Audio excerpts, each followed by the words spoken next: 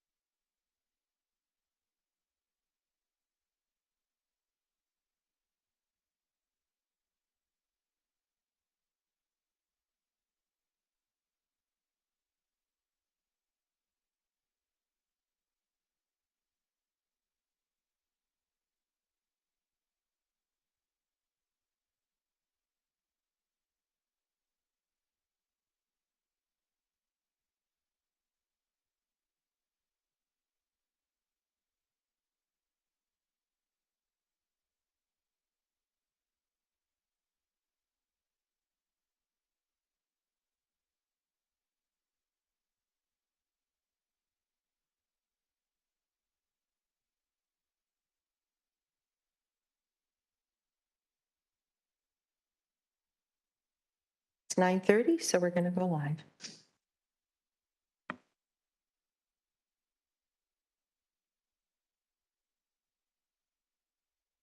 Okay, good morning, colleagues. Good morning, members of the public. I am Ward 2's Jason Farr, Acting Deputy Mayor this month of March. Members of the public are advised that our meetings are webcast live by the City of Hamilton and temporarily archived on our website.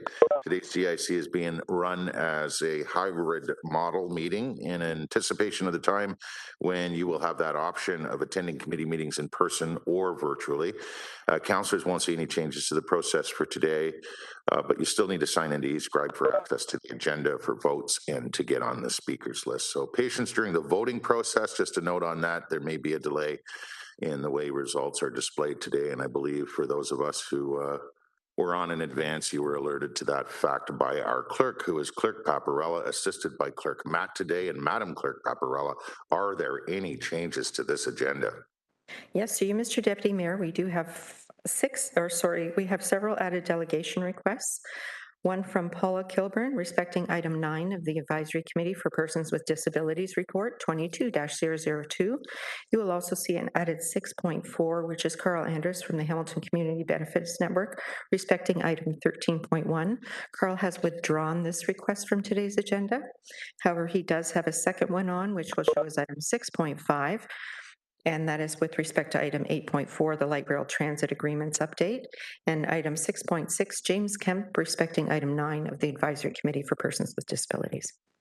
Thank you, Madam Clerk. Any discussion respecting these changes? I see none. So mover and a seconder to approve this agenda as amended, moved by Mayor Fred Eisenberger and seconded by Councillor Arlene Vanderbeek.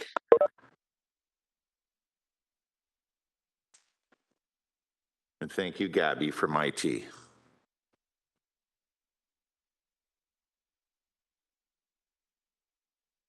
Thank you, Councillor Power.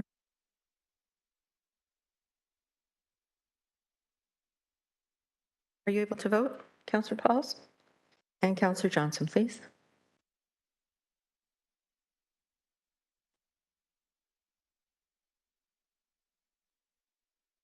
It's not coming up. We've got it, Councillor. Thank you. Thank you. Carries 13-0. And members of the committee, any declarations of interest today?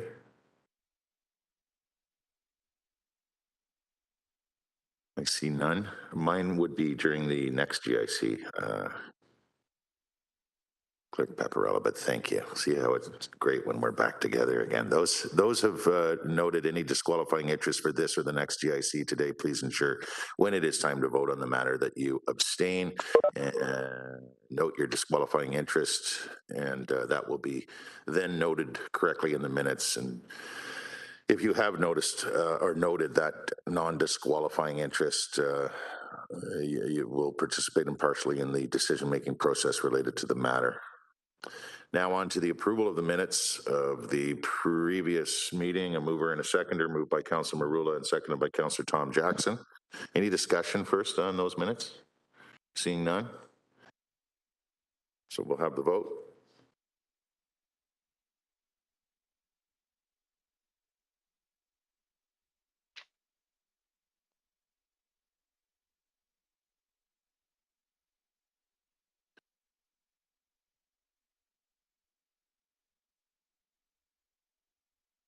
Thank you, Councillor Jackson. Mr. Mayor, are you able to vote? It says it's loading and it's not coming up, so it's thumbs up for me. Thank you, sir. Mr. Chairman, did they get my vote? Mine's just spinning in circles here, and I don't know what's going on. I'll let you know. I did receive everyone's vote. Thank you. Thank you very much. You're welcome. I'll keep an eye with the thumbs ups as well today.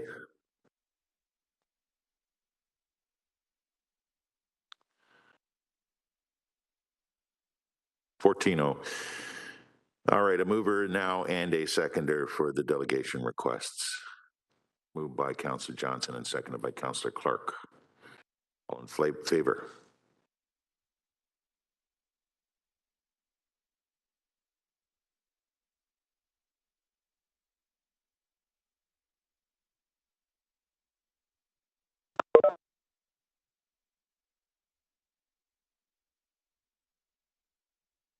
That carries. Mover and a seconder to put item 7.1 on the floor. This is the Lock Street Business Improvement Area BIA Revised Board of Management. That would be Councillor Wilson, seconded by Councillor Nan. Councillor Wilson. Thank you, Chair. I just would like to take this opportunity, a bit of a stretch, but to speak to, with respect to the Lock Street BIA, I'd like to acknowledge and give my public thanks to the just retired chair of the Lock Street BIA, Heidi Vanderquack. She's gone on to other adventures with her family. She served in that non-paid voluntary capacity for about the last 3 years. And it was such a honor and great pleasure to work in partnership with her. Her leadership of that BIA was outstanding. She saw it through the reconstruction, through the worst of the pandemic, I hope the worst, and she was always able to exercise her role with such grace and strength. And Lock Street is better because of the way in which she led. And I just wanted to thank her and wish her well on her future adventures. Thank you. Wonderful. Anyone else? On to the vote. Oh, Councillor Paul, sorry. Go ahead, Councillor. I just wanted to echo that. Being the chair of the BIA, they all work hard. They're all there to try to improve their area and to get local people to shop there. And sometimes it's hard to do, but we've seen a change. People are coming back. People are shopping local. And so I just want to echo what Councillor Wilson said, and we will miss her. Thank you. Okay, thank you. On to the vote.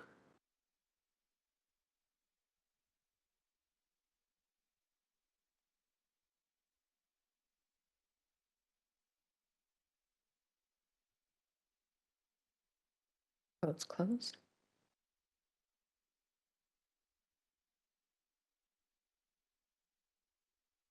Right, that carries 14-0. Now on to presentations and to a gentleman who was with us right till 7:15 in the wrap of Planning Committee yesterday, our General Manager of Planning and Economic Development and the Director of Emergency Operations Center to provide our latest COVID-19 verbal update. Jason Thorne.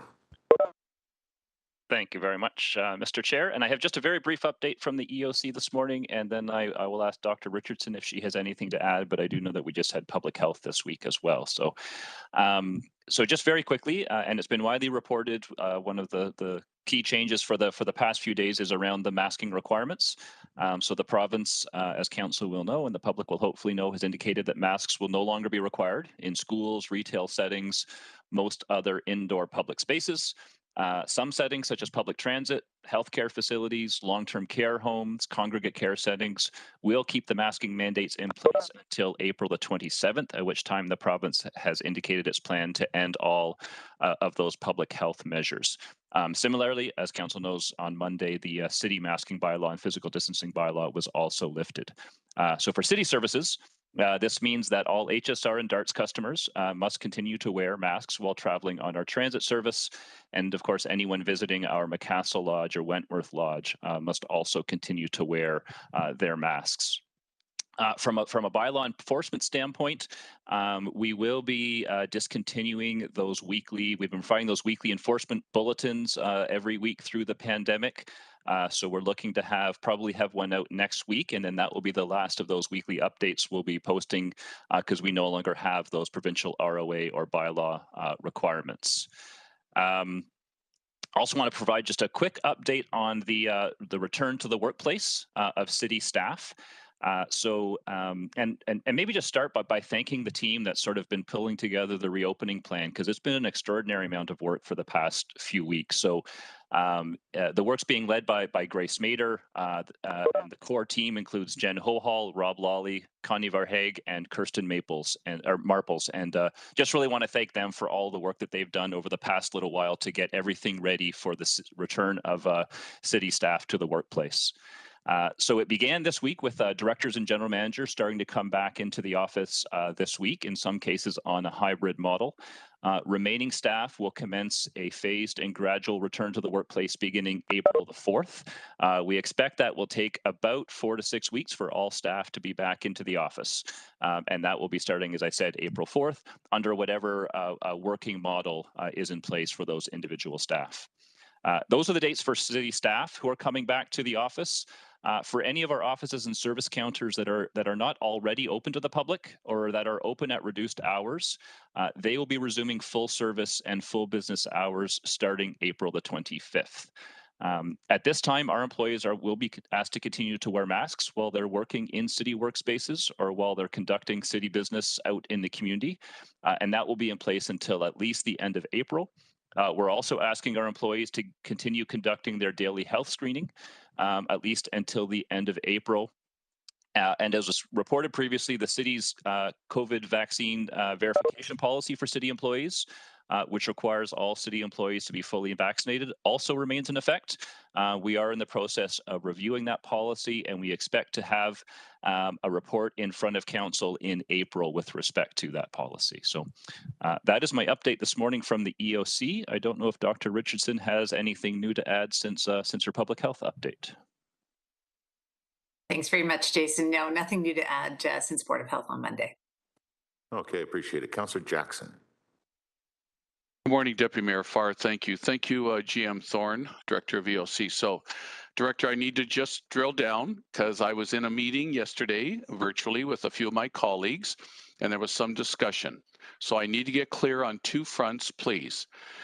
As of Monday's repealing of the city's masking safe distancing bylaw, can I and my staff now, you said ask, you used the word we're asking staff, can my staff and I now enter City Hall to my office and not be required to wear a mask, that it's voluntary as we repealed the bylaw on Monday? I need total clarification, please, Jason, on that point. Then I have a second one. Through you, Deputy Mayor, please.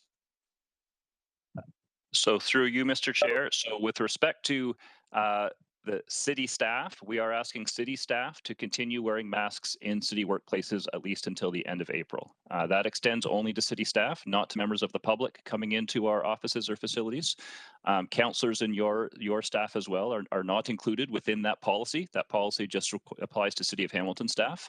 Our advice to members of council is to continue to wear masks when in city workplaces if you can, but our policy only applies to city staff, not to councillors or members of the public coming into those workspaces. Thank you, General Manager, for that very important clarification. Secondly, in our public facilities, Deputy Mayor Farr, so at Huntington Park now, in light of Monday's decision, can any participants, users of that facility, even though staff in that facility will be asked, hopeful that they will continue wearing masks till the end of April, but if any of the users, those that are doing physical activity at Huntington Park, at any of our civic rec centers, arenas, libraries, they are no longer required to wear a mask. I want to get that clarified as well. And that's it for me, Deputy Mayor Farr. Through the chair, yes, that's correct, Councillor. Thank you, General Manager Thorne. Thanks, Deputy Mayor. And with no further questions, we'll get Councillor Jackson to receive. Oh, Councillor Pauls now is interested. Thank you, Chair. I just want to, when we vote, I just want to make a statement that I want to be consistent with my vote. And first of all, I want to thank Grace Mader and her whole team for their decision to have staff mask up to the 27th. I talked to her, but I want to be consistent with my vote. And the reason is this: on Monday, we voted to follow the province. We voted to let people decide. I clearly remember, and I'm not putting words in her mouth, Dr. Elizabeth saying this is a guidance, there's guidance, and there is requirements. And a requirement is a choice, she said. The guidance is you should wear it if you feel that you need to. If you feel you know your own self, you know if you're sick or not, you shouldn't even be coming. I think we should promote that more. If you're sick, stay home. That saves life, because if I'm not sick and I go out, I don't wear a mask, I'm not transmitting anything because I'm not sick. So the main message is, if you're sick, you stay home. So the guidance and the requirement, evaluate your own risk. Life is a risk. What is comfortable for you? So in saying all this, we do not have a crystal ball that April 27th, COVID is gone. If it is, let's keep a mask till the 27th. But we don't have a crystal ball. We don't know what the 27th looks like. We don't know. We might know what the rate of infection is, and if it's increasing, we still have the ability to return to wearing masks. So since we don't have a crystal ball, when is it the right time? Is it tomorrow? You know, the Board of Education said April 1st. That's 7 days of school. Would that be the right time? Some others said April 13th. Some said, let's start now. We have to have an endpoint. So with respect to the staff, I respect you more than anything. I depend on the staff. I love when Dr. Richardson comes and talks to us. I agree with her all the time, but we are at a point. When is it the right time? You tell me, when is it the right time? And that's the only reason why I'm voting against this. That's the only reason. Not because of disrespect to anybody, but I don't know the crystal ball. Nobody has it. Nobody knows. So let's follow the province. There are cities that have scrapped it for everyone in there. And I could name a lot of cities that have scrapped the vaccination because of March 14th. The province sends no vaccination as well. So I'm looking forward to that report. So thank you for your time, and that's the only reason why I'm voting against it. Thank you. Okay, thank you. We are just receiving the verbal update from Jason, so you don't need, you can oppose that too. And Councillor Dr. Richardson, I know your questions were rhetorical, but she's indicating she'd like to respond. Are you okay with that? Councillor Pauls, is that fine? Of course it's okay. I look Okay. forward to Dr. the response. Richardson. Thank you, Dr. Richardson. Thank you very much, Chair and Councillor. No, I don't mean to challenge. Indeed, I agree with what you're saying around, where we're moving forward to. We need to make some changes. I just wanted to make that difference again between requirement, which is not a choice, and guidance, which is a choice. And so there are some circumstances under which there is still a requirement to wear a mask. That's within 14 days of travel. If you're visiting high-risk facilities like long-term care, shelters, other congregate settings like corrections and whatnot. So there are places where it is still very much a requirement to mask. And I just wanted to make sure for the public who are listening that they did understand that there are some places where that is still not a choice, but a requirement. All right, Councillor Thank you for Marula moves correcting to me, receive. and I had it written the other way around, so I understand clearly. Thank you. There are requirements, and I hope everybody checks where the requirements are. Thank you. All right, good discussion. Councillor Marula receives, seconded by Mayor Fred Eisenberger. All in favor?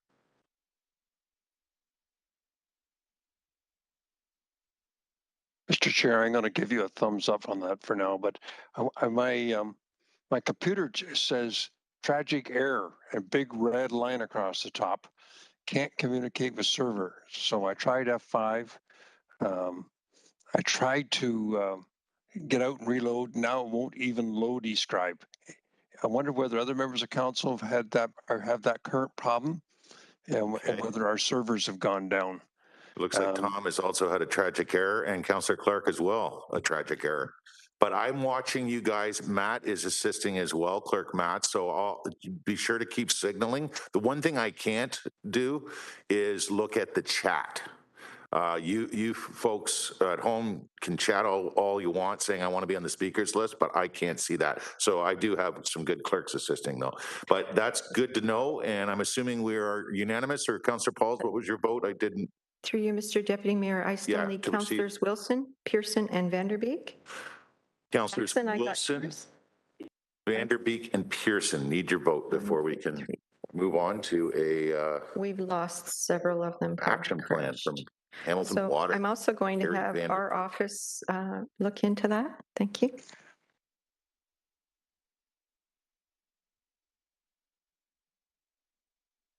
And that carries 11-0.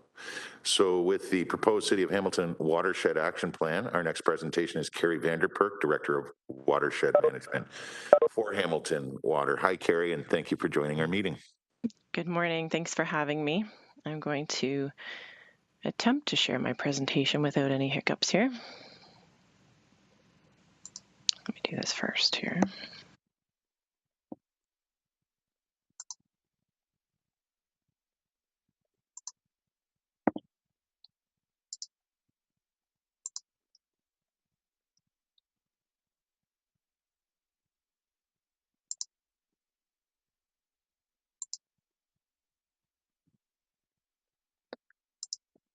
Okay. Can I get a confirmation that you can see my screen okay? Absolutely. Nowhere on the screen right now does it say tragic error. You're good to go. I do not have that on my screen. That's And Mr. Chairman, just for your information, somebody must have rebooted the server now because it's come back up. Oh, that's I don't good. know Hopeful for Councillor Clark and Councillor Jackson as well. Thank you. And go ahead, Carrie. okay. Thank you. Good morning, Mr. Deputy Mayor and members of committee, and of course, Madam Clerk. My name is Carrie Vanderperk, and I am the Director of Watershed Management in Hamilton Water. I'm here this morning to provide committee with a brief summary of the information report before you on the proposed Watershed Action Plan framework. This plan is still in its infancy as we're just getting started, so I wanted to ensure committee was aware of the framework that we've developed and give an opportunity for you to provide any feedback or further direction. And joining us today during delegations are Kristen O'Connor, the Hamilton Harbor Remedial Action Plan Coordinator, and Chris McLaughlin from the Bay Area Restoration Council, who have both been integral in the early planning stages of this framework and whose expertise we'll continue to draw on as we move the Watershed Action Plan forward, along with many of our other community partners. Kristen and Chris are here today to offer their thoughts and perspective on the Watershed Action Plan. And in particular, Kristen's presentation will help to clarify the HHRAP process, and she has graciously agreed to help answer some of the questions that you may have regarding the delisting process. So reducing point source contamination into Hamilton Harbor has been a major investment focus over the past few decades, and by the end of this year, the majority of this work will be implemented. Non-point watershed sources such as urban runoff that carries contaminants into our natural water bodies are still an issue. And in order to continue progressing towards improved harbor conditions, a collaborative effort is required to plan, develop, and execute a watershed action that are within the care and control of the City of Hamilton. There have been numerous studies and reports over the years from various entities and agencies, and a lot of scientific data that's been gathered. And now is the time to sift through all of that intel to determine what further actions the city needs to take and by when. And by bringing together a consortium of experts from our partner agencies, as well as representatives from departments across the city, we can ultimately prioritize actions and projects that will provide the best bang for our buck and support the delisting efforts of the entire HHRAP community. So there were several drivers behind developing a watershed action plan. 3 key drivers are listed on the slide, but essentially over several years, multiple ideas and concepts of watershed improvement actions that could be taken by various departments across the city have been contemplated, sometimes each in isolation. What was missing was a vehicle to take all of those ideas and concepts, run them through an expertise-based evaluation process, apply various lenses, such as impacts from climate change, prioritize them, apply associated costs, present them to council for consideration, and ultimately turn the top contending actions into a reality. The city has been an active participant in the HHRAP since its inception in the 80s. However, there was never an appointed city representative that could act as a one window for the HHRAP community to access the city's various departments and to act as a conduit to SLT and City Council. My team, the Watershed Management Group, was formed in early 2021 to meet that one window need and to lead the development of the Watershed Action Plan. My team also is leading the remediation of the Shoat Creek and Coots Paradise, as you may know, and what we are learning and applying there may be helpful to apply in other watersheds across the city. The consortium of experts that I mentioned earlier is essentially a stakeholder liaison committee, which provides a forum for collaboration between the city and several other partners that have expertise, knowledge, or interest, and provide strategic direction and consultation in the development of the Watershed Action Plan. That expertise-based evaluation process that I mentioned earlier will be driven by this SLC. This slide represents the reporting structure and how the SLC fits into the greater HHRAP Secretariat. The SLC has been structured as a technical working group of the already established HHRAP Watershed Advisory Group, which is chaired by Chris McLaughlin, who is here today. As such, the SLC chair will provide status updates regarding the Watershed Action Plan to the HHRAP Watershed Advisory Group at each of their meetings. Updates and communications to city senior leadership, council, and the public will be necessary as the Watershed Action Plan develops. And in consultation with corporate communications, staff will identify a frequency on, and how that process will be structured in the coming months. So where does the Watershed Action Plan fit within the city? You may recall that Hamilton Water established the Clean Harbor program a number of years ago, which lays out the details for all of the capital works that have been or are being completed in order to improve harbor water quality conditions. The Watershed Action Plan fits perfectly under the umbrella of the Clean Harbor program. And on the left-hand side of the slide is a collection of projects and programs that represent approximately $550 million invested by the city since the late 1980s to improve the water quality of the harbor. This includes capital investments such as the ongoing upgrades to the Woodward Wastewater Treatment Plant and the city's financial contribution to the Randall Reef project. That $550 million also includes, which are not shown on the slide, academic research partnerships and ongoing contributions to partnering agencies for sampling and monitoring water quality. These are what we consider to be point source related works. And on the right-hand side, this represents the shift in focus to non-point source related works, which the Watershed Action Plan will ultimately identify. This is not to say that the work that the SLC is doing will not contemplate future point source works, as some may come up that are valid, but the main focus will be on non-point source works. So what are non-point source works? And I apologize that this is a busy slide, but it represents the process for taking all of that intel that has been gathered over the years by the city and by the HHRAP community partners, running it through the evaluation process by the SLC to identify improvement deliverables that can be actioned. So the orange bubbles represent some examples of the intel that we have to evaluate. And the pink, blue, and green bubbles on the right represent examples of actions that could be proposed in the Watershed Action Plan, which might include capital projects, policy changes, and operations and maintenance tasks. We want to ensure that we're doing everything possible in our operations across the city to protect our receiving waters. The membership of the SLC is structured to provide a balance of perspectives, skills, knowledge, and expertise, and includes representatives from city departments and boots-on-the-ground representatives from the Royal Botanical Gardens, the Hamilton Conservation Authority, and Conservation Halton. All findings will then be reported up to the HHRAP Watershed Advisory Group members for verification and acceptance prior to the Watershed Action Plan being proposed to Council. We held our inaugural SLC meeting in February of 2022, where we began finalizing the terms of reference for the SLC, which is appended to the information report, and we created a SharePoint space so that all of our intel can be kept in one location. Our next meeting is scheduled in April, and we're planning a workshop type format to identify hotspots within Hamilton's watershed. Our consultation will expand further than the HHRAP community, as we have plans to consult with academic communities, other non-government organizations, Indigenous nations, and other government agencies. Just a note that this list is not exhaustive, as we will surely expand it as conversations progress. We are also working through details of community engagement and how and when to get the public involved in this conversation. And this is my last slide, and it really just outlines the next steps. We do have plans to come back to GIC this time next year to provide a status update on the progress of the Watershed Action Plan.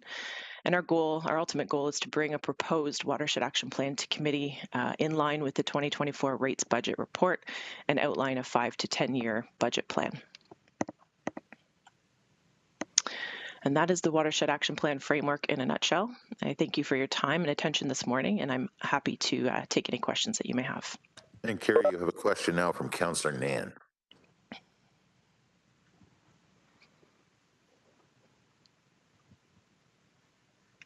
Thank you. Through you, sorry for the delay there. Not so much a question, just a comment.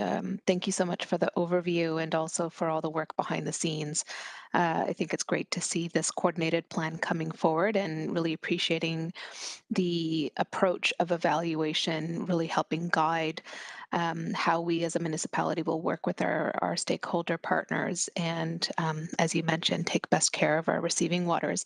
Just also want to recognize yesterday was World Water Day, and progressing towards improving our harbor conditions is key in carrying out our municipal commitments that way. So I just wanted to again congratulate the staff on the work that you're undertaking, and really looking forward to the proposed action plans, albeit not until 2024.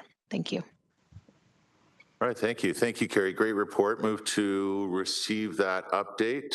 Moved by Councillor Pearson, seconded by, Councillor Clark. I see now that I've overlooked you as Councillor looking to seek clarity or ask questions of the presenter. And Councillor Jackson, I just saw you wave as well. Thank you. Thank you, Deputy Mayor. eScribe is still operating very slow, so it took me like 30 seconds to get it actually to accept my request to speak, so I'm not sure what's going on there. Just a quick question. So we have a program in place that is working well, which is public notification of discharges into the natural environment. Can we get an assessment as to, are there other pipes that could potentially discharge into the natural environment that are being unmonitored? I'm not expecting you to rhyme them all off right now, but if we're going to continue this public notification process, it would be nice to know if there are any other pipes that we should be including in that process. Looks like Director Nick Winters wants to chime in.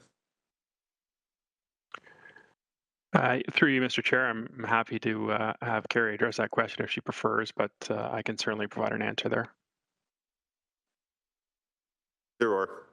Please go ahead, Nick. Okay. I'm happy with either one. So okay.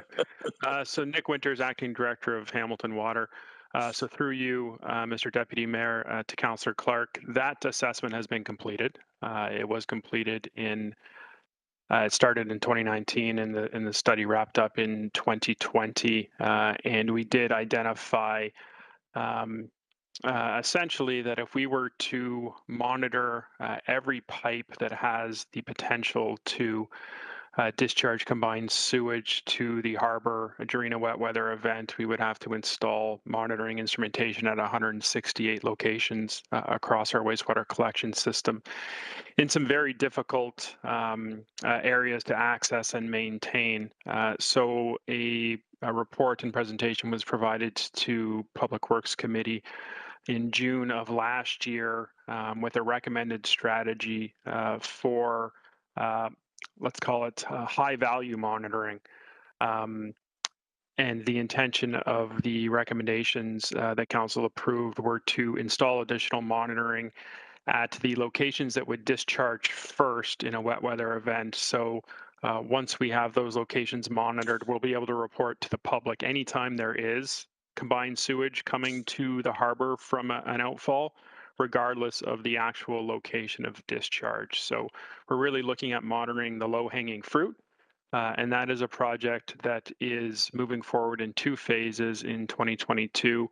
One part is a capital program with permanent installations, and one part is a pilot study that's going to look at the purchase and install of temporary equipment. And by temporary, I mean it can be moved from different locations or moved to different locations if necessary. And we'll have that feeding into our system through a cloud-based reporting framework. So there is a bunch of work to come. Council has approved the budgets for both of those projects, and staff are moving forward with those. Mr. Deputy Mayor, that's very helpful and good to hear. Thanks, Nick, for that. I knew one of you would have the answer. Thank you so much. And thank you. I went to Nick Gary because he popped on my screen here. So no offense. I know you probably could have answered as well. So next is that it, Councillor Clark? Okay, Councillor Jackson, followed by Mayor Fred. Thanks, Deputy Mayor Farr. Thank you, Director Vanderperk, for your report.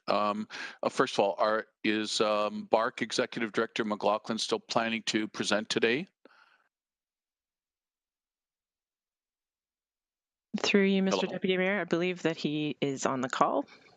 Wonderful. That's great. So I'll keep my questions for him. Good to always hear his further expert voice to our expert staff. And secondly, Acting Senior Director Winters, look, when there's a discharge occurring, this report is wonderful. All the studies are great. When there's a discharge that occurs from a CSO tank, whatever happens in the Hamilton Harbor, the snippets that we get and the headlines are another discharge in a Hamilton Harbor. What's council doing about it? What's city staff doing about it? Can you just give a quick cursory statement, Acting Senior Director Winters, that improvements are being made? We're hoping to mitigate the number of discharges in the future, the expansion capacity at Woodward Avenue. I know that that's a multiple type of question I'm throwing at you, but trust me, everyday constituents are just looking to hear that the number of discharges into the harbor for making great advancements are minimized or decreasing and hopefully someday to ultimately be eliminated. Can you just kind of give a quick snapshot for my constituents, please? Deputy Mayor Farr, that's my main question to the Acting Senior Director.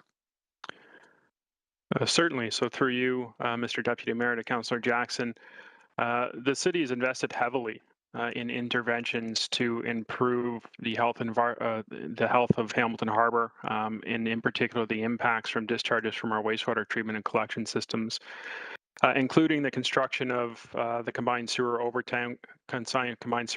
tanks.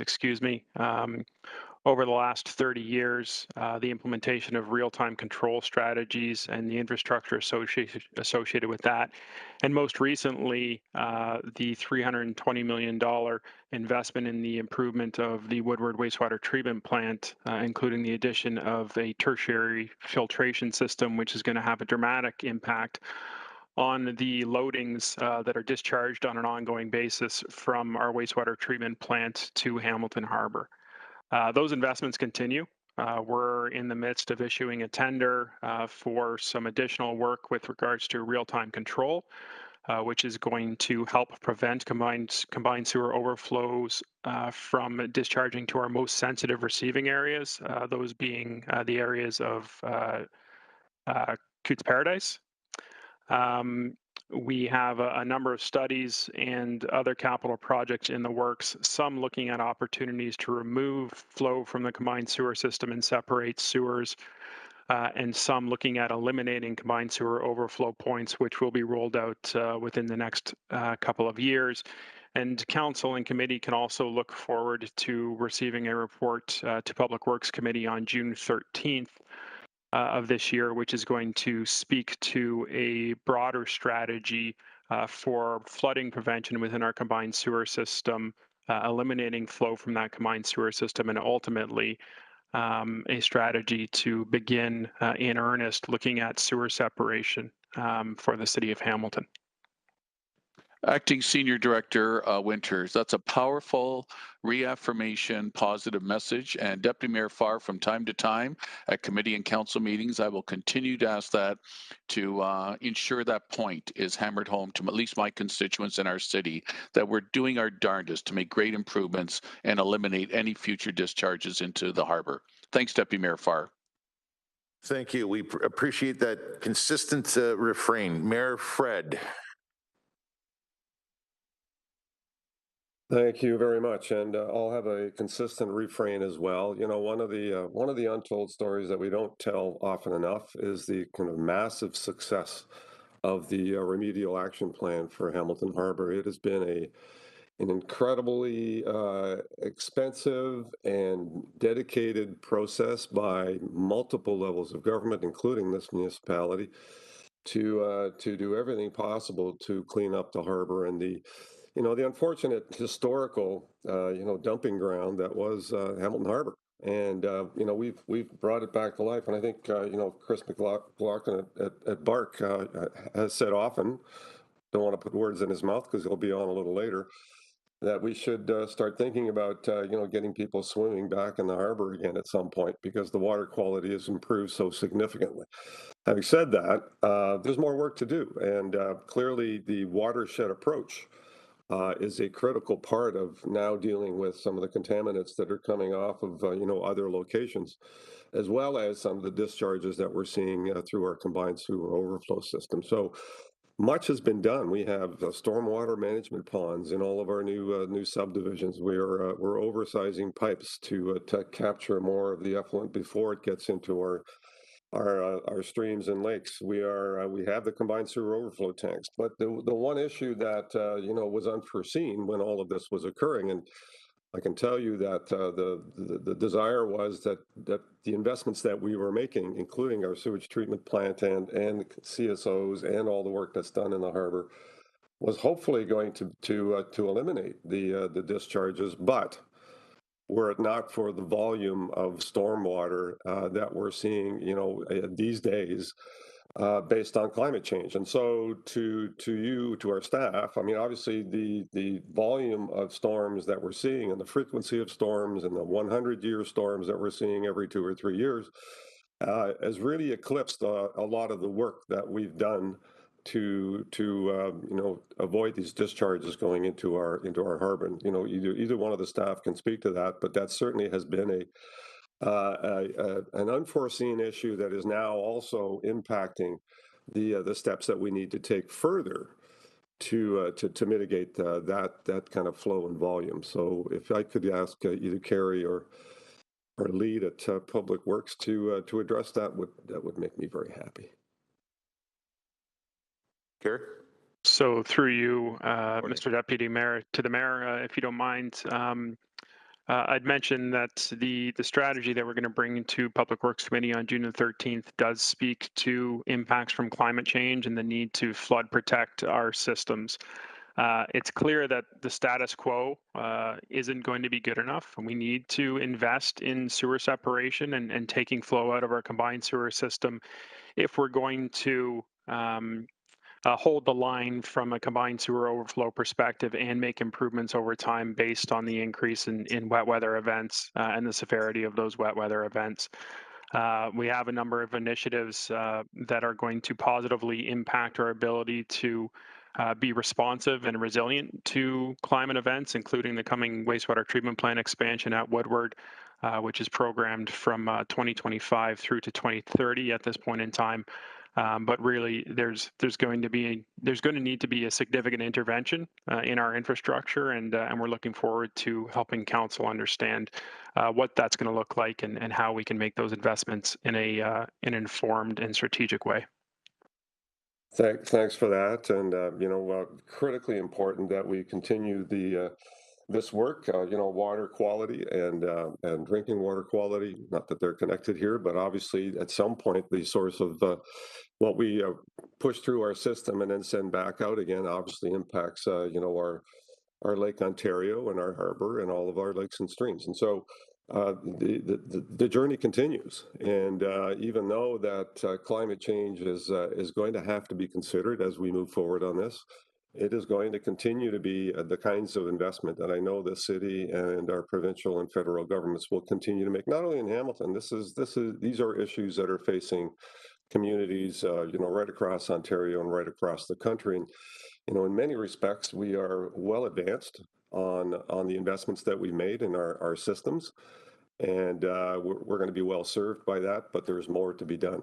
And so I want to thank all of our staff over the years that have worked on this. I think John Shaw wrote a nice article yesterday, who used to head up the Remedial Action Plan. And, there are a list of very, very dedicated public servants that have pushed this remedial action, harbor remediation proposal along over the years. Obviously, still very committed to that ongoing work. And when someone slights the efforts that have been made, some of those good people have responded, in fact, and that's good to see.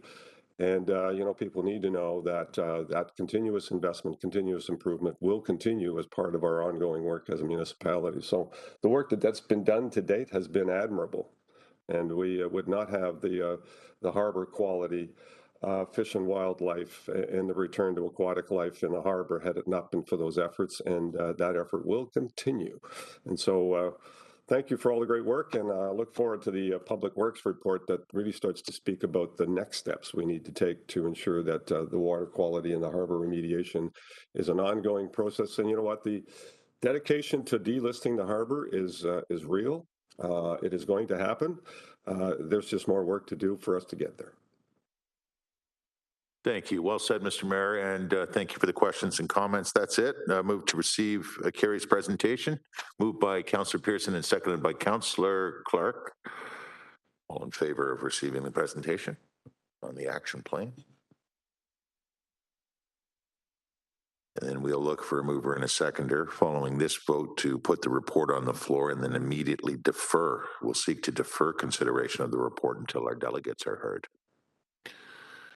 So, Councillor Vanderbeek, are you trying to get my attention, or that's a vote with a thumb up? I got you.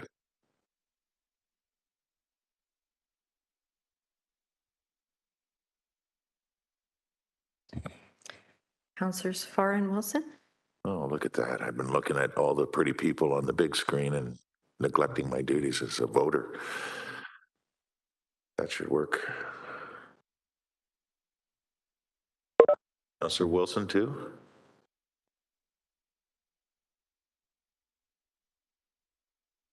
Carries. Now, who would like to move and then second to put the report on the floor? We'll move by Mayor Fred, seconded by Councillor Powers. Fred is the mover. Councillor Powers the seconder to put the report on the floor.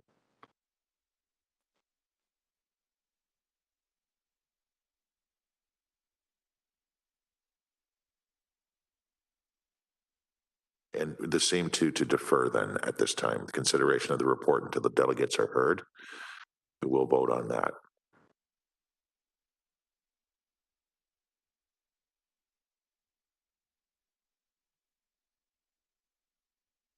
Thumbs up, Councillor Powers. Thumbs up, Councillor Lloyd. Thumbs up, Councillor. The vote is just coming out, Councillor Pearson. Also, the vote just popped up.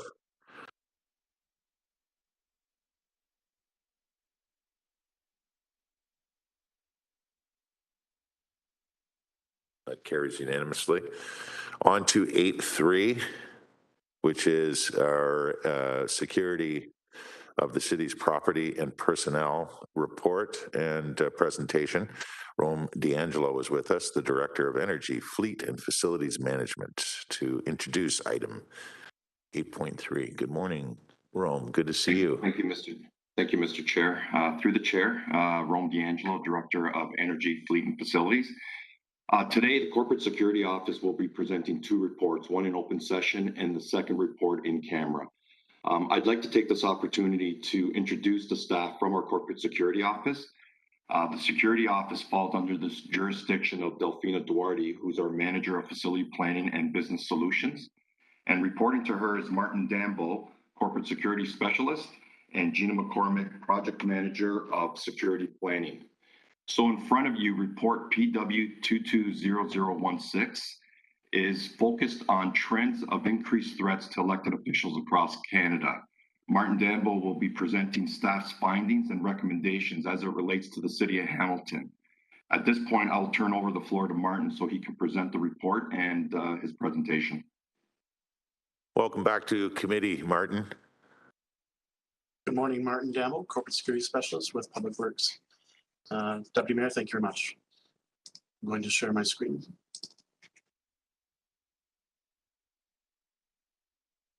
We see it, Martin. Thank you, sir. So through today's presentation, I will be summarizing some of the points that we have within our report related to security of city personnel and property. The agenda for the presentation will talk about the why and the background. From that, the research and municipal benchmarking that's taken place. And as a result of the research and municipal benchmarking, the recommendations from staff with some broad summaries.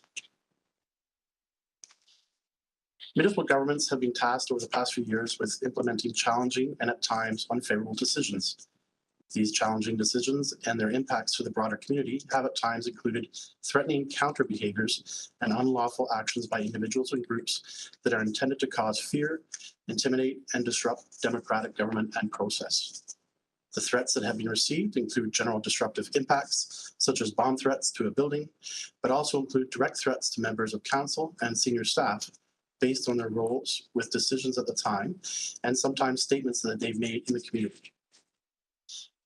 On the screen, there are some examples of some Canadian impacts, ranging from 2017, also leading up to an event that took place last year. Obligations by employers regarding workplace safety are clear through regulations and existing policies and procedures.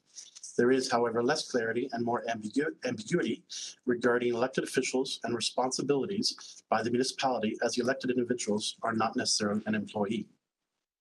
Targeting of elected officials and senior staff residents and private property based on decisions that have been made and applied through their role with the city have taken place and increased in the last few years versus previous impacts that typically targeted city property.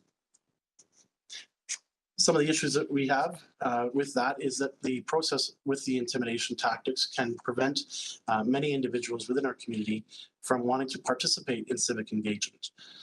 And from that's why this statement is very important, that the recommendations through this report today are meant to encourage all members of our community to participate in the civic engagement and the election process.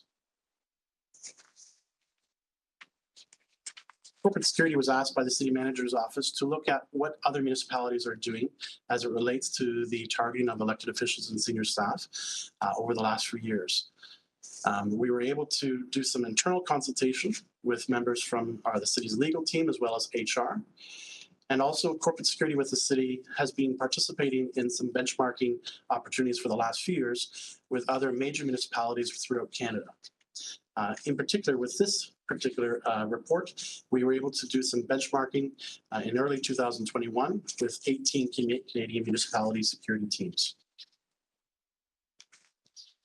Some of that benchmarking was with many municipalities within the general, the GTA HA, as well as far out to Vancouver and Surrey, BC, and Halifax in Nova Scotia.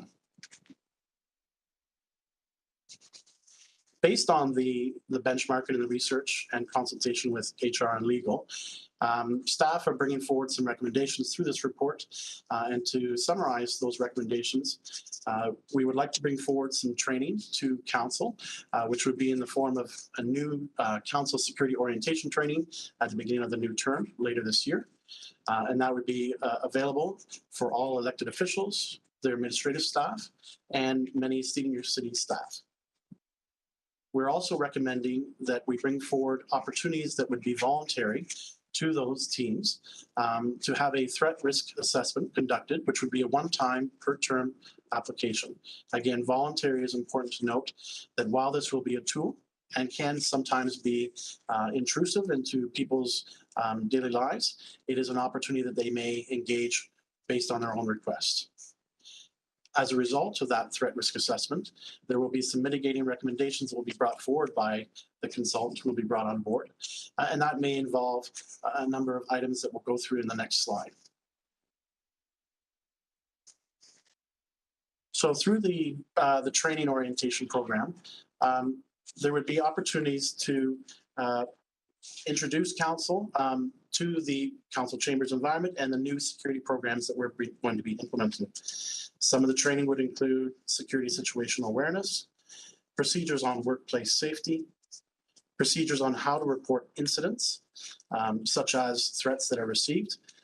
And that's important to note that while corporate security has been involved with some of the events that have taken place over the last few years, there are expected to be a number of incidents that we are not aware of and have reports for, as they may not have been reported or were reported directly to police. Some of the other content related to the training would be personal safety guidelines that would include in-person meetings and discussions, as well as social media footprints, and the Council Chambers Emergency Training Program that will be delivered later this year. A part of this training, corporate security is asking for a 0.5 FTE related to the training orientation itself, and that would coordinate the content and ensure that we are able to do the annual security training refreshers going forward.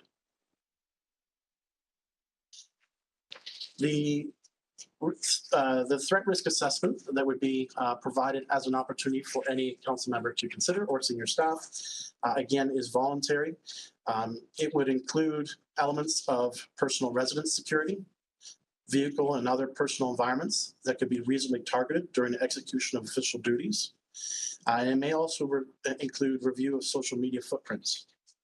There are a number of areas and scenarios that the report of the assessment would not apply to, and that's within the actual report document itself. As a part of the voluntary threat risk assessment, the expectations are that there would be a number of mitigating recommendations that would be provided to be considered. As part of those recommendations, they may include target hardening tactics such as cameras, intrusion alarm systems, as well as maybe changes to door hardware and windows. But it'll also provide some recommendations on how do we consider how we are involved in the community, how we engage with residents, either through social media again or in-person meetings. The recommendations that are provided through the threat risk assessment can be implemented at the individual's decision based on their own interpretation of risk and the tolerance for it. A quick summary of the cost of the recommendations that are presented in the report. When we were talking about the training program, the cost related to that is already funded through our capital budget. The cost of the security risk assessments would be requested through the 2023 budget. If there was any requests that were made for those within 2022, it would be through a variance. The risk assessments, again, are going to be brought forward in the 2023 budget, as well as the cost of monitoring, which would be charged back to an individual's depth ID. And the FTE costs related to the training is being asked as an in-year budget enhancement. It was not captured under the original budget request for this year, as this program took place and the assessments and the budget, or sorry, the benchmarking happened after the submission of the budget. And I open it to any questions from council. And there are. Thank you. Good presentation, Martin. Councillor Clark, and then Mayor Fred Eisenberger. Thank you, Deputy Mayor. I do want to thank Martin and the team for coming forward with this plan.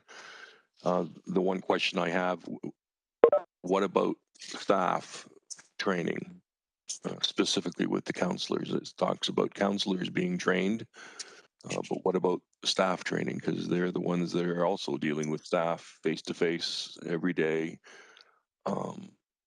They need to know how to protect themselves also. Through the Deputy Mayor, Councillor Clark, thank you for your question. This report talks about the training that would be provided for senior staff and councillors directly, but as a part of our capital budget, there is also training that will be provided in partnership with HR to ensure that there is a progressive and consistent approach for all staff throughout the corporation. I see someone's hands up. Rom, I think it is. Yeah, through the chair. What about staff? Yeah, through the chair, it's Rome D'Angelo.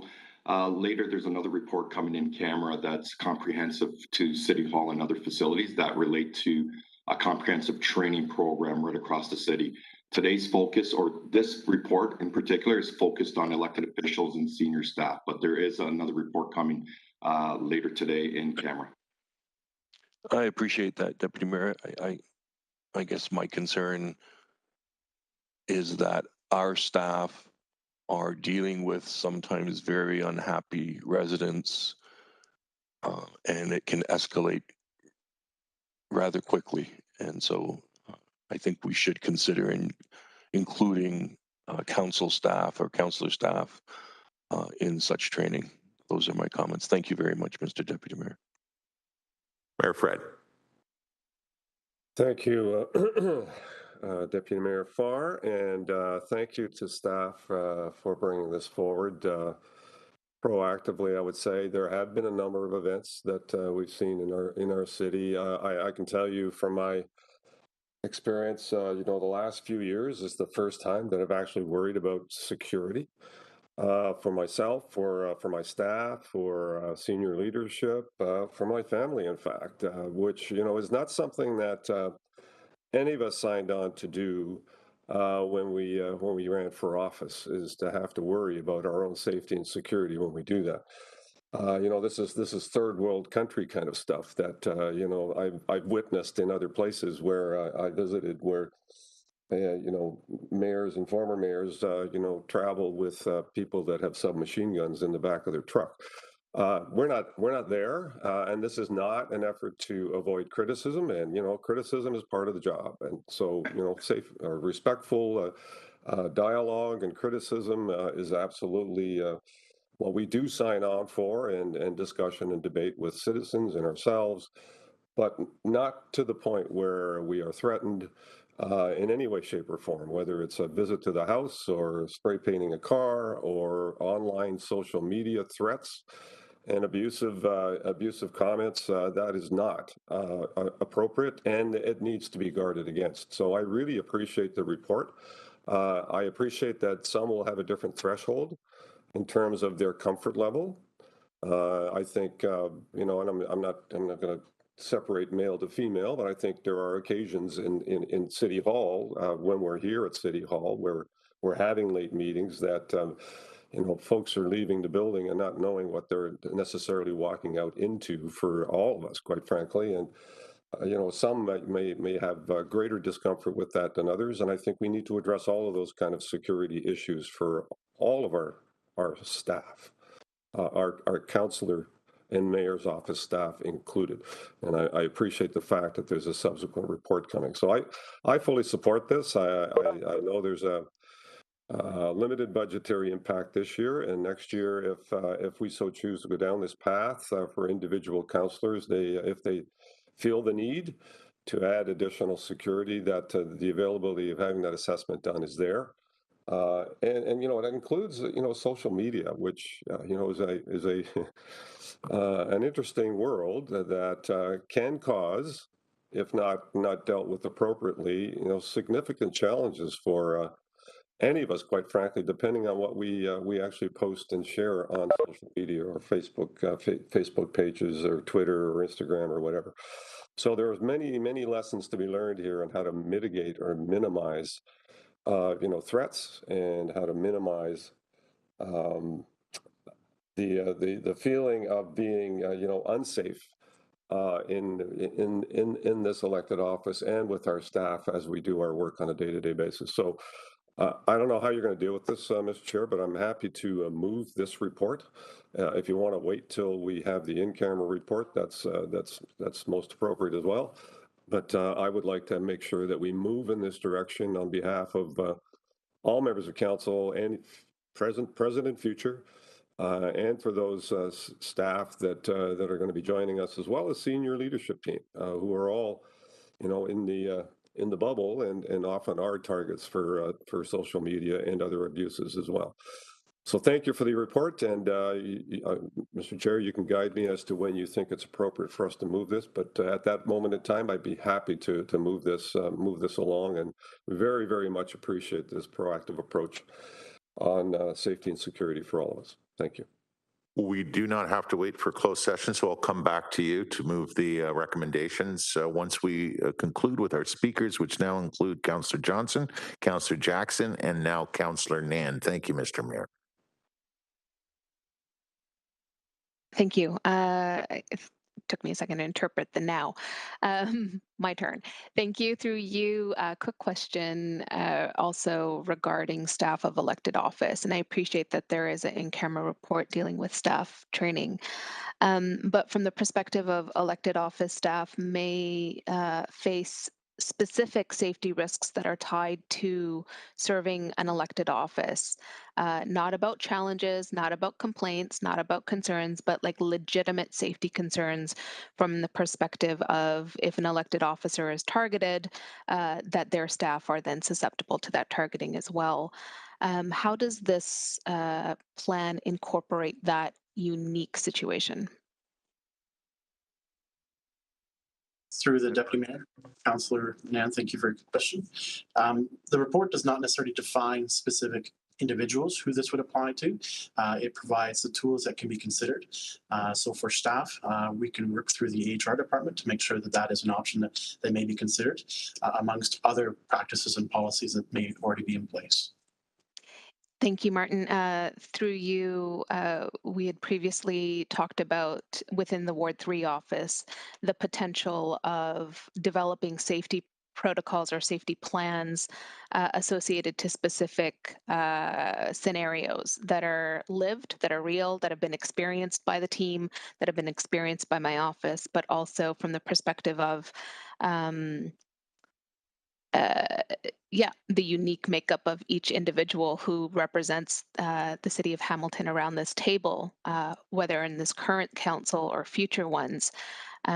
With the rise of certain hate-based activity and increases of physical threats to racialized individuals, to Black individuals, to members of the LGBTQ community, when councillors who come from those representative groups or come from those equity-seeking groups, I think there needs to be an integration of that. And I know, Martin, you and I have had some really good conversations about it, and I look forward to seeing how that can get integrated into this work moving forward, not for myself and my office, but thinking proactively about future councils and representation as well. Thank you. Thank you. Councillor Jackson. Thanks, Deputy Mayor Farr, Director D'Angelo, and Security Specialist Dambo. Thank you for this report, and I will be supporting it. Just such a sad state of affairs that we've in society even reached this point. I think I made this comment at this time last year when we were talking about barricades in front of City Hall. Anyways, I know with a madman in East Europe unleashing his fury on the world, it's just a sad state of affairs all around. And anyways, so I will be supporting this report. Can I just get some clarification? And by the way, Director D'Angelo, you know, my female staff, their security, safety, and well-being mean the world to me, and everything done to protect them and ensure that they feel safe being at work when return to work at City Hall occurs is paramount for me. Can I just get a couple of clarifications? So whoever's here next term of council, training will be provided, council security orientation training to members of council. Excellent. Just in the E part and the G part, so Director D'Angelo or Security Specialist Dambo, can you just clarify for me, over and above when the orientation happens for whoever's here next term, then if that counselor and their staff want further security presence or training or purchasing of things, they can do that and their office will be reimbursed. Can somebody flesh that out for me a little further, please, through you, Deputy Mayor Farr? Good question. Martin? Through the Deputy Mayor, Councillor Jackson, thank you for your question. I think it would still be on a case-by-case basis. They would have to look at the individual scenarios. I believe our second report will also provide further clarity regarding overall training opportunities that will be coming forward for staff.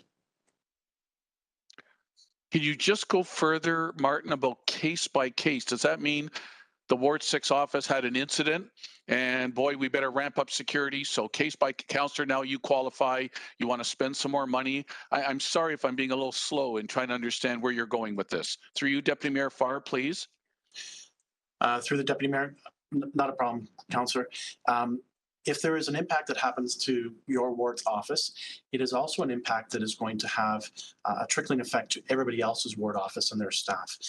If there is a challenge that your staff are experiencing, if an individual comes into City Hall to confront or ask staff, everybody that's in City Hall is now a stakeholder to the reactions of that individual, their behaviors. So if there is a concern, we always ask that it is reported so that we are able to provide support and look at what mitigating measures are required within the City Hall footprint or in other office environments so that we can address those and on a case-by-case basis, look at if there's any increases in resources like a security guard or technology.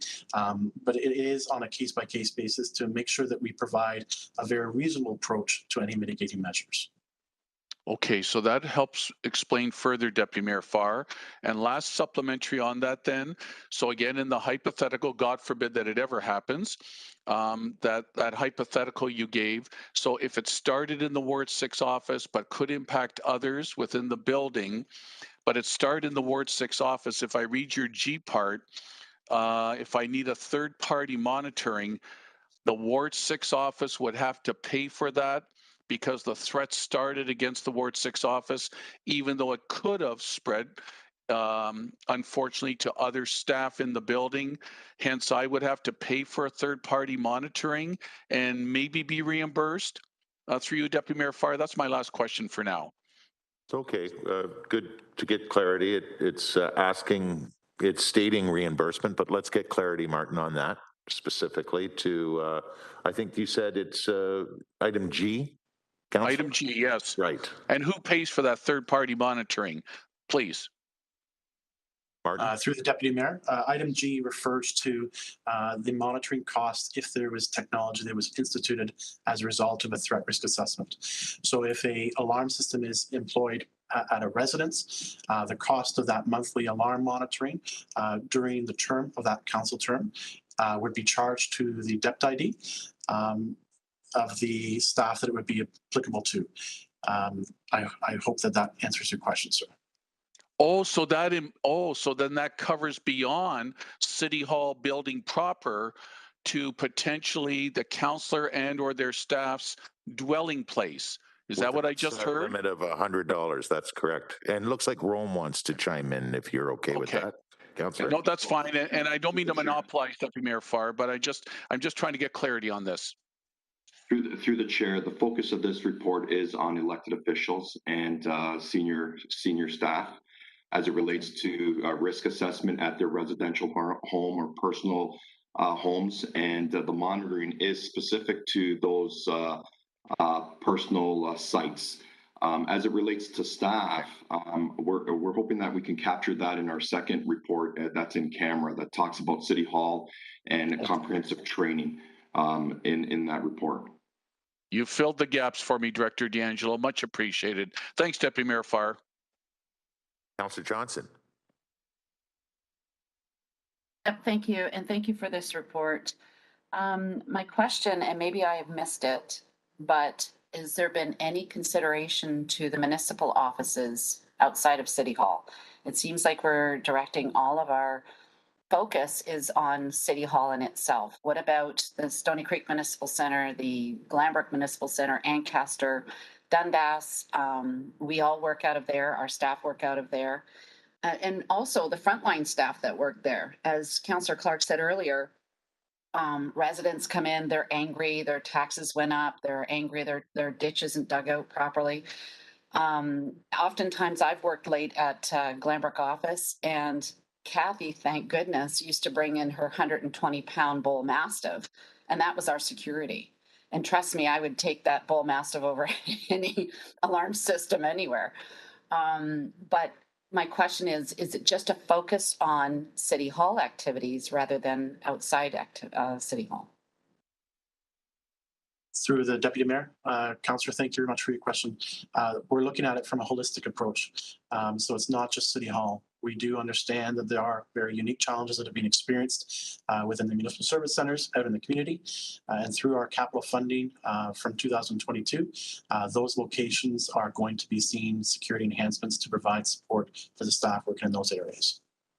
I think Rome wants to also, Deputy Mayor. speak up? Yeah, through the chair, we've been working very closely with Cindy Mercanti and the Municipal Service Center and their needs. And there was a capital request as it relates to all those sites, city sites. And our second report does talk about, there's 66 recommendations in our from our consultant's report that we're going to delve into, and we'll present at our second report in camera, which talks about City Hall, but expands to other city-owned facilities across the city. Thank you, Rom. And on a personal note, my first term of council, I was walking out to my car. It was after a very late meeting, and I stayed even later to answer some emails. I was walking out to my car, and someone came up from behind me and hugged me. As benign as that sounds, I can't even begin to describe to you what that feeling felt like, what it was like. So I've never walked out to my car since without having someone walking with me. Just a quick note, if there's any way the security folks can, like last night, our meeting ended at 7:30 and I was walking out to my car. Thankfully, Steve Robichaud was also walking out. If there's any way that even the security guards could be just available, knowing that this meeting's wrapping up, and not just for the elected officials, our clerks are walking out to the car at 11 and 12 o'clock at night sometimes. So if there's any way that we can be very cognizant of that to ensure that they're getting a safe passage to their car, and I'm not suggesting that it's happening, but it's just, to me, it's just common sense. So that's just my thoughts for now, but thank you very much for the report. I'm fully supportive. Thank you, Councillor Johnson. Councillor Pauls. And thank you. And as a first-time elected officer for this term, I want to say when I first started, I didn't realize how social media really takes part in this. One malice word, one vote that people don't agree could really put a stab in somebody's heart, and it does affect. And I remember I had to think that's what I chose to do. I'm an elected official. So I think it starts there and it escalates to other people joining in, and just devastating because of that one vote you do or one thought that you had. And so I do want to support this, but I want the public to know that words, used to say that words doesn't hurt, but words do hurt. Honestly, I remember the first year was tough, but then you have to, I remember Councillor Jackson, you have to have a tough skin. And I'm learning that with all of us, when we vote, when we make a statement, there's no malice there. We're thinking that way. We're doing our study, thinking what way we should vote. So I just want the public to know that let's unite. Let's unite with our words, with compassion. So I want to support this, and I think it's needed. But I also want the public to know that they have a part in this as well. We all are trying to make this great city a great place to live, a great place to say, I live in Hamilton. I love living in Hamilton. So let's do that. Thank you. And I will support this.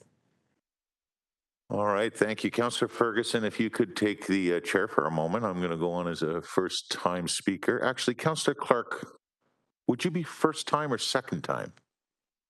Second. Okay. Real quick. I just want to actually join your city. Thank you. Thank you, Councillor. City Manager Jeanette Smith, who initiated this important effort, and as unfortunate as it is that we have to plan for enhanced personal security, I certainly want to bring her on to just say how much I personally appreciate it. And I know you speak from experience. Isn't that correct, City Manager Smith? Through you, Deputy Mayor, the rest of council. Yes, I've experienced it in a previous role, not here at the city, and it can be very frightening, quite frankly. And we've had a few incidences over the last while that I've been here, both with members of council and senior staff, and felt it was necessary to do a full review. there's more clarity when it comes to our responsibility under the Occupational Health and Safety Act to staff. But we know that there were also issues with members of elected officials. And so I really want to thank the team for doing such thorough research and bringing these recommendations back so we can get everything in place. And you asked for, through you, Chair, this benchmarking, and that sort of got the wheels in motion. And why was that important to benchmark what our comparators and what other cities are doing? Through you, Deputy Mayor, it actually started with a few CAOs across the province of Ontario and even the country, starting just putting out email blasts to their colleagues saying, we're experiencing this. Do you have a policy? Are you doing anything? And so we realized a lot of us were in the exact same position. And so we wanted to get all our staff together to share experiences, to share learnings, and look at what some of the best practices are. And some had tried some things that worked or not, and you would learn from others. Well, again, my personal thanks for really running with it. And, you know, it is unfortunate. I think we all feel it's unfortunate at this point. We have to examine and take action on what a lot of us, particularly those who have been around for a while, are just not accustomed to. I will take the chair back. Thank you very much, Councillor Ferguson. I do have If you could put me on the speakers list too, I'd appreciate it. I do have another first-time speaker then in Councillor Powers, and then I'll turn to you, Councillor Ferguson. Thank you. Thank you. I'm just going to relate to an experience in a previous life when I was a member of Parliament. I had a constituency office in downtown Dundas, right in the downtown area. And it very quickly got to the point where we actually not only had to put in an alarm system, which by activating a button by any of the staff, we also put a control entrance into the door to prevent people from just plain walking in. They basically had to come to the door, and then we could push the button in order to come in, because of a multiple number of altercations for whatever the reason is. So I think the intentions of this process is very worthy. And if you haven't experienced it, it's not something that you would ever want to experience. Again, I'm in very supportive of what's before us. Appreciate that, Councillor and former MP. Councillor Ferguson. Yeah, thanks, Mr. Chair. And Martin, you're an expert in security. And I was intrigued by your comment that you want to help with the dealing with social media. And I don't know how to manage that. I had an individual who was giving me, well, barefaced lies, tweeting barefaced lies about me, and some threatening comments through the social media. And so I consulted a defamation lawyer. Our staff were able to give me someone in Toronto. I consulted him, and he says, you can sue them, but you'll lose. And the reason you'll lose is because you're an elected official. You have a microphone in front of you every day. And freedom of speech in the courts, especially for elected people, will trump defamation every time. And so how do you suggest that, my only solution then was disconnect from all social medias. I don't participate in Facebook. I don't participate in Twitter. I just disconnected from it all, and thinking maybe it'll go away, and that it may have, I don't know, because I don't look anymore. But how do you suggest we deal with people who put out threats or barefaced lies out on Twitter when Twitter won't take them down for the same reason? It's freedom of speech. Question for Martin. Yeah, he's the expert. Maybe he has some experience on this. Through the Deputy Mayor, Councillor Ferguson, thank you for your question. I'm a subject matter expert when it comes to physical security. However, I'm not necessarily an expert when it comes to social media footprint controls. So I'm not sure that I'm able to answer that question specifically.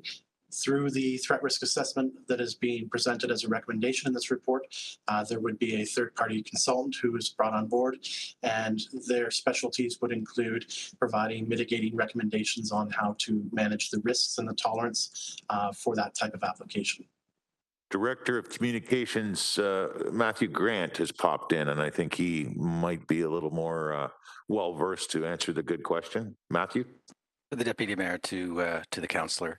In terms of items that pop up on social media and elsewhere, the Councillor is right that that is a matter of freedom of speech. My recommendation would be, you know, if you're getting a large surge of information, there's a lot of people putting out misinformation. Putting out the right information is the best way to go, not necessarily engaging and trying to get corrective behavior or an argument online, because it generally doesn't go very well, but putting out the right information. And candidly, if someone has put something out that's not getting a lot of attraction or a lot of attention, simply ignoring it is also a way to go. But I appreciate the difficulty in people exercising their right to freedom of speech, and even if we don't agree, we're somewhat limited in influencing people on what they can and can't say. I agree. Okay. And of course, Outlook has a wonderful feature on it. If you get 2 or 3 threatening or demeaning emails or not very nice, I'm going to be gentle here as I can.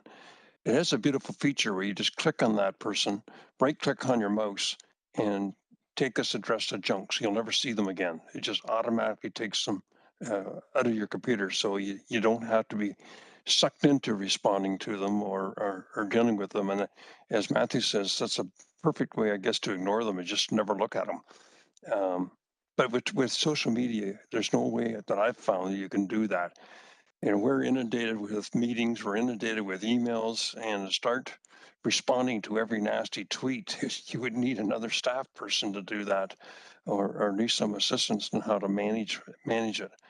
So I was hoping you had a magic bullet for us today on how to deal with people who threaten over Twitter. And you know, as far as security at home, I would suspect what you would recommend is that we have alarm systems, we lock all our doors and windows, and maybe keep an attitude adjuster or a baseball bat beside your night table for self-defense. Okay. But that's in humor, of course, Mr. Chair. But I don't know what else you can do. I know the police like video evidence, so they would like cameras. But there's a lot of cameras out in the marketplace. Which ones are the right ones? And that's where maybe you could help us when we're purchasing cameras for our home. We could get your advice on which is the right one to put in. So that's just a comment. So thanks, Mr. Chair. Thank you, Councillor. Councillor Pearson. Thank you, Mr. Chairman, and thank you, Martin. And Rom, excellent presentations today, and I am most supportive of this. If anything, it's for the safety of our staff and of visitors to our municipal facilities. The only query, I just want to put it on the table as well as something that maybe will come in the future, but unfortunately, I have never had an issue with anyone at City Hall or in a city facility becoming abusive, etc., or having characterization of concern to me. So I know my assistant has, and she did report it. But I did have an issue back in 2014, as a matter of fact. I think it was about 2014, attending a public meeting at the Stony Creek Municipal Center. Parked my car in the parking lot for the evening, came back out. And of course, you know, you can say, well, it could have been anybody, but you almost have to second guess that it wasn't a resident who was not happy with me at the meeting. Keyed my car completely down the passenger side from the front door to the gas gate. So, you know, I lived with that, especially when I only just bought the vehicle 6 months before. It was very unfortunate. And I just want to know, because, you know, I asked at the time if there were cameras, and there are no cameras at the Municipal Center in Stony Creek. I know there are some at City Hall, and they can only reach out so far. So my suggestion is that we include maybe on the radar going forward a further opportunity of looking at possible cameras being positioned in areas, you know, especially where the councillors park, etc. Could you maybe comment on that, Martin? Through the Deputy Mayor. Councillor Pearson, thank you for your question. Cameras, as well as many other type of target hardening opportunities, are going to be considered as we look at all of the remote facilities such as the MSCs. And as Director D'Angelo had mentioned earlier, that will probably be talked about a little bit further in our second report. Wonderful. I thank you very, very much. Thank you, everyone. Second time, Councillor Clark. Just one question, Deputy Mayor. The monitoring that they're talking about, I'm assuming includes video monitoring. Is that correct? Through the Deputy Mayor, Councillor Clark, that may be an option that is considered. Through the recommendations as a part of the threat risk assessment, there will be different opportunities to consider based on the case-by-case assessment itself. So if that is an opportunity, then that would be considered as a part of monitoring itself as well. So can I clarify then what the bylaw is in the city with regards to video monitoring and security cameras? Because I'm being advised that residents cannot put them up, especially those doorbell ones that point straight out, and that our city bylaw prohibits that. Through the Deputy Mayor, interpretation of the bylaw would probably be best through our bylaw division. In my own experience of applying the fortification bylaw on city properties is that camera technology is not to encompass areas that are not a part of that physical asset or property itself. So intruding onto your neighbor's property, those are not expected to be a part of that. So we can have surveillance, but we can't have surveillance that reaches beyond our property line, which may inhibit gaining the actual video records that we want if we're under threat. So I'd suggest at some point that we re-examine that bylaw that was originally put in place because of, motorcycle gang, the bunker bylaw. And then, of course, the privacy commissioner laid concerns about having a camera pointed at the street. If we're going to have video surveillance for councillors, then it should be no different than what is permitted for residents in the city. Thank you. All right, thank you. All good comments and questions. Much appreciated to the presenters, Rome and staff. Move to receive the presentation at this time, and that is moved by Councillor Brenda Johnson, seconded by Councillor Maria Pearson. All in favor of that. And then as we're voting electronically or otherwise, I'll turn to Clerk Paparella, who will remind us of an amendment we need to bring forward before we get to the actual motion by Mayor Fred. I will have to do that after the vote. I'll share my screen when the vote is complete. Thank you. Electronic vote is up, and thumbs up from Councillor Powers, and Matt will have the results of that vote. Councillor Marula, are you able to vote? He is still listed in the meeting. I don't see him. Yeah, thumbs up from Councillor Marula.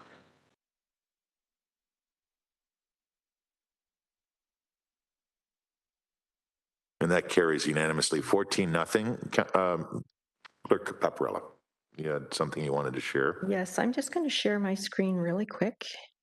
It was brought to my attention. Can everybody see that? I can't see. So because of where we are in the budget process, it is too late to refer this matter to the 2022 budget process. So Mike Zagarek is put forward this amendment to see if committee is okay with this. So it would be completely deleting subsection H of the report and replacing it with what's in front of you to read that the annual operating impacts of $53,000 be absorbed in the 2022 Public Works tax supported operating budget and incorporated into the 2023 Public Works tax supported operating budget, and that an additional 0.5 FTE be approved to coordinate and manage the ongoing requirements of the recommendations.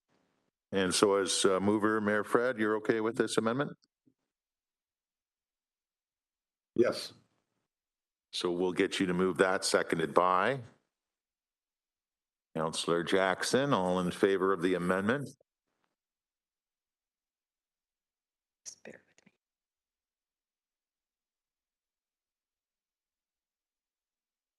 That vote is open. And thank you. Nice catch, Clerk Paparella and Mike. That was Mike's good catch. And that carries unanimously. And now the motion moved by Mayor Fred Eisenberger, seconded by, I forget. Councillor Powers, thank you. All in favor as amended. I just need to change that really quick to take out the other H, sorry.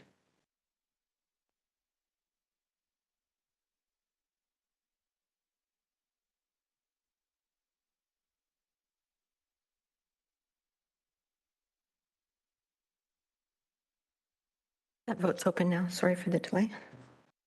Not at all.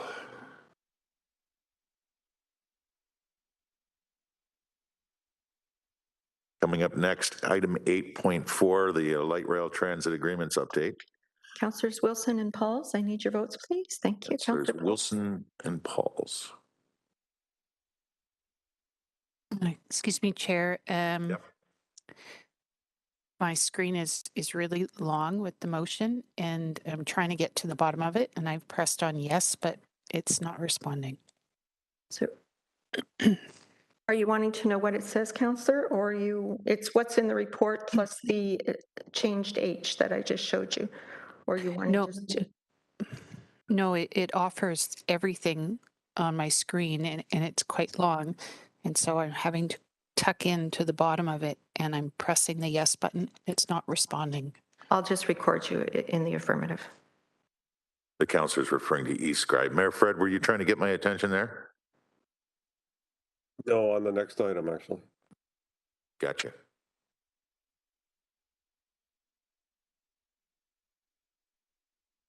And that carries unanimously. We're on to 8.4. Mayor Fred, did you want to introduce GM Thorne, or do you want to wait? No, I'll wait. Let's have staff make their presentation, and then we'll go from there. Thank you. General Manager GM Thorne of Planning and Economic Development to introduce our light rail transit agreements update. Thank you very much, Mr. Chair. I just want to provide a couple of quick introductory remarks before I turn things over to staff for the presentation. And that's really to introduce to Council 2 new members of City staff and 2 new members of the Hamilton LRT Project Office. Abdul Sheikh is the new director of our Hamilton LRT office.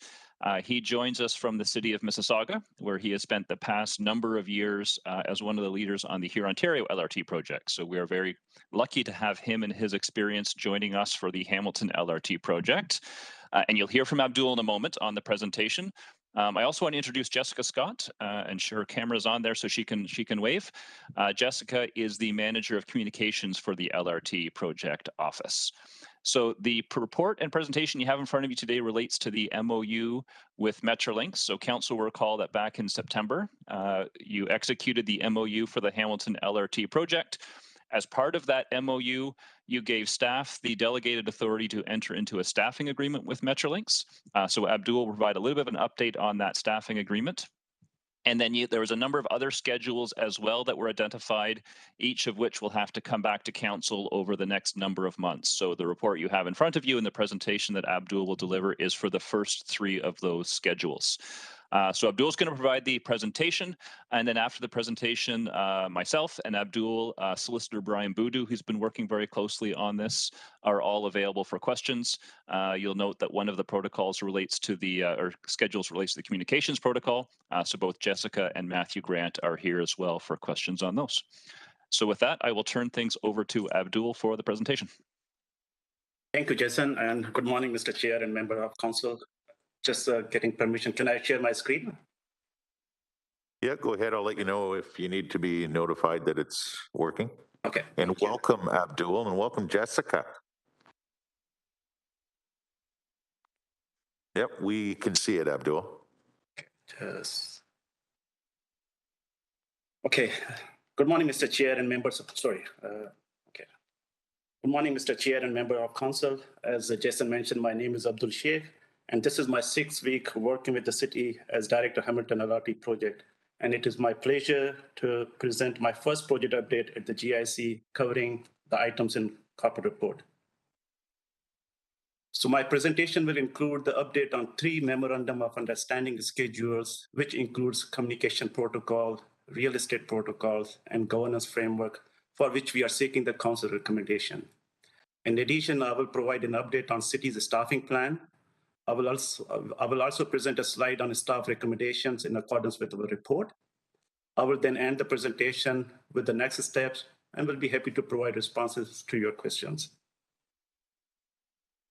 So this slide shows the information of city's Memorandum of Understanding with Metrolinx and the Ministry of Transportation.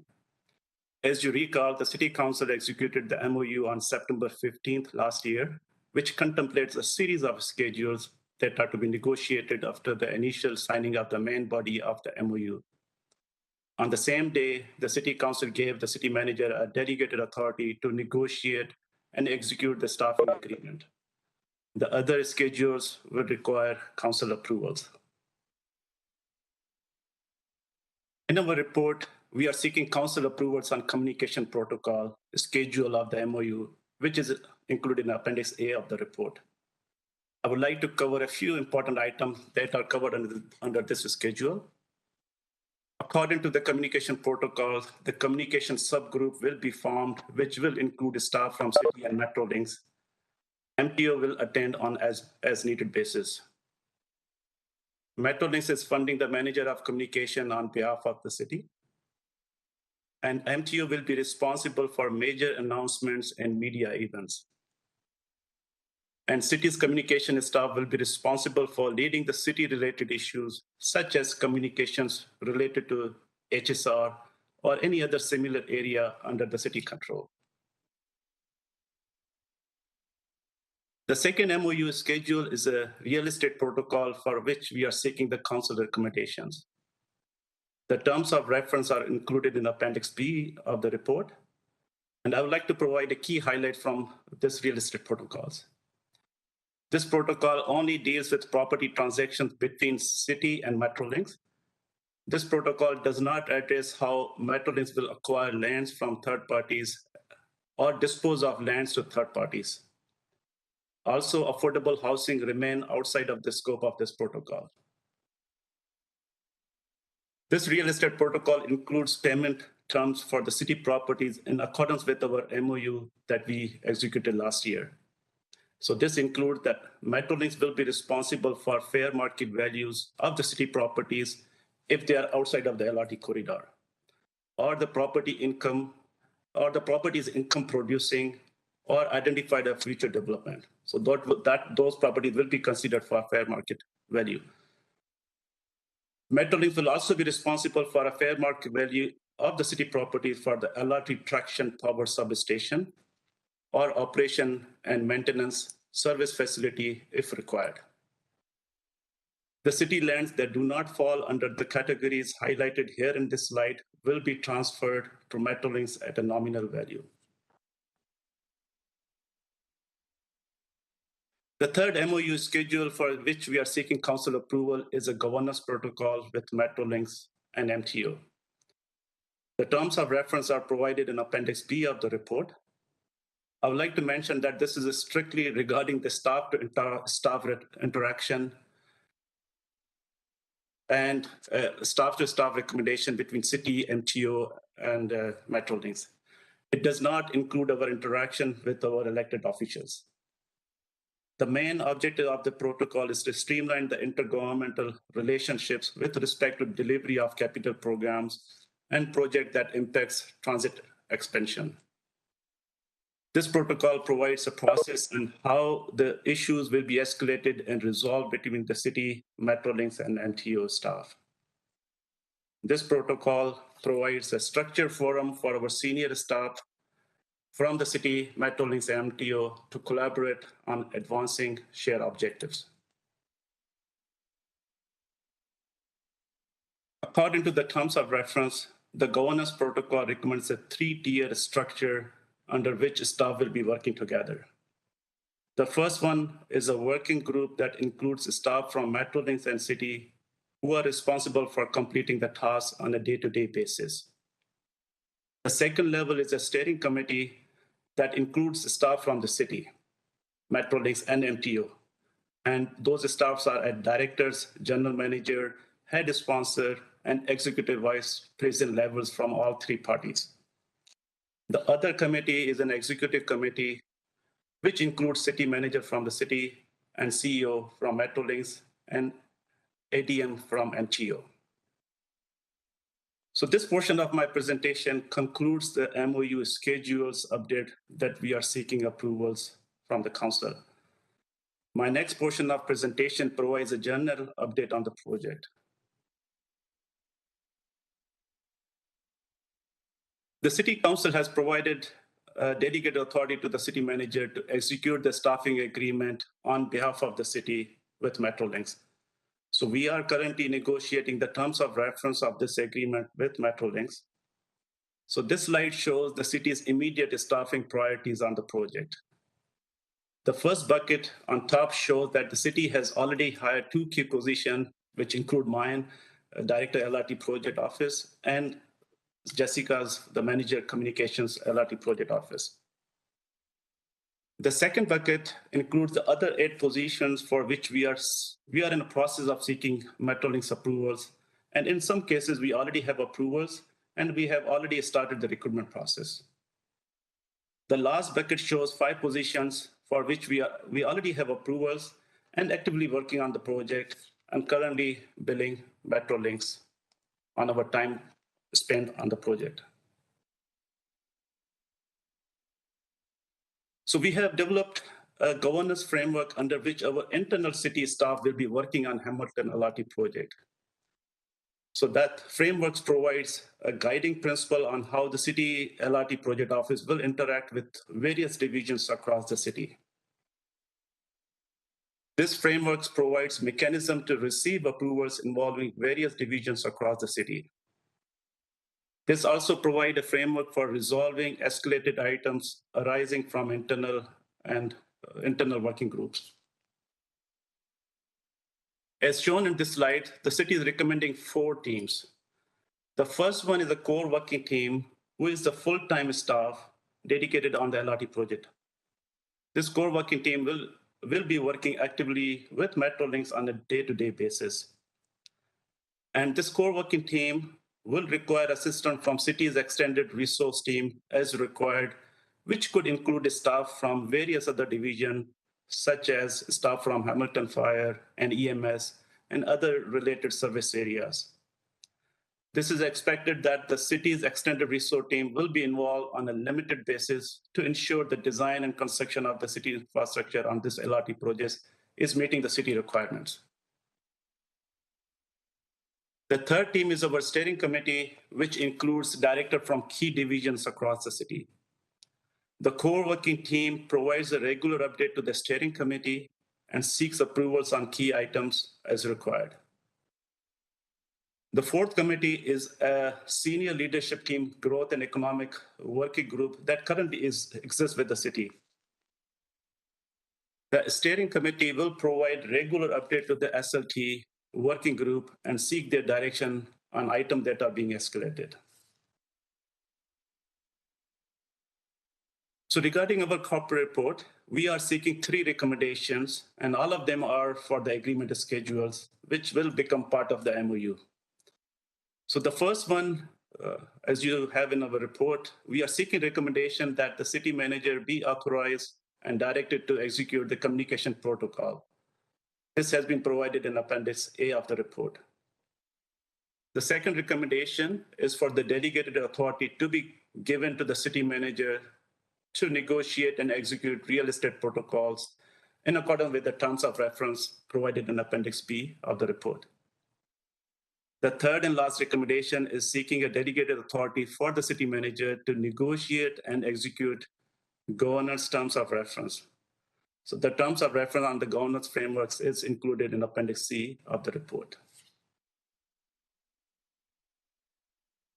So in terms of next step, subject to council's approval on a staff recommendation, the city will finalize the drafting and execution of communication protocols, real estate protocols, governance framework, and the staffing agreement. The next priority for the city to negotiate other agreements with Metrolinx as outlined in MOU which was executed in September last year. And those future schedules will include municipal funding agreement, commissioning and acceptance protocol, fair and non-fair revenue matters, municipal infrastructure agreement, permits, license and approval, and dispute resolution protocols. So we are hoping to return to the council in the first quarter of 2023 when more agreement schedules are completed. With this, Mr. Chair and member of council, this concludes my presentation, and I would like to thank you for your time. If you have any question or on our report or in this presentation, I and my team would be happy to provide responses. So as Jason mentioned that, being a new employee, I may not be familiar with all issues, but I will be happy to respond, and my team will assist me as required basis. Thank you. My initial observation is you are well qualified to answer any questions, and there's some coming in just a moment. Director Sheikh, thank you very much for a great presentation. Staff recommendations were part of that presentation, so though the report is not yet on the floor, feel free to ask questions of clarity or otherwise on the entire presentation, which included, as I said, the staff recommendations. And first up is Mayor Fred.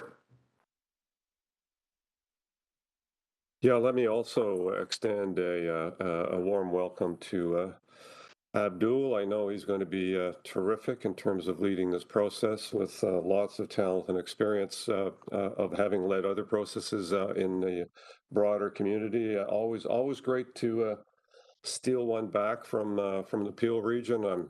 I'm still hurting from losing Paul Johnson going to Toronto, but stealing some talent from other places is a wise decision, and I really want to thank him for stepping up to participate in this process. And of course, to Jessica Scott as well, who's going to serve us extremely well as a communications lead. And as you well know, communications is critically important throughout this process. So, open, transparent, and clear communications as we evolve through this brilliant but challenging process is going to be critical. So welcome, Jessica, and we will look forward to your good work as well. And just to clarify, Mr. Chair, one more time, obviously I'm supportive of the recommendations. At the appropriate time, I'd be happy to move that. But again, the staffing components that we're talking about today are all funded inherently through the Metrolinx and federal government, the provincial and federal government funding. So all of the staff that we're accumulating here is part of the project cost, as it was previously, set up. So maybe if you could confirm that, Abdul, just to be clear, and of course the ancillary staff, just to make sure that there's a steering committee and there's some interconnection with other departments, obviously is a very necessary and important step to make sure that we get it all right all the way through.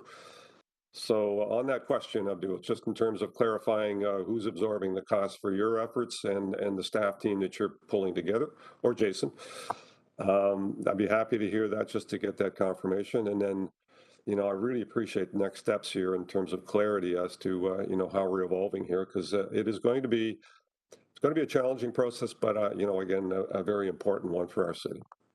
So through you, Mr. Chair, to Jason or to Abdul, just to clarify once again who's absorbing the costs for the staffing up that we're currently doing to make this project work. Through Mr. Chair, and thank you, Mayor. As I mentioned, that we are currently working on terms of reference of staffing agreement. So it is expected that every staff who is working on the project will be funded by Metrolinx, but it's still, we are negotiating the terms of reference. But the expectation is that the staff who will be working on the project, especially the full-time staff, will be funded by Metrolinx. Jason, you want to add something? Yes, through the chair, that's correct. So those are the positions that are funded by Metrolinx. As Abdul said, in some cases, the staff are fully dedicated to the project. So for example, the director position, the manager position, so we would bill full salary and ancillary cost to Metrolinx. In some cases, for more of the supporting positions, it is a billing of time back. So any time they spend on the project is billed back to Metrolinx. Perfect, and that's I think the exact same process that we had in place previously. And certainly, some of the similar agreements, we may not have gotten this far actually, but some of the agreements that we have put together are basically similar to what we're putting back in place again that was in place before the project got canceled. So very consistent with that process, and look forward to next steps. So thank you and welcome, Abdul and Jessica and the entire team. And just curiosity for me, I know previously the team was operating out of the Go Center down the street on Hunter Street. Are you heading back to the same location just for our knowledge and benefit, or are you situating yourselves somewhere else? So through you, Mr. Chair, yes, Mr. Mayor, we are actually working with Metrolinx. The expectation is that probably we will be moving back to the same place, Hunter Go Station, but it's still confirming the details with Metrolinx. Great. Look forward to next steps, and thank you. And Mr. Chair, at the appropriate time, I'd be happy to move the recommendations. Thank you. I will come back to you. Councillor Clark. Sorry, Councillor Clark. Jason, did I see you trying to get my attention there? Okay, Councillor Clark. Thank you, Deputy Mayor. On page 5 of the presentation, I have a question to clarify. The way it reads, the last line, lands inside the corridor that do not fall into the above category are transferred at a nominal value. So I'm assuming, A, that they're municipal lands, but nowhere in the report, at least I couldn't find it, was there an assessment of how many municipal lands would fall into this category that we would be transferring to Metrolinx at virtually no cost. Yeah, through Mr. Chair, Councillor, as you know, the criteria would be highlighted if the lands, these are all about the city properties, right, which are not road right-of-way, right? So sometimes those are right adjacent to the road right-of-way properties, but they owned by City of Hamilton.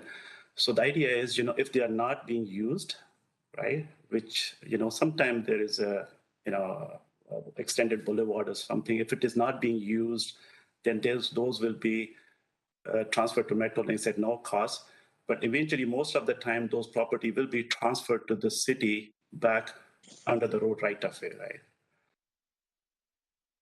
So yeah, so the idea is, if there is not, it's not being used or it is not generating revenues, then those will be the property which we transfer to the Metrolinx at nominal value. And Mr. Deputy Mayor, I guess I was misunderstood. How many lands are going to be transferred? How many lands along that route would we be transferring to Metrolinx at no cost? Through you, Mr. Chair, at this time, they are advancing the design. So in the last version, there were a number of property which I might not be fully aware of, but right now they are advancing the design and they are confirming the property requirements for the project. So Brian or Jessica, I don't know if you have any input on that property, if I'm not mistaken. Yeah, so through the chair, I can speak to that a little bit. And yes, I don't have a firm, there's not a specific number. What we're generally talking about here would be sort of shaves and slivers off of boulevards. If we have a side running platform, it may mean that a sidewalk is shifting, those sorts of things. So what the protocol sets out is that in order to construct the project, Metrolinx would acquire those at nominal cost. As Abdul says, ultimately the right of way gets transferred back to the city, again at nominal cost. So I don't have a number of properties. That will depend on the final design, but these are the kinds of shaves and slivers along the corridor within the right of way that would have to be utilized for the project. The types of properties that would incur market value is if there's really off corridor lands, like if they're putting a substation on one of our properties, that's a chunk of property off corridor. That kind of thing would transact at full market value. So can anyone point me to the agreement where it indicates that lands within the road allowance, as opposed to lands inside the corridor, would fall into this category? Do we clarify that it's road allowance lands? We're not talking about a city building that happens to be half in the corridor. So through the chair, I might see if Brian wants to speak to that one. He's got the best knowledge of sort of which clauses speak to which issues. Thank you. I was just going to turn to our lawyer, Brian Boudou. Hi, Brian. It's been a while. Thank you. Through the chair, Brian Boudou, solicitor. So Section 10 speaks generally to the real estate matters of the MOU, and that's also in the real estate protocol. We kept to Section 10. Now, there are covenants in Section 10 that do talk about parklands, trying to avoid parklands, trying to avoid takes of trees. And in addition to that, lands that generate revenue. So any municipal property that had a building on it that was generating revenue would fall into that. And certainly the backstop is also the Building Transit Faster Act, which does talk about avoiding buildings. So there is a possibility, certainly, that we could fall into buildings, but it's very remote, and there are protections and best efforts from Metrolinx to avoid these kind of property takes.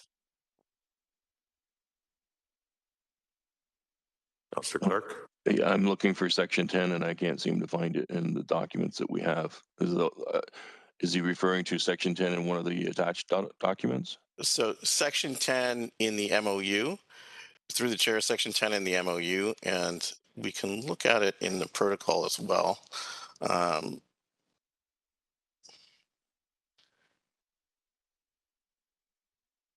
So what we do have in the protocol is bullet permanent acquisitions in bullet 3. So this talks about nominal value, and the carve-outs for nominal value in the third bullet.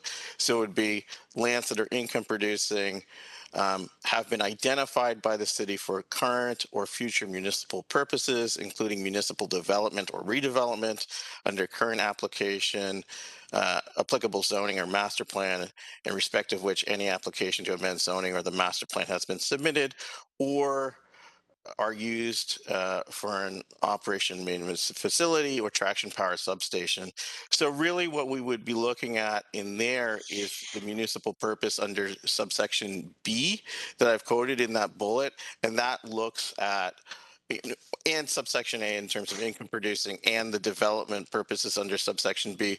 So you're covered really for buildings that are income producing or already there for municipal purposes. And in addition to that, if you're looking to build in the future, you're covered for that as well. Thank you. I found the section. I appreciate it. I understand what staff have done, and it makes sense to me. Thank you. Thank you, Councillor. Councillor Jackson. Well, Deputy Mayor Farr, on my keen eye, similar to the mayor, I'll start with an opening remark. I'm noticing in the last 2-3 years a nice minor wave of talent that's flowing from the Peel region westward on the QEW to our great city. So nicely done, City Manager Smith, if you're looking in. Director Sheikh, welcome. I hope to meet you in person someday. We could do a one-on-one meet and greet, please. And nice presentation. So I know you could probably, I have only one question, Director Sheikh. Congratulations on your new job. I know you could probably talk for hours, days, weeks on LRT and LRT systems.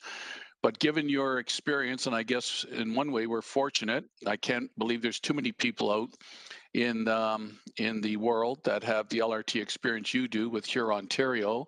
Could you just take 2 or 3 minutes to maybe share, do you see similarities with the Hamilton LRT moving forward in terms of how to build it, the logistics of building it compared to your experience with a big system with the Huron, Ontario LRT, similar challenges, different? Maybe just take a few minutes to give us a little snapshot from your professional experience. Through you, Deputy Mayor Farr, that's my only question. Through you, Mr. Chair, and thank you, Councillor Jackson.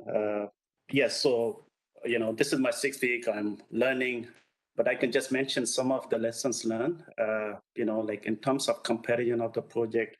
In Mississauga, when I worked on Ontario LRT project, was 18 kilometer, 19 stops, whereas this one is 14 kilometer and 17 stops, right? So it's pretty similar corridor, working through the busy area, and probably more busy area in Hamilton, lots of utilities issues and all those things.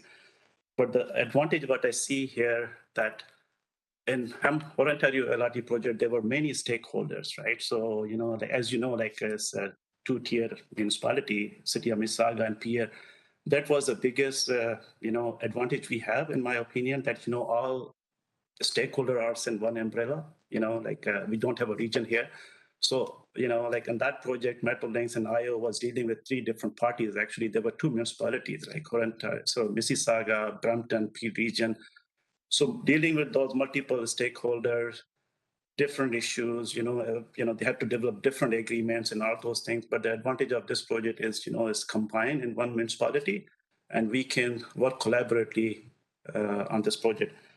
Some of the lesson learned, what I can just point out during the construction, like I've been through planning to design to procurement to construction, right? So through construction, one of the lesson learned is, the communication is such an important piece, right? So having the right communication with our stakeholders, which includes our road user, residents, business owners, and all those things, having the right communication was really an important one. The another thing which I learned is more about collaboration, because these big billion-dollar projects involves lots of stakeholders, like lots of consultant firms, lots of construction firms. They are coming from, different parts of the world sometimes, right? Because, major infrastructure project. So the collaboration is such an important working together, right? So if we have barriers and this and that, that will probably not useful for us, right? So having a proper collaborative model, which I strongly believe with all parties, with the designers, with contractor, with Metrolinx, with IO, even with our internal whole divisions, right? So that's really important, in my opinion. I have lots of learned, but sometimes, I can mention more of these, but those are the 2 big ones. Communication and the collaboration is a big one, in my opinion, which will be important for this kind of a project. Deputy Mayor Farr, Director Shake's answer has told me right off the bat why he was hired here for the Hamilton LRT. Once again, congratulations, Director, and look forward to meeting you in person. Thank you for your response. Thank you. Thank you, Councillor. Thank you. Councillor Danko.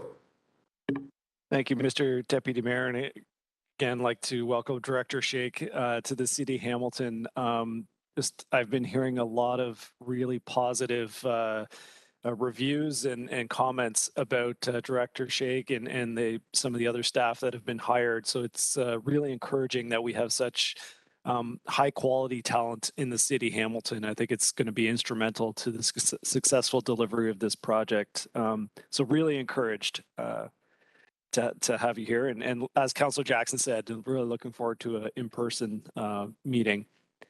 I did have a couple questions through you, Mr. Deputy Mayor, on the real estate protocols that are in the report and in the presentation. So specifically in the report, there's a bit of a discussion on the affordable housing aspect, and noting that this agreement doesn't include any discussion on the affordable housing component of LRT, and it doesn't include the Metrolinx disposition of third properties, but it does acknowledge the importance of affordable housing to the successful delivery of the project. So through you, I'm wondering how and when are we going to formally address what that affordable housing component of the project is going to be? How do we formally incorporate that into the agreements? Because it seems like both the city and Metrolinx understand that that's a critical component, but it hasn't really been defined. So through the chair, I can speak to that one. So as Abdul noted, this real estate protocol really speaks exclusively to how city properties would transact to Metrolinx for the purpose of the construction. It does not deal with what ultimately happens to properties that are acquired by Metrolinx along the corridor and how those are disposed of. We did think it was important, though, to continue to acknowledge the importance of that affordable housing conversation because it is a significant one tied to the project. So I can tell you in terms of the staff level conversations we have, we continue to raise it with Metrolinx as an important part of the discussion, and one that we know both council and the public are anxious to have as quickly as possible. They are looking to convene a bit of a staff level working group to start to identify some different options for how that affordable housing component can be delivered. As I'm sure you can appreciate, it's a bit complicated on their end jurisdictionally in that it's not actually so much a Metrolinx conversation as it is dealing with IO, Municipal Affairs and Housing, and their housing portfolio, the federal government as well. So they are still looking to sort of compile who will be part of that working group to start to explore what some of those options are. I can tell you that at a high level, what I'm anticipating is it will be looking at models of how to leverage those land acquisitions will be how they will look to meet that affordable housing commitment. There are a number of different ways they could consider doing that. They could consider doing direct dedication of properties to a housing provider. They could build it into a market and sale offering to a private developer with an affordable housing component. They could do some combination of the two. I know that in some of the Toronto projects, they're looking at sort of a transit-oriented community model where it's sort of an integrated housing and transit development. I would say that's less relevant in Hamilton. That's more relevant if you're building stations under buildings, which is more typical, more of a subway kind of project. We don't have that kind of station integrated into a building on our corridor in the same way that you would in a subway project. So those are the kinds of conversations I expect to have with them again at that staff level working group to see what their preferred model is in terms of meeting that housing commitment. But again, to Abdul's point, in terms of this particular real estate protocol, I realize it speaks to real estate, but it's really about the transaction of city properties for the construction as opposed to future disposition of any acquired lands. Thank you, and really appreciate that answer and understanding that Infrastructure Ontario and Metrolinx have a mandate to deliver a project on time and on budget.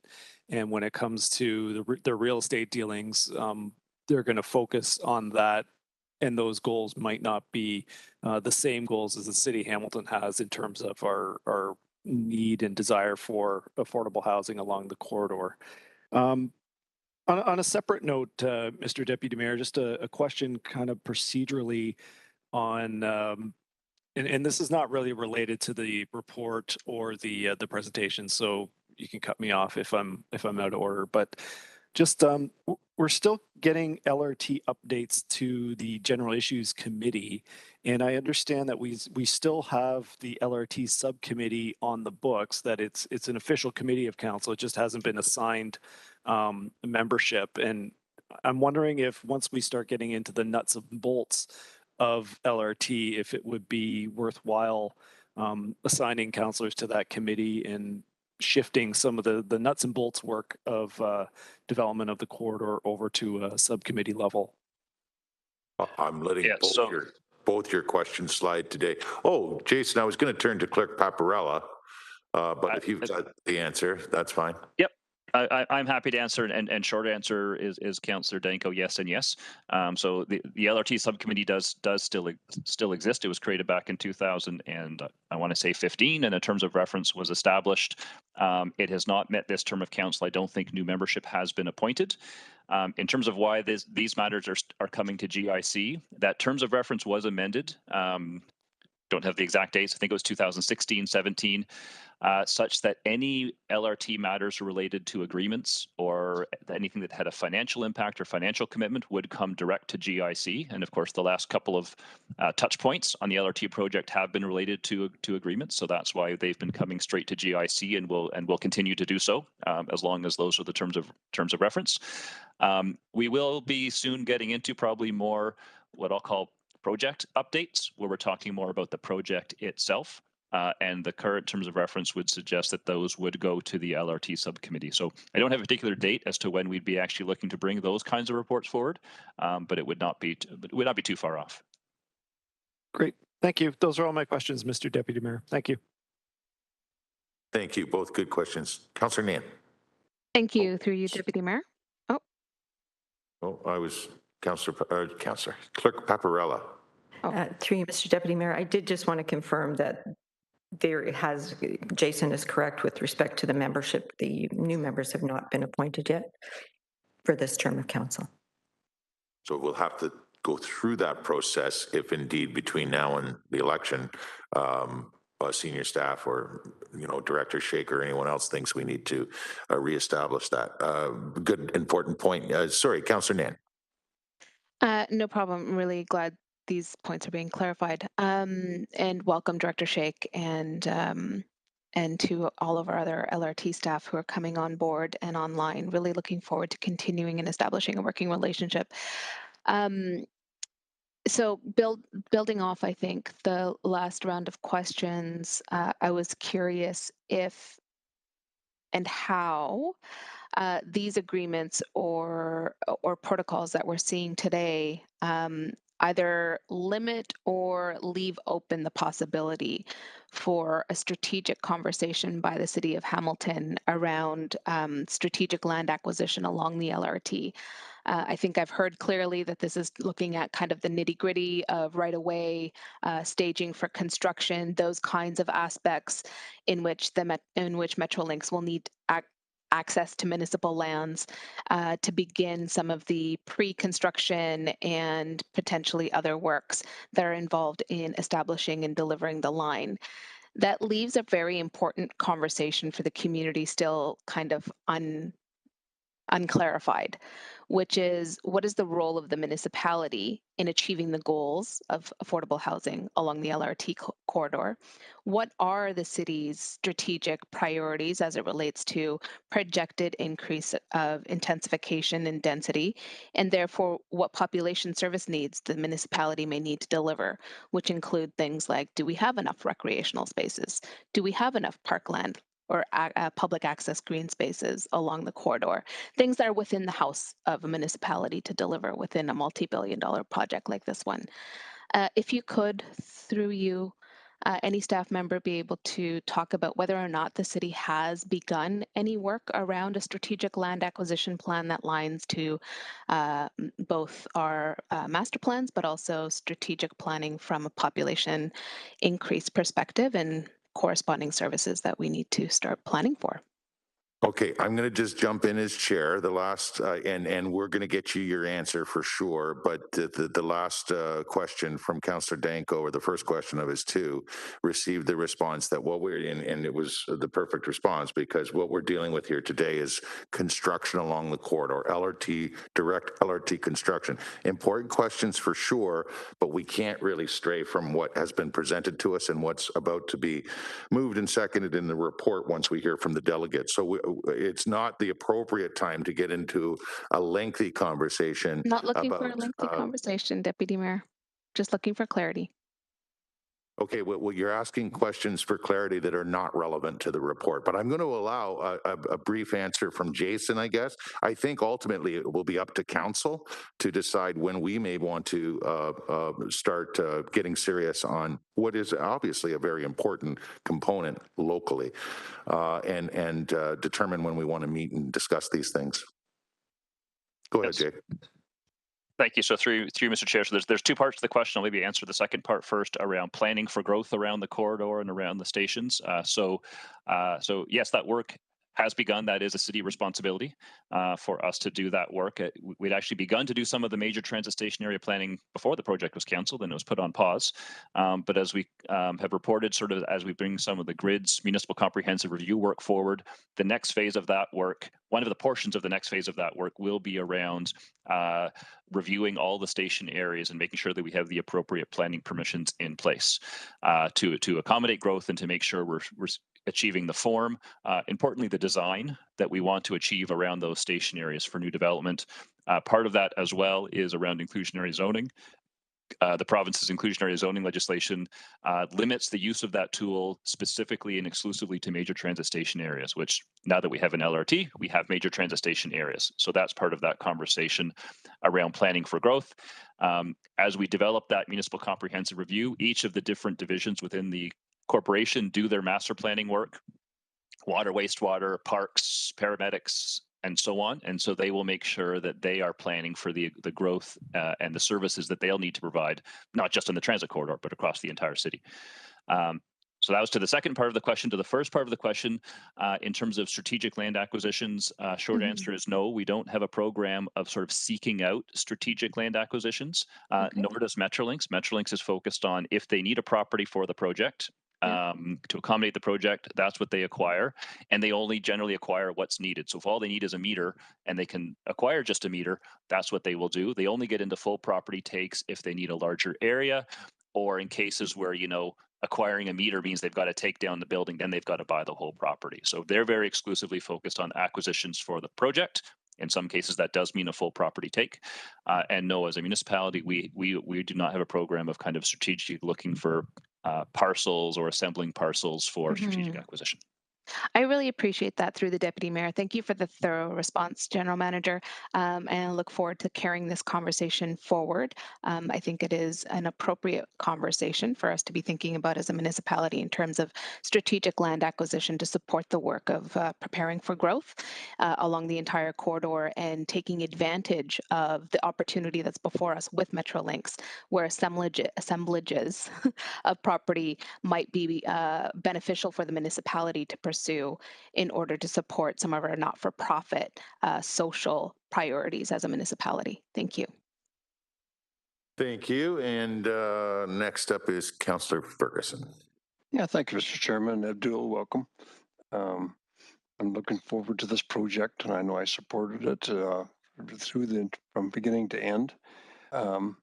There is a question, you know, I see today the report focuses on communication, real estate, governance, and staffing, and I see future reports talk about municipal funding and beyond as shown on page 8.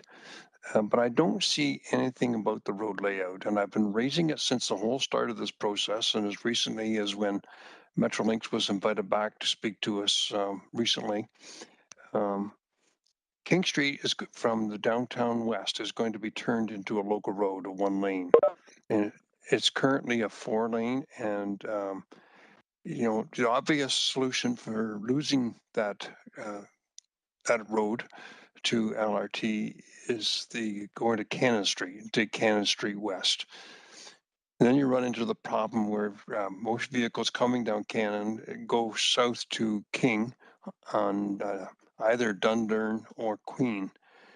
And both of those roads, we were told at the last meeting, will not be permitted to have vehicles cross the tracks. There's only going to be 1 lane on King Street, and it's going to be in the south side for vehicles. So there's no access to 403 from vehicles coming out of downtown. And I represent the community of Ancaster. There's 40,000 people in that ward. There's additional people that live on the West Mountain who take the 403 up the hill and then they go into the exits at Ancaster, the link to get onto the mountain. And when I pressed this question last time they were in, I got to give Chris Jacobson credit because he's her former director with the city. He's now with Metrolinx. And his answer was, we don't have a solution. And I'm looking forward to you experts telling us how we're going to be able to solve that. Because I was hoping there'd be something here today on how to move that forward, because it's a very, very serious issue that if nobody can get onto King Street to get onto 403 after this is built or during construction, that simply can't work because there's a lot of people that live on the West Mountain in Ancaster and Brantford and beyond. When can we expect to see something on that fix of getting westbound traffic onto westbound 403?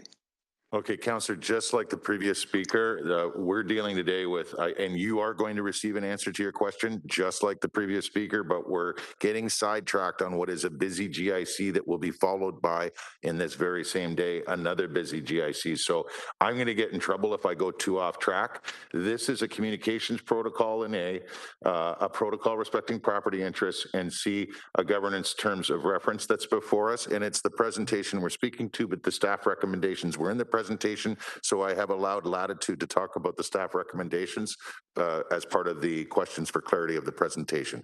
That said, a brief answer from staff is warranted since we allowed to stray from, you know, questions of clarity for the presentation in the last couple of questions from. I'm keeping an eye on it though, quite obviously, colleagues. So please, a brief answer from staff to the good question from the good councillor from Ancaster.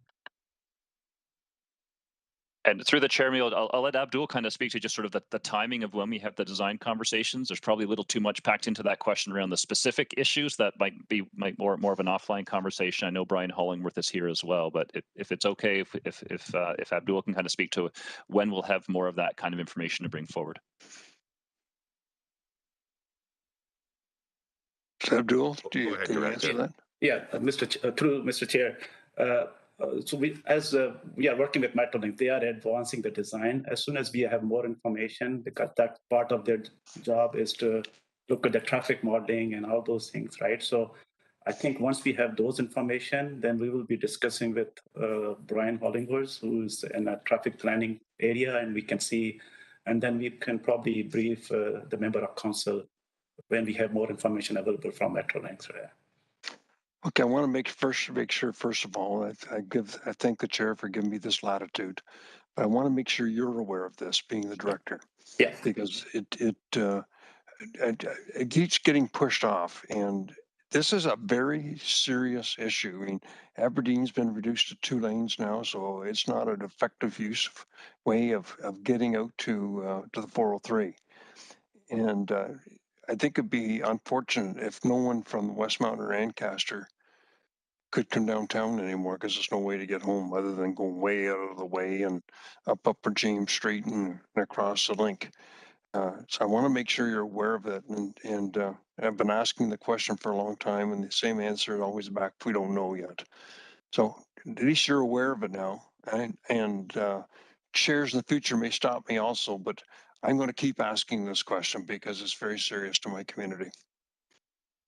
Through you, Chair, Mr. Chair, I will definitely keep an eye on this item, and we'll bring whenever we have more information available. But I will definitely keep an eye on this item. Thank you. Okay, thank you and welcome again. Thank you. Thank you, Councillor Ferguson. And finally, Councillor Wilson.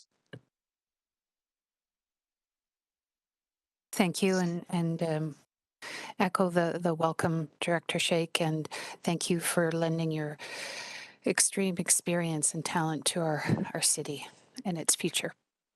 I am going to be respectful of some of the guidance being offered by the chair.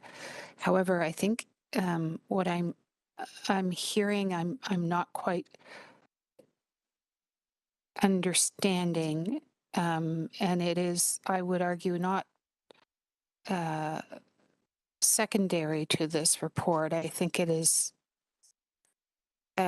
embedded in some of the real estate and the objectives coming forward. So I would like to seek clarity through the chair to GM Thorne.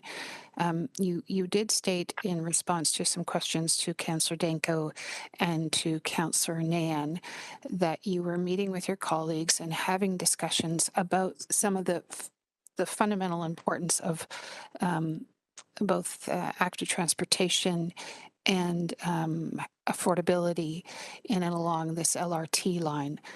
But what I'm not clear on is the formal nature of those discussions and the objectives that will be guiding you in those strategic discussions. I strongly am of the opinion that this line, its success is dependent on the inclusive nature and the ability of people of all means to be able to live, if they so choose, near it so that they can ride it every day of the week.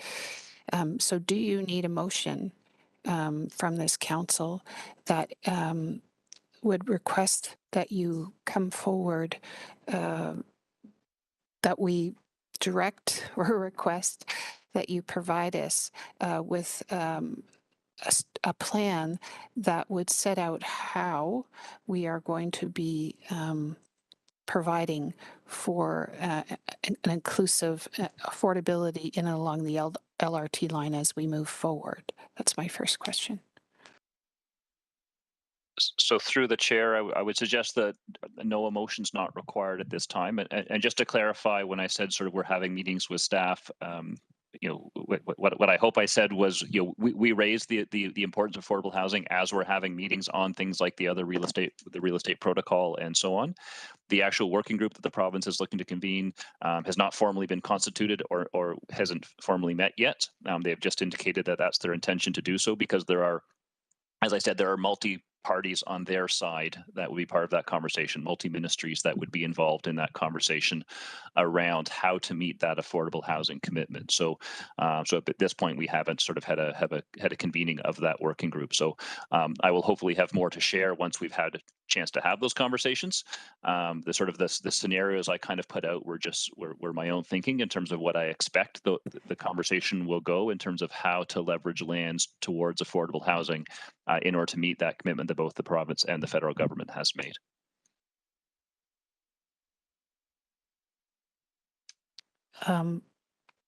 Chair, if I could continue. Okay, I will. So those discussions are to come. You're guided by that. But what I'm still looking for is, even on the strategic land acquisition, the how that you're going to do that, and the why. Does that direction and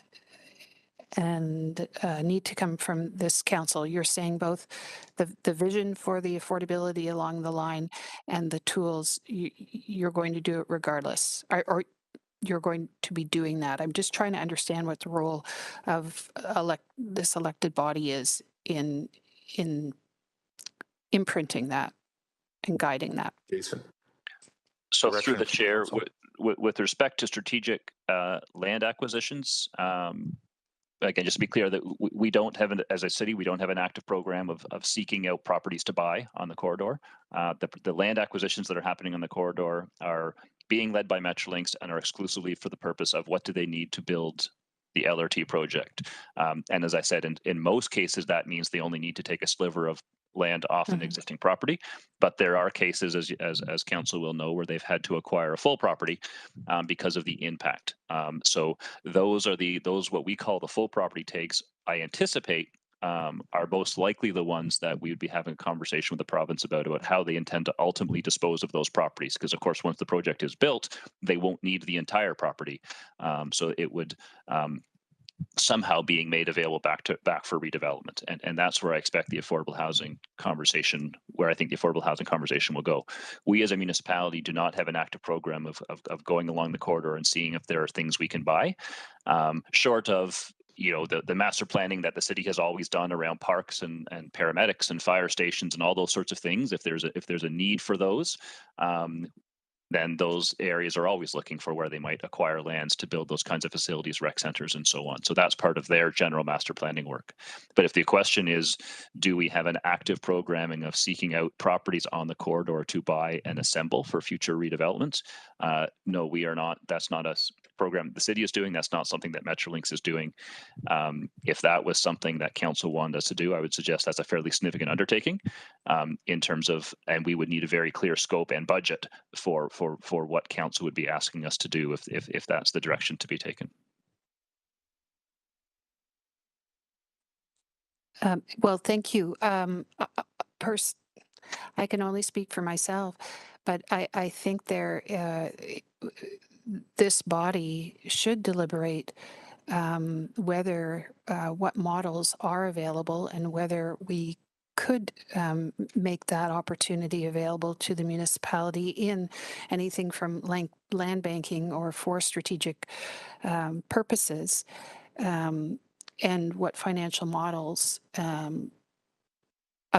any other municipality has used in that regard, and what might be available to us in that regard. So I will certainly take your counsel and your comments on both those items, consider it, and likely try and bring something forward in that regard. Thank you very much. And again, welcome, Director Sheikh. No problem. Thank you. And you know, I welcome a motion. I mean, this is important to all of us. That maybe speaks to putting a council staff working group together to speak specifically to how we can achieve the best outcomes in terms of affordability along the route. You know, as the report indicates, I'll just reiterate. I mean, I don't think anybody's bringing it up again, I would hope, but you know, this is an important topic, but it's not part of the scope of the protocol that's before us now. But I let it all slide because it is significant, and rather than continue to reiterate and say together as colleagues of this council and the mayor of how important it is, maybe we should take some action and move a motion accordingly, which is what we do as elected officials, and create a working group. Thank you. Our final speaker is Clark also a second time? All right.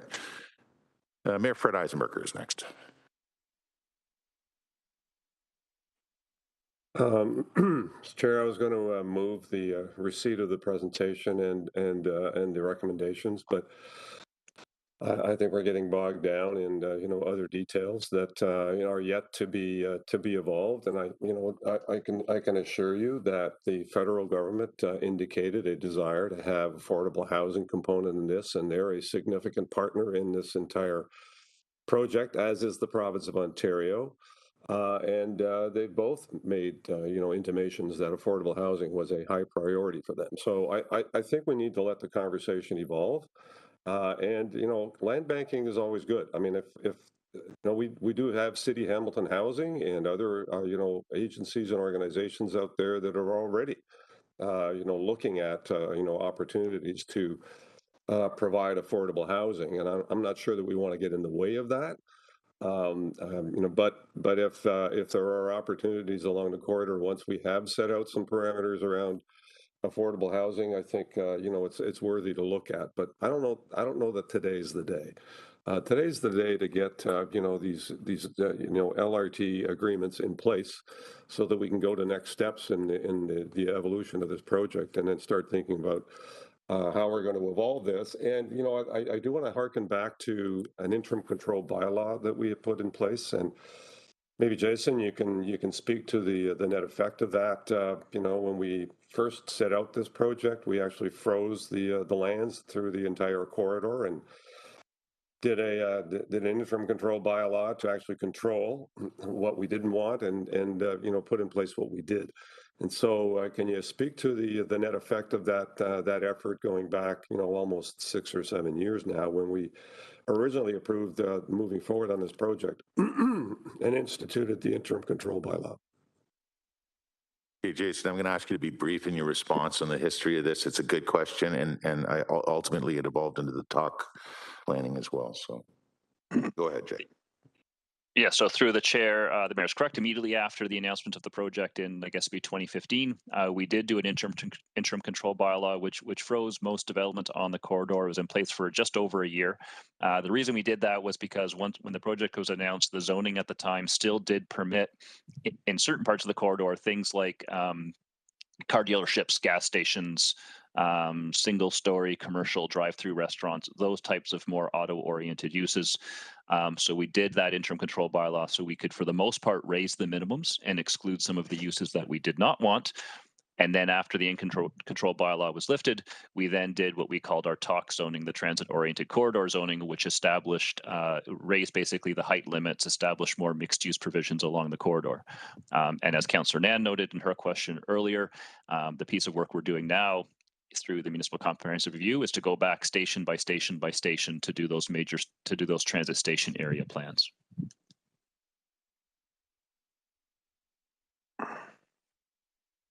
You're muted, Mr. Mayor.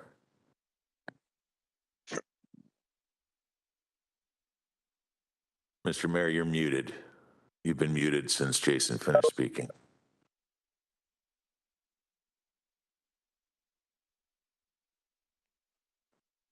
Mr. Mayor, are you able to hear us? We can't hear you at all. You're muted. Take it from the top, Mr. Mayor.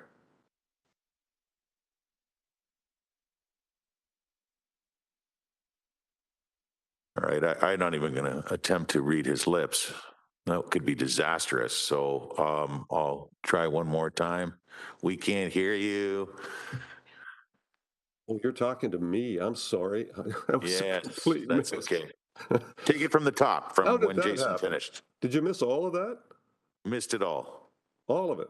Oh, wow. Yeah. Regrettably. My apologies. Sorry about that. I should be paying more attention to finger in the ear Jackson there. My apologies. Conversations are happening. The federal government is a significant partner in this, as is the province, as is Metrolinx, as is Infrastructure Ontario.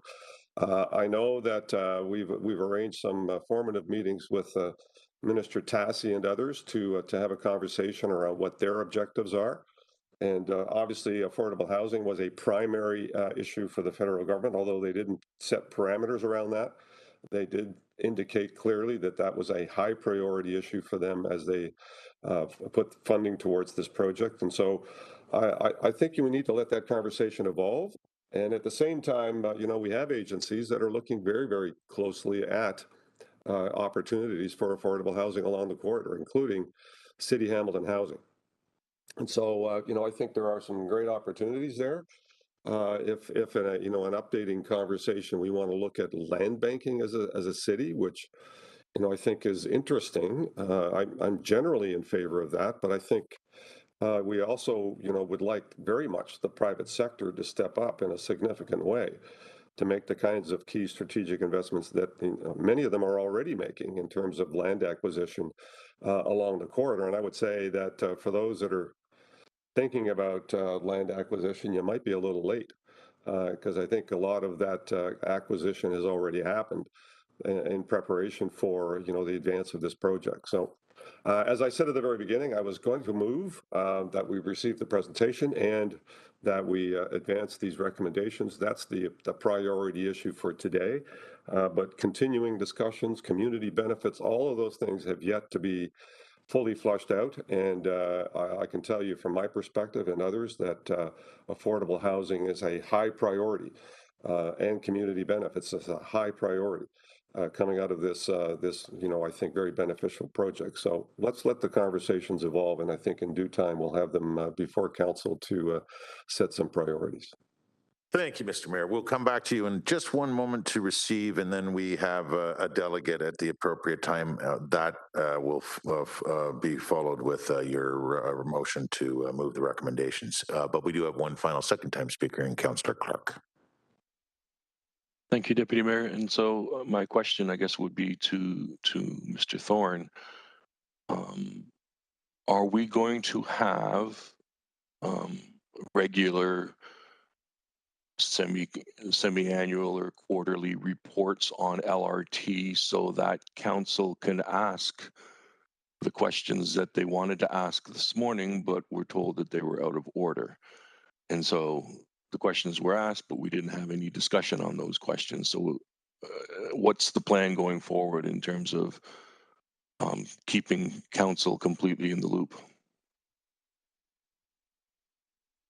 So through the chair, what I would anticipate would be similar to what we had sort of in the previous term of council with that LRT subcommittee. That is the committee that is sort of constituted to receive the regular project update. So if it's the will of council to continue with that format, what we typically did was we would bring forward project updates. So at this phase, that would be things like as we get into some of the design decisions that are made on the corridor, as we get some greater clarity around what the procurement process is going to be, those types of updates. At the moment, as I understand, the terms of reference would go to the LRT subcommittee. And then similarly, as we get through, as we're in procurement, we'd be providing procurement updates as we did previously, and then ultimately construction. I don't have a particular, is it every month or 2 months or 3 months? I think we would look for the direction of council in terms of how frequently you want those kinds of reports to come forward.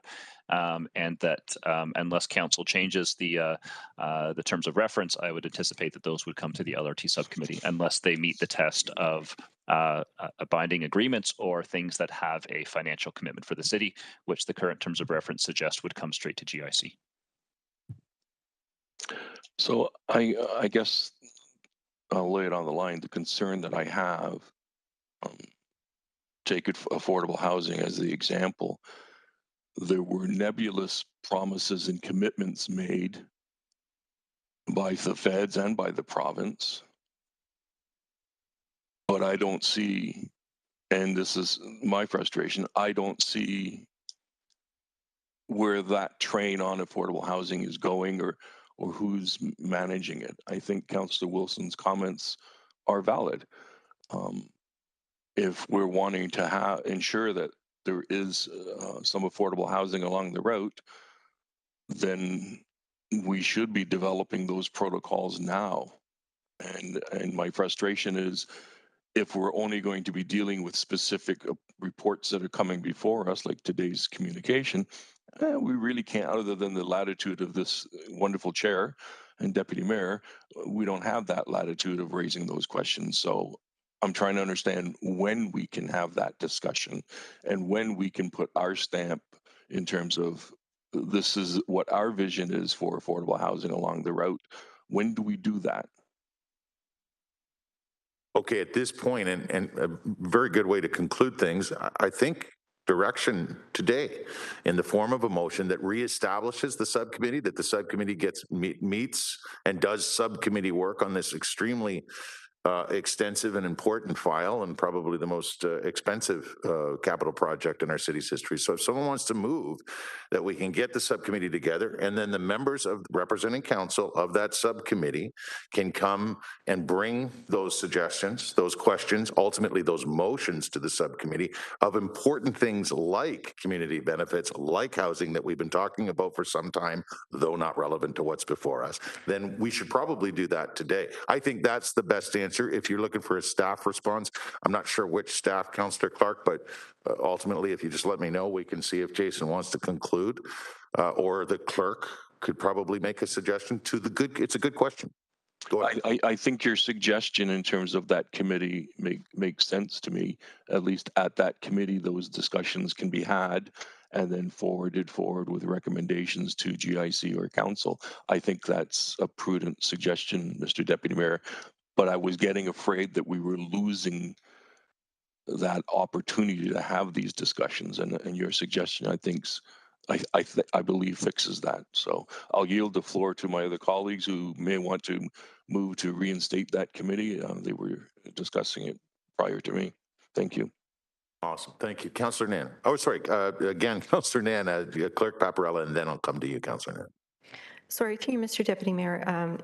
If it is okay with committee, I would just like to take a look at the terms of reference and see what it's comprised of.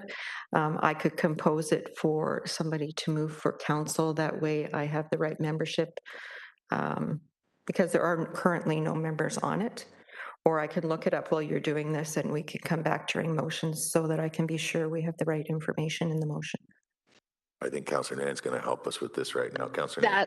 That's perfect. Through you, Deputy Mayor, what Elsie Paparella has proposed is very welcome, and I think would help inform not only a motion, whether at the end of today's agenda or at council. Definitely want to support staff getting us the information we need as a council to make a decision on this one, and appreciating the options that Elsie Paparella has brought forward. Always excellent. I also wanted to offer that I will add a notice of motion at the appropriate time in the agenda. Thank you.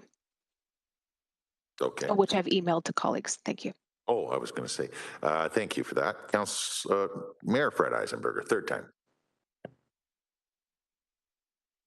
Try and unmute myself this time. Thank you. Look, you know what, steering committee is important. You know, I think given the weight of this project, you know, meeting monthly is important. I'll certainly make sure that myself and as I recall it, it was wards 1, 2, 3, 4, and 5 were represented, as well as Councillor Ferguson, who had a particular interest and expertise, in fact, in developing major infrastructure. We're part of the ongoing subcommittee. I'm game to go. I don't want to independently as a city, you know, start throwing motions into process without having, this is not, you know, at the end of the day, it's just to be clear, this is not, it is a project for the city of Hamilton. being done by the province of Ontario and the federal government on our behest, and we are a partner in terms of how we evolve that. So I think we need to have the collective conversations with the partners in the project rather than having one-off motions coming out, from left field and right field and X field to try and get in out ahead of some of the issues that are already in the course of discussion at the moment. So I'm not clear on why we're firing motions around. I'm not supportive of doing that until we have kind of greater clarity on how this entire process is going to evolve. And this is one step in this process. So I know everyone's anxious to get at specific issues. I think you ought to let the conversation evolve so that we can get to those issues in a more collaborative way with our federal and provincial partners. This is going to be a collaboration to make this thing work. And so, having independent motions as to, what the city wants to insist upon is not necessarily what is going to happen because we have a partner in all of this project. So I'm not a fan of firing out motions. Thank you very much. But I definitely want to get this across the line. And I want to ensure that we continue to have that dialogue going forward with both the federal and provincial governments in terms of their insistence on some of the very issues that we're talking about today. So I would move that we institute the steering committee, that we include wards 1 through 5 as the predominant affected areas, and other councillors as needed, including myself, and that we meet monthly on this project to get updates so that we can have complete openness and transparency as we evolve. Thank you. Right now, though, you will move. Councillor Ferguson, did I see you wave your hand? Yeah, I was just prepared to second that and put my name forward again. Okay. Oh, so you'll move to receive the presentation, Mayor Fred Eisenberger, for now, and then you wanted to move the report after our delegation. That is seconded by Councillor Lloyd Ferguson to receive the presentation. All in favor? Vote is up. And just a reminder, we'll actually need a motion to defer consideration of this report. Thank you, Councillor Nan and Councillor Powers. Councillor Johnson, are you able to vote? Are you still? And while we're waiting, Councillor Nan, you'll move that notice. I just read it that you sent regarding strategic land acquisition at the portion of this meeting that's under notices of motion, I take it? Okay, great. Thank you. Sorry, that vote did carry, Mr. Deputy Mayor, you had missed it. And just the deferral motion now, please. I missed that entirely. I couldn't hear you there. Sorry. Sorry, through Mr. Deputy Mayor, now we just need a motion to defer consideration of this report until after the delegates have been heard. Moved by Mayor Fred Eisenberger, seconded by Councillor Ferguson. All in favor on deferring until the report until after we hear from the one delegate. After all of the delegates have spoken. Thank you. After all delegations, but the one delegate associated to LRT. All right. Mr. Chair, does this mean we're going to defer also the vote to reestablish the LRT steering committee? No one's really officially moved that yet. Mayor Fred alluded to it, but I heard the mayor move it, and I seconded it. Oh, okay. I thought you were seconding receiving the presentation. No, I was seconding the establishing. I'll take that under motion. I did make the motion, Mr. Chair. Okay. Can I get the final vote first, please? Councillor Ferguson, can you please finish your vote? Right now, the vote, Councillor Ferguson, is on deferring the report before us that we were debating until after the delegations.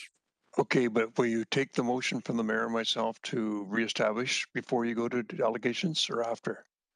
Well, I've just established that there's another motion respecting LRT that has not any relevance, and both motions have no relevance to what's before us, but I'm taking both motions, but I thought it might be more appropriate to take them at the end of the day, at the end of this meeting under motions, okay? Given that if they were directly associated, I'd take them now. I'll take them under notices of motion at the appropriate time in the agenda. Thank you. Vote closes.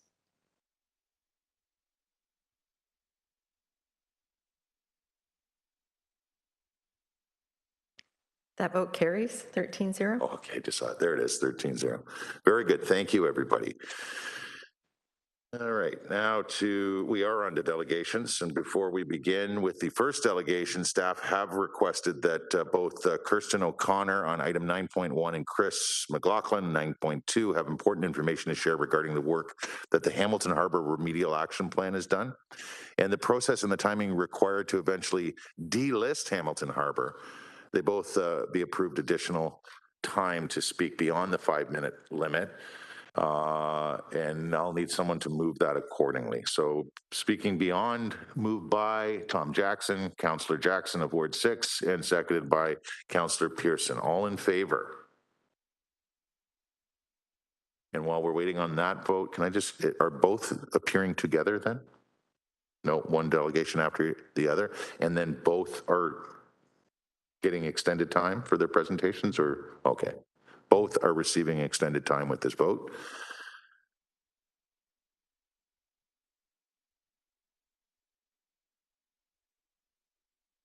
Sorry, I'm still missing Councillors Powers and Clark. Thank you, Councillor Powers. Okay. Councillor Clark may have briefly stepped away.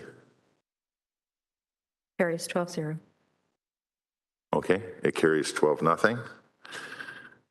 And I think we're going to go to Kirsten O'Connor first. And just before Kirsten gets into her presentation, I've just been informed I have to step out for just a moment. So Councillor Ferguson, can you take the chair while our delegation does the delegation? And if I'm not back, and I should be, the next delegate after is Chris, but I should be back. Thank you, Councillor Ferguson.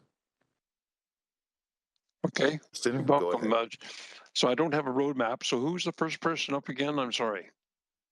Kristen O'Connor. Kristen O'Connor. Kristen, are you there? I am. Okay, well, floor is yours. Okay, I'm going to share my screen.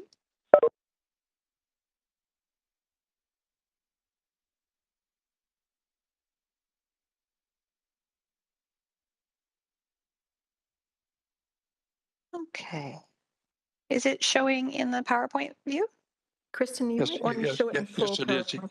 You need to blow it up though, so that we see it in full screen, because you've got it on the section where you got the. There you are. Oh, thank you. When two monitors always makes it fun. Okay, all right. Go ahead. We're good? Great, thank you.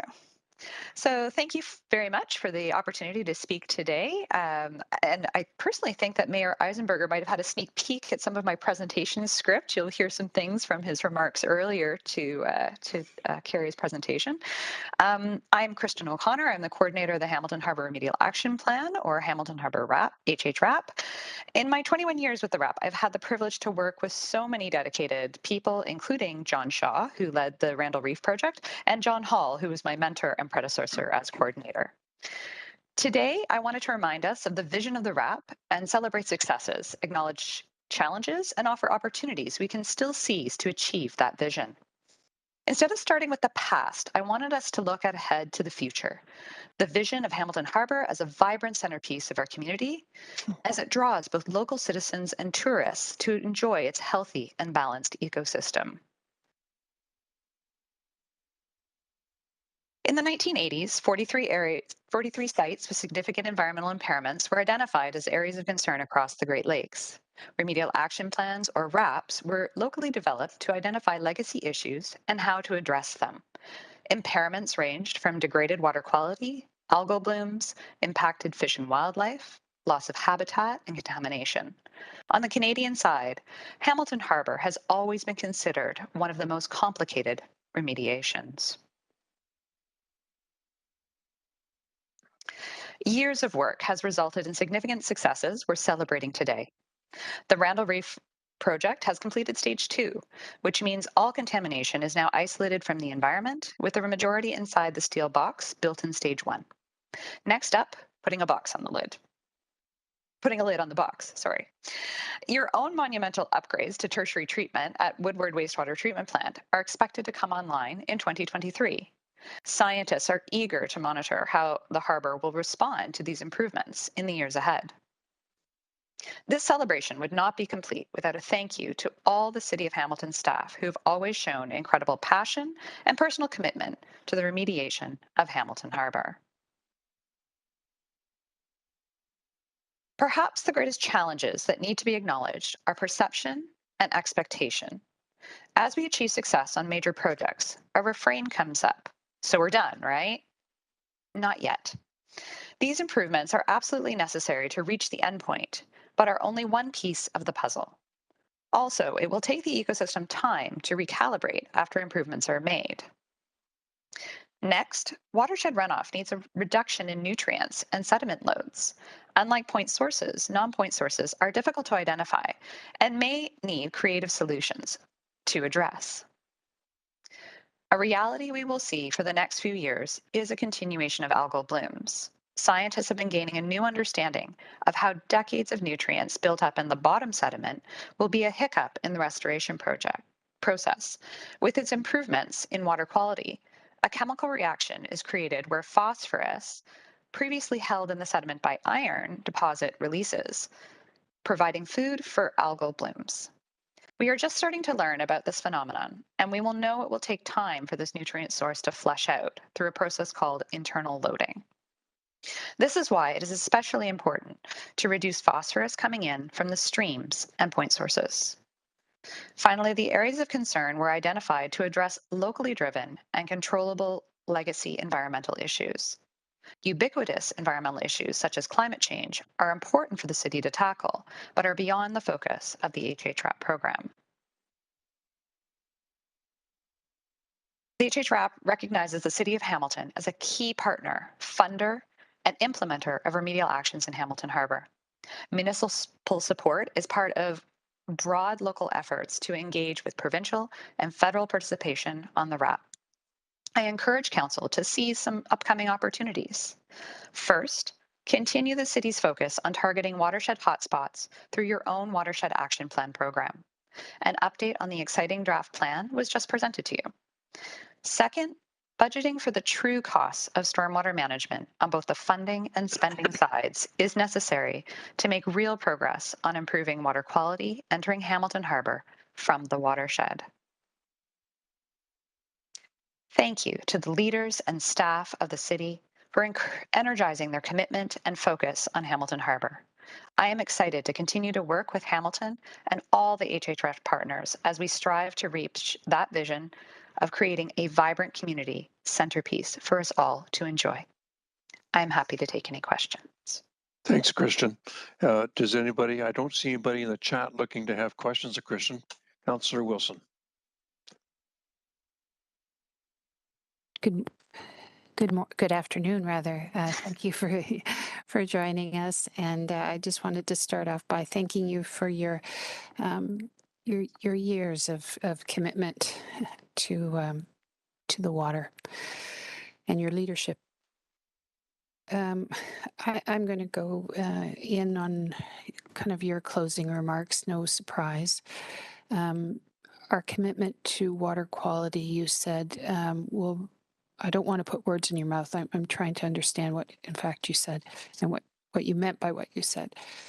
Your last comment on stormwater management and the relationship to that of water quality. And if our commitment is to water quality, what must we do on stormwater? So if you could unpack that for us, I would appreciate it. Sure, thank you very much. Through the chair, I'm happy to answer that. I kept it vague, but what we're looking at is a lot of the work that needs to be done with stormwater management requires funding, and it's how the city will decide how they come up with those funds. I believe that before council in the past has come things like stormwater management fees to be able to support the work that needs to be done to improve things, to add in things like low impact development, stuff either on both municipal property as well as in encouraging those sorts of projects on private property to improve stormwater management, which is entering our system either to the creeks directly or into our combined sewer system, which we have in Hamilton. Mm-hmm. Does that answer? It does. Thank you. You're right, and it's been long debated, and I think it will be debated in the near future. But what I would like you to elaborate further on from your experience is the why, understanding that stormwater, where it comes from, obviously.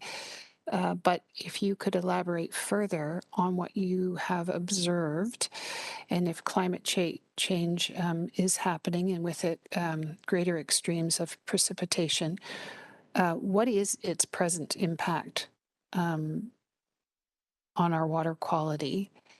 And I guess a point blank question, a direct question is, can we reach those goals in the absence of addressing it? Well, I'll answer the last one first. In terms of reaching the goals for Hamilton Harbor, we will need to have changes in the watershed to be able to reach those goals. The amazing changes that will occur because of the tertiary upgrade that has happened already at the Burlington Skyway wastewater treatment plant and will be coming from the Woodward was definitely necessary and it will make a huge difference. But for the first time in 100 years, once that switch is flipped at Woodward, what's coming in from the watershed will have the most direct impact into the harbor. It's been masked for a long time. It's not that it was never a problem, it's just it wasn't the biggest problem to deal with at the time. In terms of what we're seeing with stormwater management, when you get heavy rains, you can end up with a lot more sediment into that runoff, and the sediment tends to carry the nutrients. So the phosphorus, that's basically the food for the algae and creates those algal blooms. So what we would be needing, what we need is for there to be better water quality, which basically means less sediment and also less phosphorus, which is not always connected to sediment, but in a lot of cases that's would be what we'd be looking for. And yes, with climate change, we do seem to get the heavier rains, which is increasing some of the erosion issues that maybe were areas that weren't an issue in the past. Mm-hmm. Well, thank you. I appreciate you elaborating on that. And again, thank you for your leadership on remediation and in your service to this community for over 2 decades. Appreciate it. Thank you. Okay, I got a text that Councillor Farr's back, but I don't see him on the grid yet. If you're there, Councillor Farr. Okay, I'll turn the chair back to you then. No further speakers, so Councillor Wilson will receive the presentation, seconded by Councillor Nan. All in favor? And thank you, Kirsten. Very much. Thanks. Got a thumbs up from Councillor Clark. Thumbs up from Councillor Powers. And thank you again, Councillor Ferguson.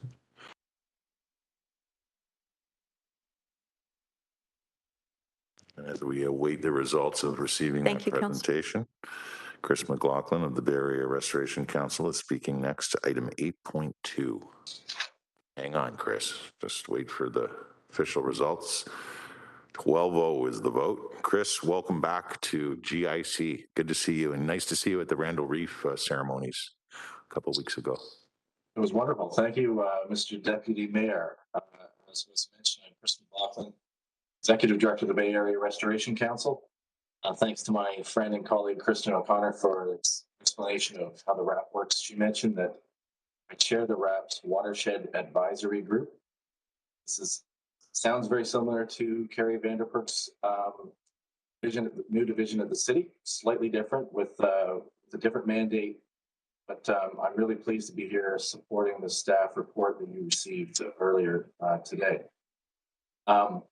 The RAP's Watershed Advisory Group is a collaborative, integrative forum for partner agencies like BARC and the city to try to keep making collective progress on these complex, intractable problems. I share my screen, is that right? Once you share your screen, Chris, can you turn your video off? You're just slightly buffering, just slightly, so we'll hear you better if you do that. Thank you. Apologies, I don't know WebEx very well. Just give me a second. We do see your screen now. Yeah, is that okay? Yeah, great, Chris. Go ahead.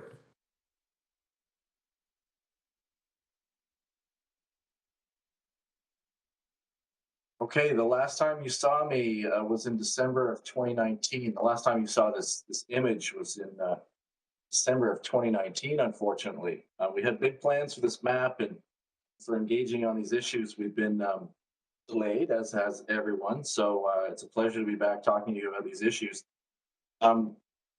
It's important that we keep striving together, striving as in, to quote Aldo Leopold, in dealing with these really hard questions. The RAPS Watershed Advisory Group that Kristen mentioned that I chair, it facilitates member agencies like BARC in the city and others to better understand the problems that we're trying to address, to understand different perspectives on addressing those problems, to align our organizational strengths, capacities, capabilities, responsibilities, and to prioritize strategic activities, actions, and opportunities as these relate to stormwater, certainly, infrastructure, importantly, but also land use, policy, practice. So thinking big picture and also about details.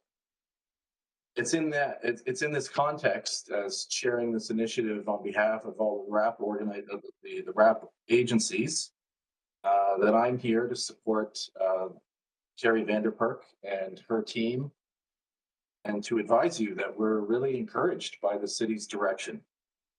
The city's taking a proactive approach that goes beyond the provincial orders to restore, repair the damage done to Chateau Creek and Foods Paradise from the spill 2014 to 18, and we applaud that proactive initiative.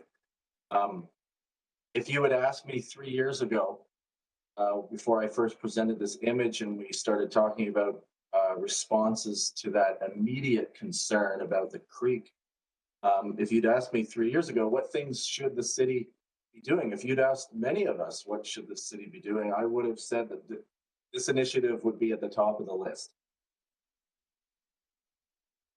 Okay, so the point of this slide, the point of this talk is to bounce off of Kristen's discussion about process and how we, the shared goals and the shared activities and so forth, and think a little bit differently about this.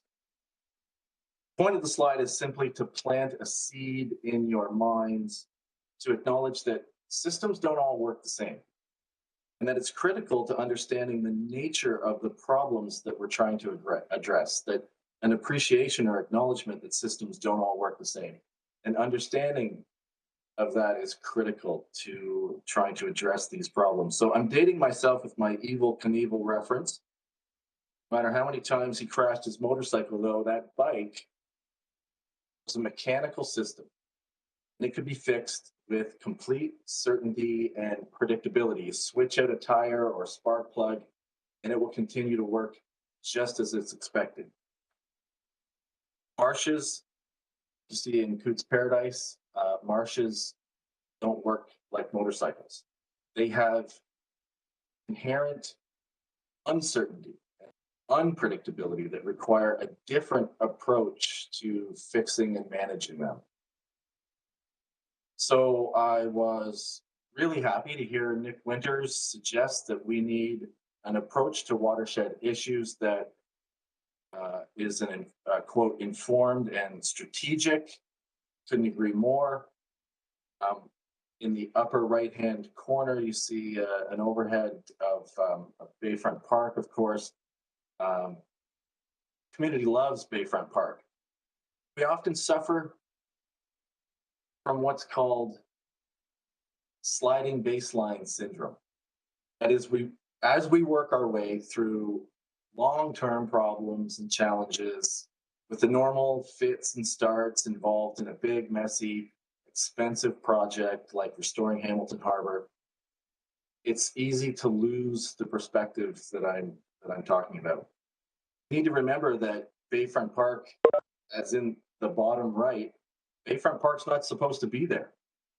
But it's a wonderful example of what we can accomplish when we recognize that even though we can't go backwards, can't remove the lax property, can decide to go forward deliberately.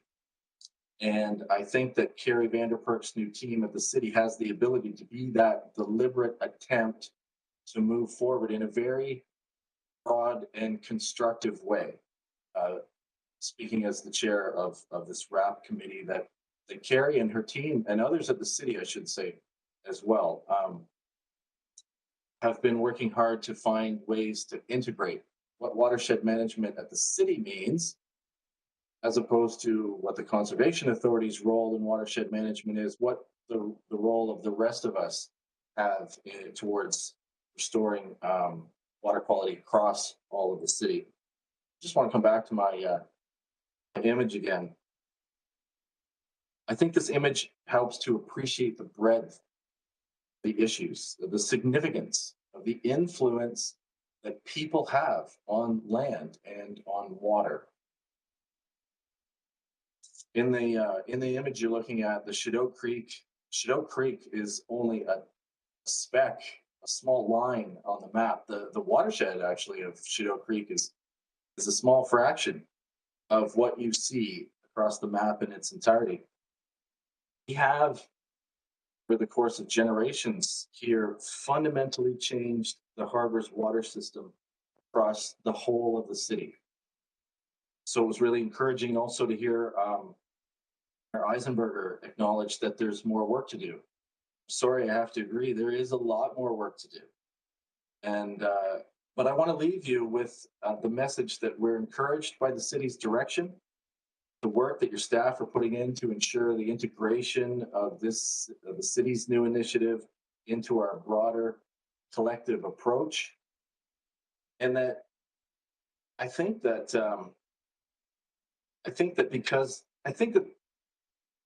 there remains so much enthusiasm for the remedial action plan, for these shared efforts.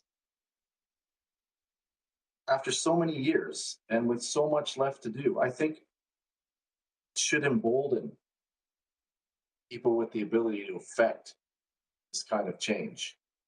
Speaking to your role specifically on council.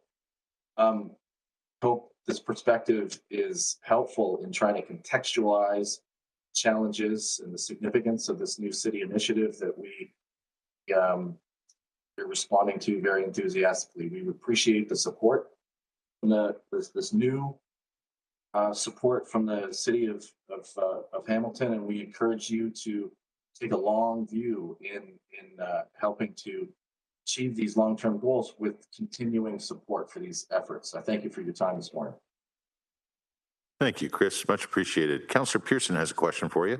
Excuse me, Mr. Chair, just before, am I to exit from the screen? Do you want me to stop sharing? Yep, you could take the screen down, the shared screen, and try to bring yourself back up. Oh, you are. Councillor Pearson, followed by Councillor Jackson with questions for Chris McLaughlin.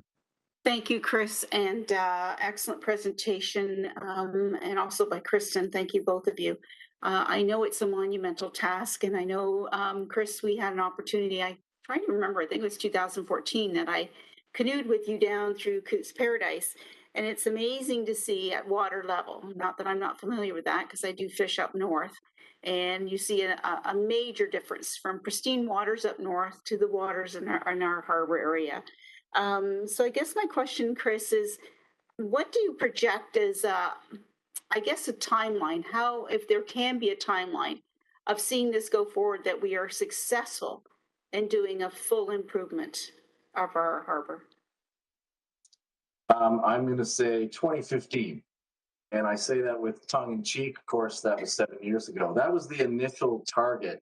I'm not going to put a date on it, lest I be held to account for things that I have no responsibility for.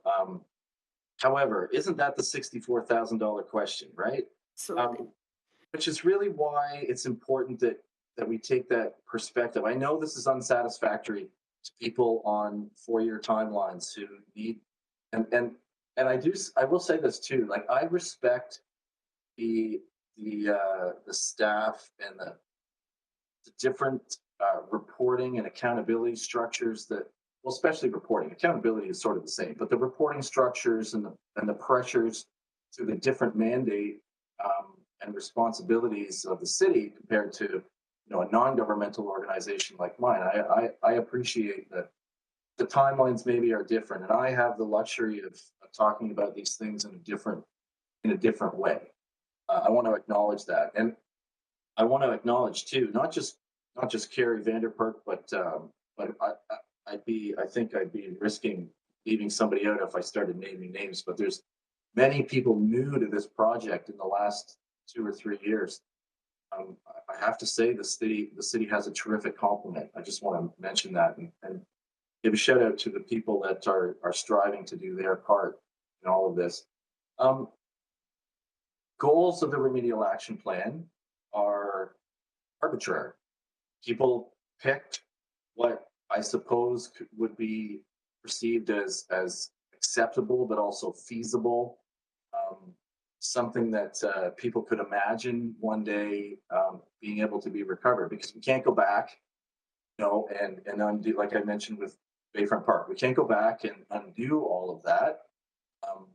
Randall Reef was mentioned earlier, and that's obviously, somewhere on a sliding scale. But in the end, there is some line that we need to cross. With Randall Reef, for example, the fish and the other things that were contaminated in the harbor, are they happy that they're no longer contaminated by that toxic mess at the bottom of the harbor? I mean, the answer is unequivocally yes. They are no longer contaminated. So there are some benchmarks that we can set, right? Is it acceptable? We can apply the same thing across the harbor with water quality measures, for example, with the amount or the extent of habitat that gets restored. Is a square kilometer of restored marshlands, is that enough? Too much? I suppose that there's a pretty wide divergence of opinions about what would be enough. Probably the only thing that most people agree on is that we could always do better. And I think that really gets at the core of it. But we do have a remedial action plan that does have targets that have been long lasting and are still viable. Kristen had a slide up, and she should jump in if she has something to add. But Kristen had a slide up showing the organizational chart of the RAP, and there's people like me chairing and participating in committees, subject area experts on fish and toxic material and so forth. There's always a healthy debate. And in fact, it's interesting that as new scientists come into the agencies, they often look back at decades of work and think like, why is that the case? Why is that the thing that we're working towards? And if they could have been around in 1985, that would have been like pie in the sky thinking, right? So we do have these changes in the way that we approach this. And I think that at the core, to not answer your question by answering your question, I don't know the outcome. In part, the analogy to motorcycles and marshes, the putting it in that context is that we can only do the things that everyone has agreed need to be done. We haven't done all of those things yet, so we shouldn't expect to see the final goals in the environment. We shouldn't expect to see that final environmental quality improved. But Kristen mentioned Woodward Avenue and the upgrades to water quality treatment there. Everyone agrees that we should see environmental benefits across the harbor, especially in the east, but across the harbor from that really signature project. But improved outflow from the wastewater treatment plant won't have any impact on Shadow Creek and its watershed, for example. So we're really looking at there's a lot of moving parts here. It's difficult to express in a short period of time the ongoing challenges and successes. This kind of approach that the city is taking, I think, and hearing Nick Winters express, the characteristics that I would agree are what the process needs to have. I think that's really encouraging, and I think that members of the Watershed Advisory Group, that's the group that I chair not just the city, but the other city, the region, the conservation authorities, the RBG, Environment Hamilton, I think that everyone would also say that there is a list of things that we can do. Right. There is a way to prioritize, to first define what the problems are. And as Kristen said, the expression she used was problems we're trying to address now have been masked in the past by overwhelming problems in the harbor itself. So now that we've done so much work to improve water quality in the harbor itself, now we're going to find the fruit it's the high hanging fruit, right? And so that process is ongoing, unfortunately. It might be bewildering. That's why I added that little bit at the end there. It could be really, what other governmental-led program is 37 years old, I think, and still has the cachet, still has the respect, still has the attention of all levels of government, of the community, still a rallying point for all of this. And if I may, I'll just suggest that they're always a reflection of our water. You mentioned fishing up north and the pride that communities take in being like the place, the little town with the biggest fish, right? I'm sure there's lots of places in Northern Ontario all vying for that sign that says, you know, we're the best place to fish. Well, of course, we all know that Hamilton Harbor has always been defined by its water.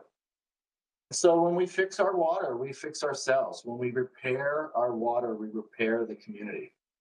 And so I think that's the reason why it still has so much cachet here.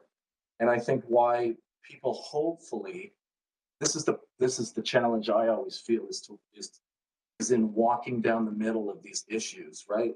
People are upset for one reason or another on either side.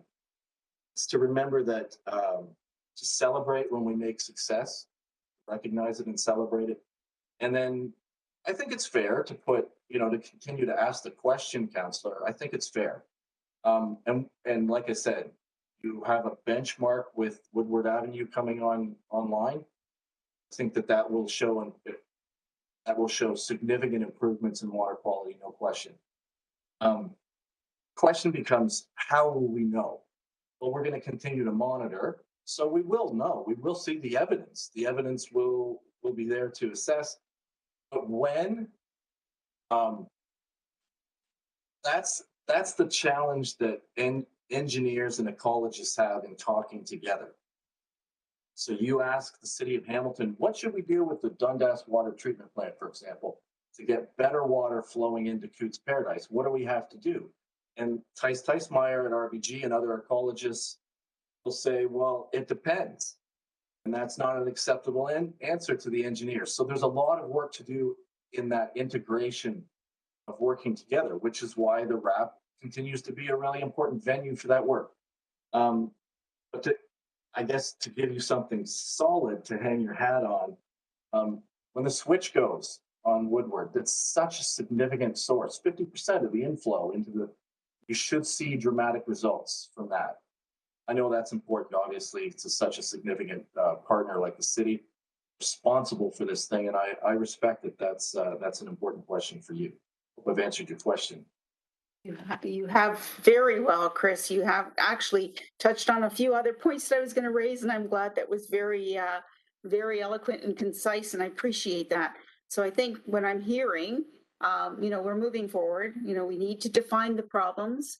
We need to set them out. So I'm hearing we need to set them out so we can move forward, and we need funding. I think Kristen mentioned that. Funding, no different than when we started dealing with Randall Reef. It was a long time coming, but we finally had the partners come to the table, including private, that enabled the whole process to go forward, and certainly look where we're at today. In the end, I appreciate certainly your eloquent response to my question. And if anything, I think we need to reflect that it's not just cleaning that area. That area it mitigates to the rest of our shoreline and our waters throughout Hamilton. So thank you so much, Chris, for all you've presented today and everything you're doing. Well, I appreciate that very much. If I could just respond quickly through you, Mr. Deputy Mayor. I would say that, you know, when you mention funding, that's like a mic drop moment, right?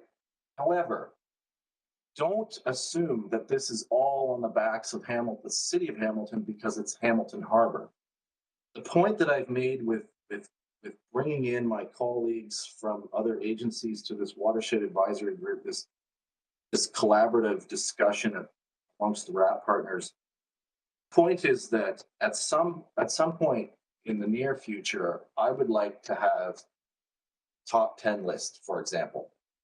So we have a top 10 list for sure. 7 of those will be the city of Hamilton. Probably 6 of them will be public works related. But there are places, if we take that map that I showed and I gave everybody a red pin, let them go up to the map and stick it somewhere, and then we assess what is the return on investment? Water dollars in, water quality improvements out. What are the top 10 things? Because we also have to consider, of course, political feasibility, economic and technical feasibility, all of those things factored in. What gets us the best return on investment? I think that we can, in the shorter rather than the longer term, I think we can absolutely come up with answers to that question. So there's a piece here too about accountability, which I think is also baked into this process. That it's not just going out and wandering through the wilderness. That's a very constructive process that the city has now created this thing that can integrate with its partners to come up with a very real plan. And like Kristen was saying, you know, it's been decades now and we're still coming up with new issues. Well, that's the state of the world. That's the state of our understanding. Yeah, we're still coming up with new things. The mayor made quite a point about climate change, for example, and what would uncertainties around that factor have for us trying to make dollars and cents decisions today? I don't have any magic bullet when it comes, magic wand when it comes to answering a question like that. We need structures with the license, like this watershed division at the city now. We need things like that with the license, permission to go out and engage and try and come up with reliable information to provide you. I think when we've done that in the nearer term, I think we'll have more answers for you. I appreciate the question. Thank you so very much, Mr. Chairman. Thank you. And I just want to close in my comment. Thank you, Chris, for saying, there will be new issues, but there will also be new technologies. So hopefully we can work hand in hand. Thank you. Thank you both. Councillor Jackson.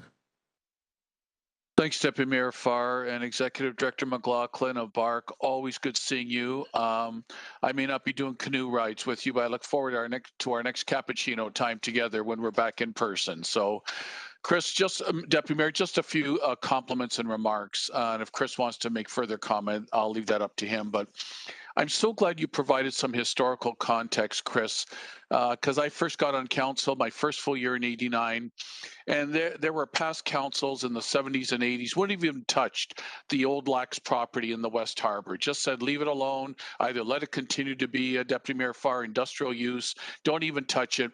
And look at the transformative project that Bayfront, that 40-acre Bayfront Park has become, and part of image transforming stuff as well for our city. When you mentioned, Chris, about water and people define often municipalities by water. And for me, the nearly 500,000 tourists. A study was done about 10, 12 years ago that about 500,000 tourists now come to our West Harbor to take in all the amenities, which includes Bayfront Park.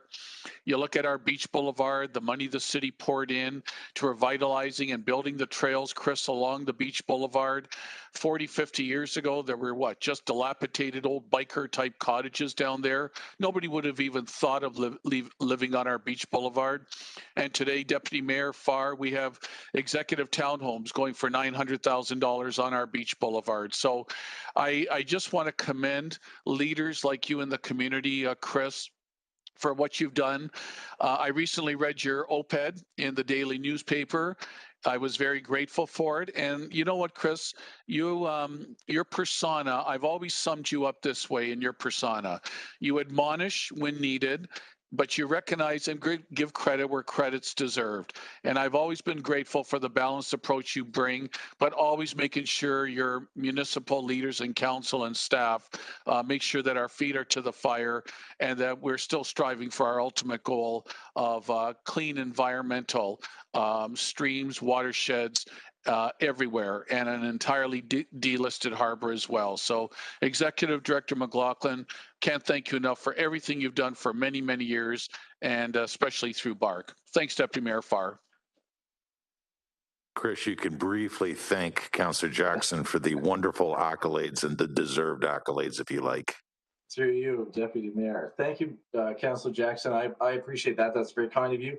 I will spread that amongst that praise amongst the board and staff and the hundreds of volunteers of my organization and my colleagues, like Kristen and Carrie and others at the RAP and at the city and elsewhere. I am always the first, and I appreciate you mentioning that. I'm always the first to remind people that my friends at the city get up with the same enthusiasm for making the world a better place that I do. They just in a different building. So I appreciate that very much. Thanks a lot. Thank you. And Councillor Powers is maybe just screen off. I'll give him a moment. He's our final speaker. Doesn't appear to be, but Here I am. There you are. Thank you, yeah. Russ. Yeah, thank you. I was happy. Whoops.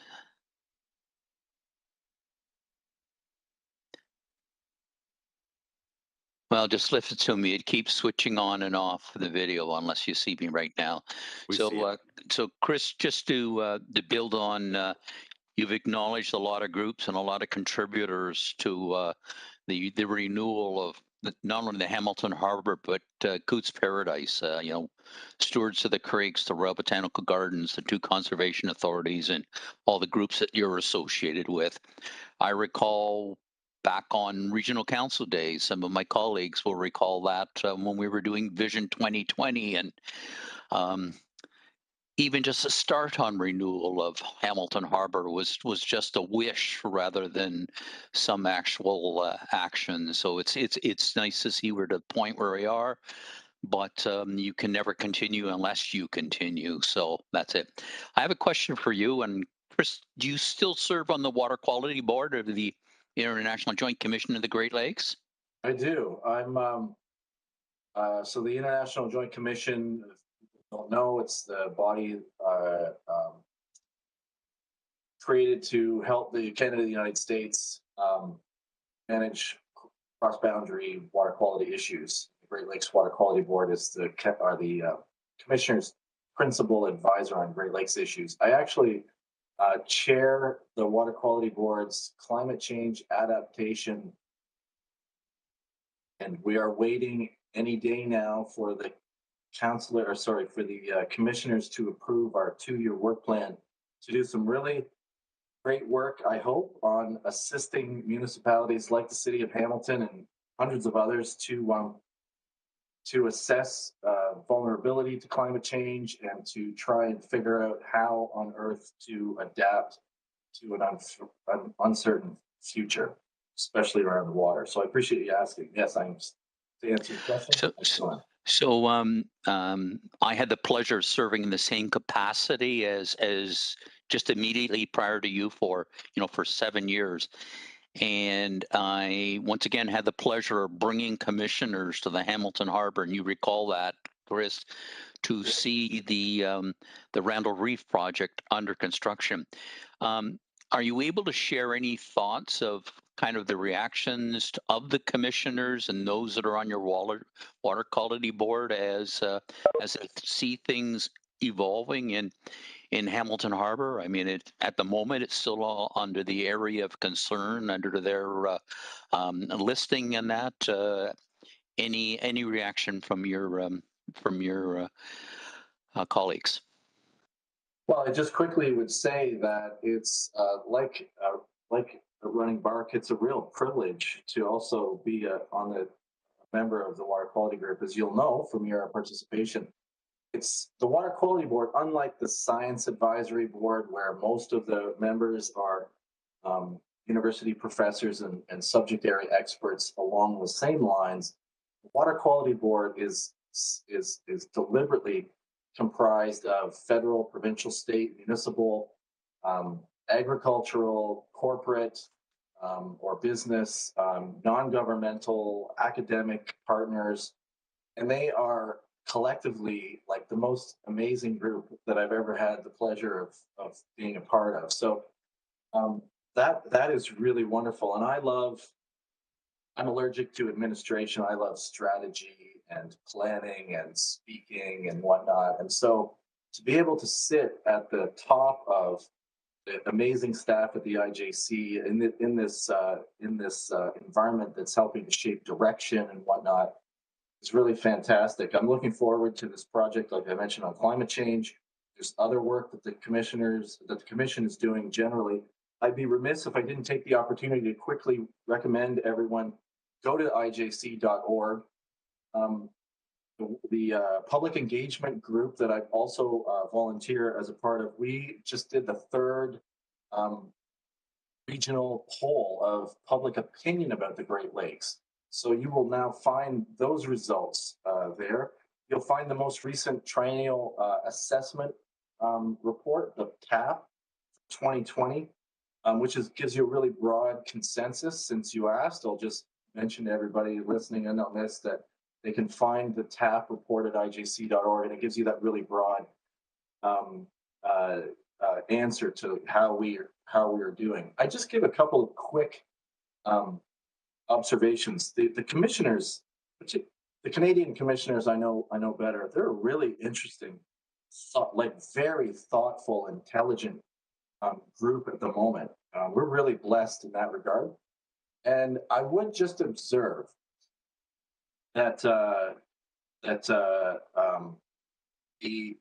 there is information out there about the success that some of the influx of funding through the Obama administration's Great Lakes Restoration Initiative has had over the last 12 years. It continues to be funded at the tune of about $300 million a year. And that's had, according to my American colleagues, some really significant outcomes for specific shovels in the ground kinds of projects like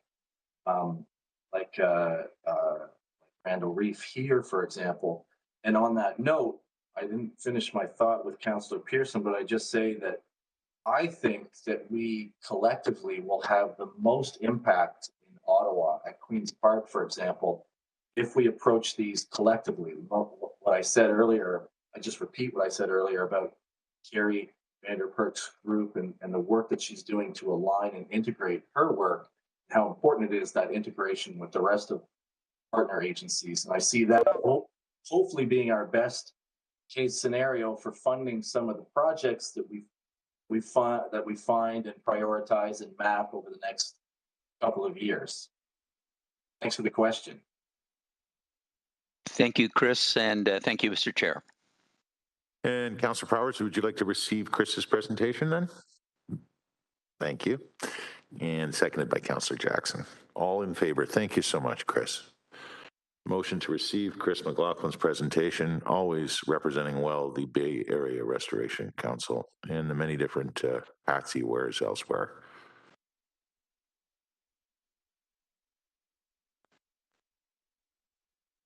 I saw a thumbs up from Councillor Marula and Councillor Powers and Councillor Clark. While we wait for the vote, folks, a couple more delegates. We'll get through those and maybe take a break. Carrie, 13-0. 13-0. Paula Kilborn, you're next. Speaking to item 9 of the Advisory Committee for Persons with Disabilities, Report 22-002. Hello and welcome back, Paula.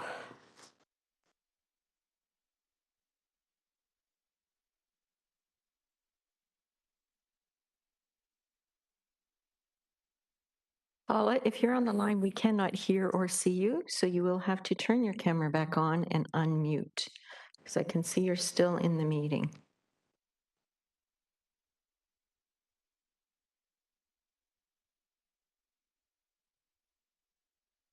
You're unmuted. Audio option. Start my video button. Space. Start my video. Press Control plus Shift plus. I'm sorry. Can you hear me? Yes, thank you, Paula. Okay. Okay. Good afternoon, Deputy Mayor, Mr. Mayor, and members of the GIC. I want to thank you for allowing me to be here this afternoon. I'd like to apologize to start with. I use a screen reader on my computer, and it reads everything on the screen. So when you put chats up on the screen, it will read them out loud. So I apologize for that right at the beginning, okay?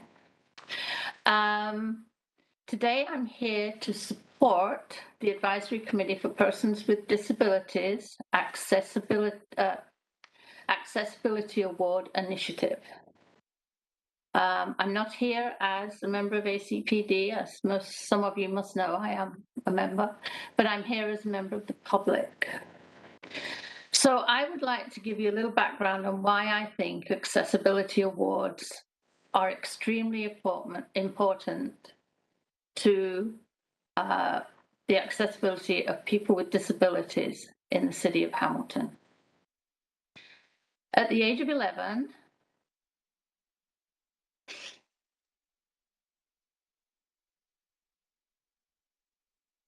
sorry. You take your time.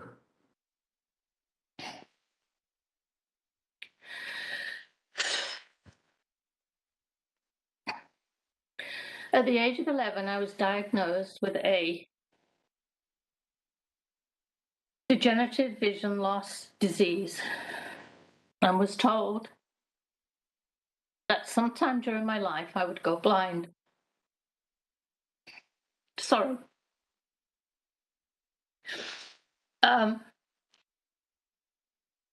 This puts a whole different perspective on your life.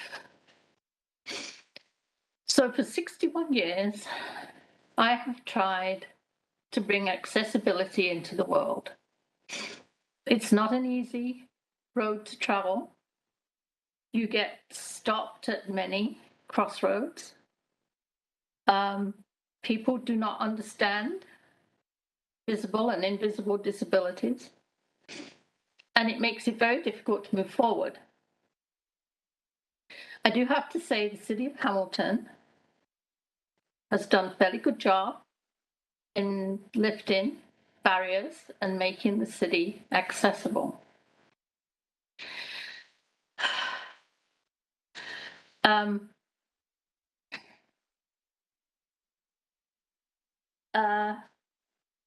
Sorry, I've lost my train of thought.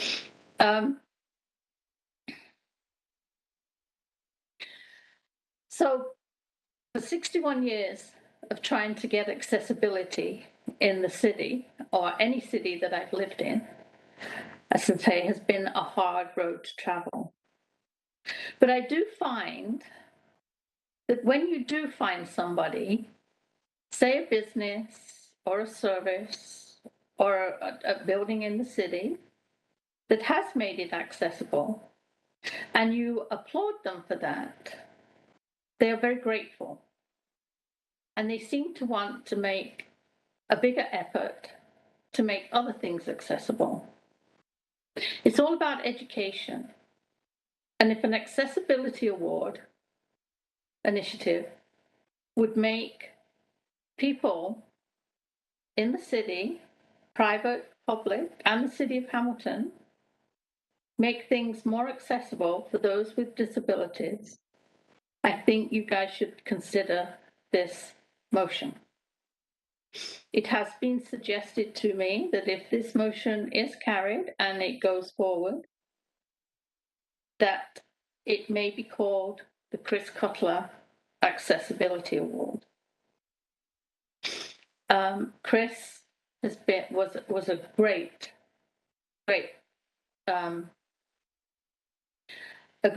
person that went out into the community and really put out there about accessibility. And he was always ready to listen. And if he didn't have an answer, he would get me an answer. And he always wanted the city to be the best it could. So an accessibility award doesn't have to be huge. It has to be something that makes people think. If they can get an award, why can't I get an award? So my job today is to support the motion for an accessibility award initiative from the City of Hamilton with the support of the Advisory Committee, Persons with Disabilities. And I hope that you will take this motion and consider how much it would help everybody in the city with a visual and non-visual disability. Thank you for your time, and I apologize for crying. I do it all the time when I come here, I tell you. I get so emotional. No apologies required, Paula. It was a great presentation, and of course, we'll be dealing with this report and item 9 specifically, which you so eloquently spoke to in a few moments here. So thank you so much for your delegation today. You're welcome. And all of your work. Thank you. Carl Andrus, Hamilton Community Benefits Network, respecting 8-4 light rail transit agreements. Oh, we need to receive Paula first. Moved by Councillor Jackson and seconded by Councillor Pearson. All in favor?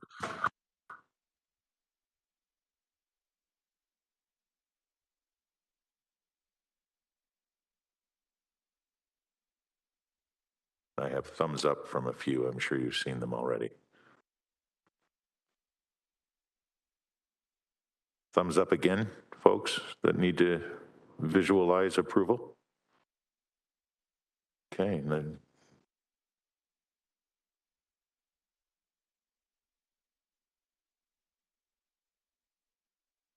Carried 13-0. It's just being slow, sorry. thank you. Carl. Carries 13-0. Carl, you're next. Can you hear me all right? I can hear you fine. Great. Thank you so much, Deputy Mayor Farr and councillors. I appreciate the opportunity to speak to you all again. I especially want to thank the chair for leniency in some of the conversations. A lot of what I came to talk to about came up in the course of the latitude that was granted for those discussions. So thank you very much. So my name is Carl Andrus. I'm with the Hamilton Community Benefits Network. Many of you know me for my active support in the Hamilton Light Rail project going back quite a number of years, and I'm happy to delegate in front of you again on this issue. I just wanted to remind folks that don't know that the Hamilton Community Benefits Network actually came together as a community labor coalition to advocate specifically for tangible community benefits from the Hamilton Light Rail project. And we brought together all kinds of different groups across the city under one banner, from trade unions, not-for-profits, environmental groups, residents, neighborhood associations, etc. And I'm here before you today to just talk about the change that is underway in the city of Hamilton. Now, I know specifically today you were speaking to an agreement with Metrolinx around the use and procurement of land for city-owned land. But I just wanted to take a minute to talk a little bit about what's going on in the Hamilton LRT corridor. Mayor Fred mentioned the development that's booming along the corridor. The LRT is doing exactly what it was predicted to do. It is bringing a pile of new development around stations and across the whole corridor of the city. And it's transforming the city. We're not going to recognize it by the time the LRT is complete with all of the new density, the buildings. However, along with that social changing landscape of new property is creating a massive unaffordable and eviction crisis that I don't have to remind you of as you deal with on the front lines of it every day. And I'm here just to ask you folks to remember, when you're debating the issues and subjects that came up today, specifically around the use of this untangible commitment that Metrolinx has made with regards to the use of property along the corridor, a tangible but not formalized commitment towards affordable housing, to consider all of the people that are being displaced as this corridor changes and redevelops. And although that development is going to be good for the city as a whole, it is going to deeply affect the residents who call that area home. And I also wanted to just kind of talk, and I won't go too much into it because Thanks again, Chair, for your leniency. Many members of this council already discussed this. They were just questions around the property impacts, especially around Cathedral Park, which will have a portion of the bridge that is required, at least under the previous demands, to move the train across from the Main Street corridor to the King Street corridor. And I'm just curious, because none of us have heard when we're talking about the use of Metrolinx taking city land for a nominal fee, what those issues are going to be, how many trees are going to be lost, what park space will be lost, what will be the impacts to residents for equipment storage, the impacts of use during construction, and what will the net impact on the parkland across the corridor be. And I also just wanted to talk again about that aspirational commitment of affordable housing and community benefits. I hear it repeated over and over again. Every time there's a staff presentation, there's this recital G of the MOU that states the importance, but these conversations aren't being had on a broad and at least at a community level that I'm aware of to really advocate for the change that's going on along our corridor. We know affordable housing is of critical importance. We know we're going to need help from the federal and provincial governments as well as not-for-profit home designers. But what is the new community that we're building along this 14 kilometers of the city? It touches 5 wards. It will transform from property line to property line, a significant part of our lower city. Land is currently being snatched up every single day by developers, and the city is being remade by them. But for who? So I just came again to remind folks as you're moving forward with this project and to add my voice to some of the discussions that you guys had around this council table on what is the planning and the long-term strategic vision that doesn't just depend on developers in the private sector to rebuild this corridor. What is the city's long-term plan for affordable housing? What are the commitments from Metrolinx to access to surplus land? What are we doing to manage the development that's coming? Where are the commitments to employment targets for marginalized folks from the project's work hours? We're rebuilding the city, but what's our plan to rebuild a complete, inclusive, and accessible city for all? Thank you very much. And as I say, you covered most of my points I wanted to make today in the earlier discussions, but as always, I'm happy to take questions if needed. All right, very good. Thank you, Carl. And I think, yeah, we'll probably move some yardsticks on going beyond just bringing it up every time in general Hamilton Light Rail updates to address some of the things that you were talking about in short order. So stick around and pay close attention to our motions later today and notices of motions. One question, Councillor Danko, just cut your hand there. Thank you, Mr. Deputy Mayor. Carl, in your presentation, on one of the slides there, I just caught reference to first right of refusal. Specifically, what is that and how might that be incorporated? Well, I think it's not an unrealistic expectation for this councillors to demand from Metrolinx that before Metrolinx disposes of any surplus land, as we've seen them done with the Huron-Ontario line, for example, the transfer of $60 million of surplus property from that line directly to the private sector, that at least city staff and not-for-profits be given the first right of refusal. We could have lost an opportunity for affordable housing with the old Delta High School when the board had to chose to take the higher offer on that property rather than partner with a local not-for-profit to develop that land for affordable housing. And there's great concern amongst every member of the Community Benefits Network that I've spoke to about what that housing affordability is going to look like and what that land, which I'll be fair and frank to say, the procurement of Metrolinx properties has not been without displacement of tenants in deeply affordable housing, especially in Ward 3. So what's the plan to replace that housing? What's the plan for the land use after it's surplus to the task? And so one of my asks would be for this council to lean very heavily on Metrolinx to just make sure that before Metrolinx disposes of a single property, that the City of Hamilton and not-for-profit providers are given first opportunity to that land. Thank you. So essentially, this would be similar to the disposition procedures for the boards of education, where there's a formal process that if the board is going to dispose of a property, they first ask the city, would you like to purchase this property at market value? And then the city would have the first right to be able to purchase the property and then, incorporate that into some sort of affordable housing project or community use before it's accessible to the private sector. And in Ward 8, we have a really good example of this at 60 Caledon, where we're developing several hundred affordable housing units from a board property that this council, previous council, purchased using their first right of refusal rights. So appreciate that. And I think that's something that we definitely want to pursue with Metrolinx. Thank you. Okay, Thank and you. Councillor Danko, if you want to receive the presentation, and seconded by Councillor Clark. Thanks again, Carl. Good to see you again.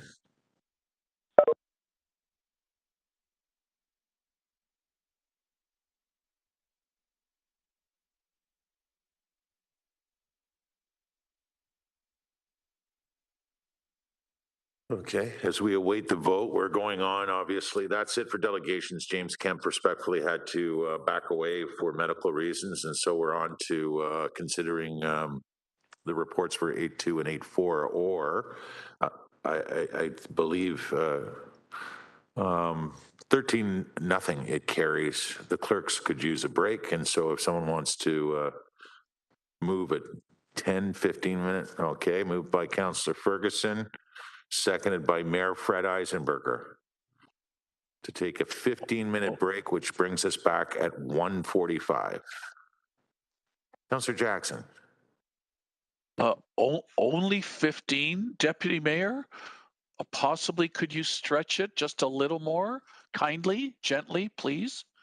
Councillor Jackson seeks to amend the recommendation on the floor by adding what? 15 minutes? 15 minutes? more minutes, yeah. Okay, half an hour brings us back at 2. So 2 o'clock sound good?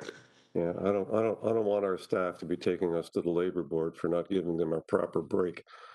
Thank you. Very good point. All in favor, the vote's up.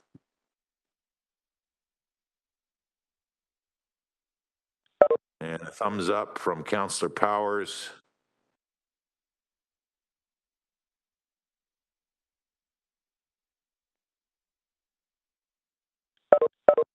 That vote carries. We'll see you at 2 o'clock.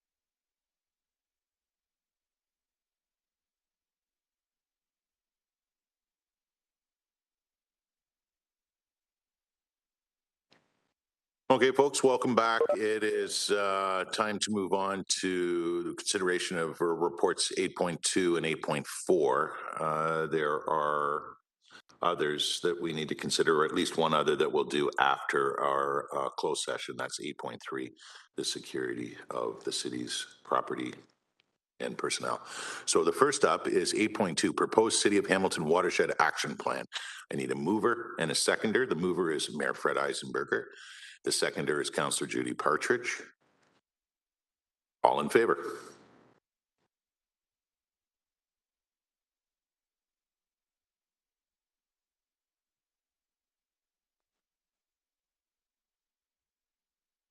Sorry, through Mr. Deputy Mayor, where the vote is up, just to clarify, we did deal with item 8.3 already. You will be dealing with item 14.3 when you come out. Thank you. Yes, thank you.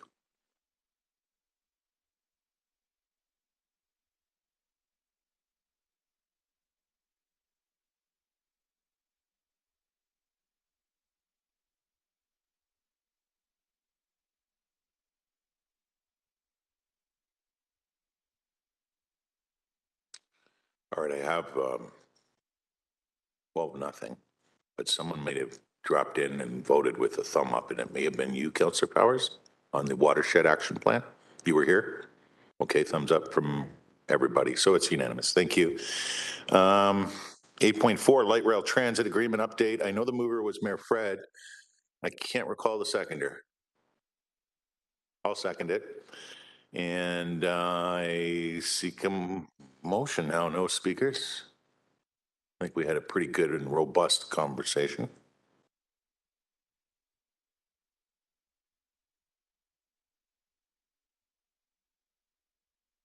Thumbs up from Councillor Powers.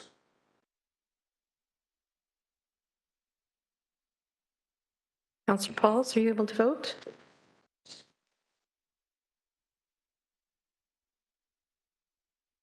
Thank you. And the vote carries by a vote of 11-1. Discussion items, Barton Village Business Improvement Area, or BIA, proposed budget and scheduled payment for 2022. I need a mover and a seconder. Moved by Councillor Nan, seconded by Councillor Pauls. All in favor?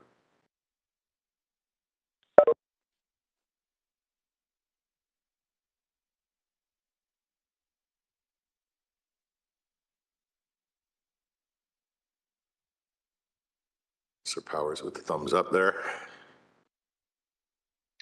Stephanie, the vote didn't come up for me. It did on all the others. Okay, did you want to vote in the affirmative or negative? And then I can do it for you if you'd like. Thank you so much. And Councillor Farr, I still need your vote. I'm looking right at it. Sorry. That's an affirmative on my side. Councillor Pearson on the BIA for Barton. I thought I did it, Mr. Chairman. Thumbs up. You did, but your video wasn't on. I wanted to make sure. Thank you. It carries unanimously. Lock Street Business Improvement. I need a mover and a seconder. Moved by Councillor, is Wilson back? Councillor, who would like to move? Councillor Partridge, seconded by Councillor Pauls. All in favor? Any opposed?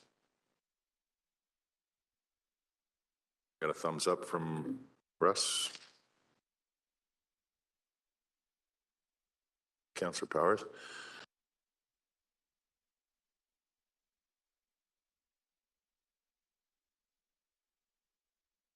That carries 12-0. On the Advisory Committee for Persons with Disability report, I need a mover and a seconder, and the clerk had emailed out suggested amendments to item 9, 10, and 11 on this ACPD report. And we're going to share them on the screen to refresh everyone's memory before we get to the vote.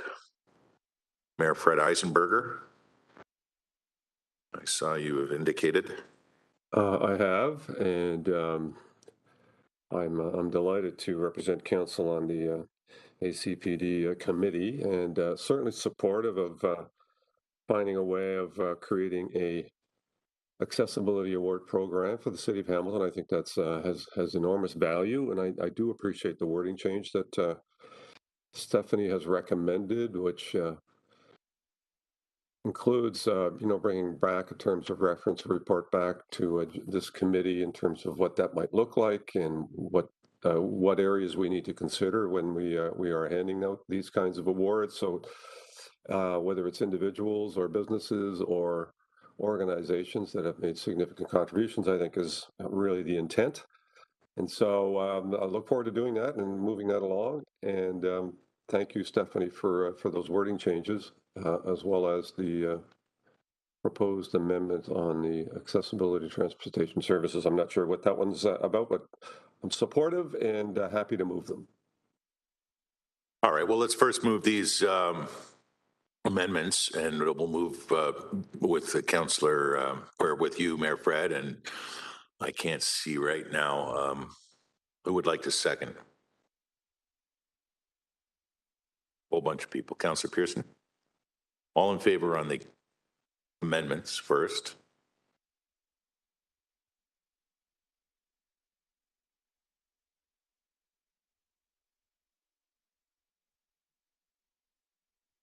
Sorry, Councillor Marula, I didn't see yours. And Councillor Ferguson, please. I got a thumbs up from Councillor Powers. Councillor Ferguson? He did vote. We're good. Okay. Thank you. That carries 12-0. And who would like to move and second now as amended? Moved by Councillor Pearson, seconded by Mayor Fred Eisen. Well, Mayor Fred's on the committee. We'll let him move it. If you're fine with that, Councillor Pearson, and seconded by Councillor Pearson. All in favor as amended?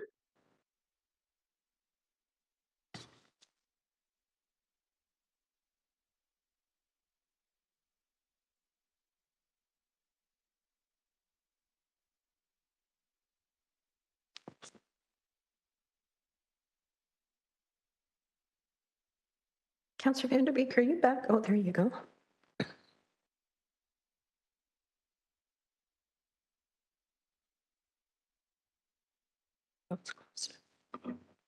Carries unanimously, 13-0. Now I need a mover and a seconder to put item 10.4 on the floor. Hamilton and Scourge National Historic Site, single sourcing.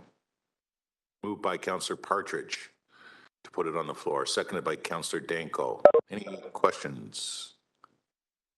Councillor Ferguson. I wonder if staff could give me just a brief, or give us a brief overview of this. Is this something that's been there for quite a while? Are those two sunken vessels at risk of being hit by large ships going over top of them? Or are they subject to some vandalism from divers? $350,000 is a fair chunk of money, and I'd just like to know what's the reason we're doing this. If Carrie's there, I see she signed the report. Yep, and she is with us, so our Director of Tourism and Culture. Carrie Brooks-Joyner. So I'm Carrie Brooks-Joyner. I'm the Director of Tourism and Culture, and thank you for the question, Councillor Ferguson. The city is the steward of the Hamilton and the Scourge, which are underwater archaeological shipwrecks. Then they're also national historic sites. And part of our obligations to care for them is that we have installed underwater monitoring. The monitoring is in place as a security measure for the site, and it's to alert us if there is any illegal diving on site. Okay, so it's a security issue then? It is indeed. And how long has it been in place? We have been stewards probably close to 20 years, but that's a guess off the top of my head. It's been quite a while. Okay, thank you. All in favor?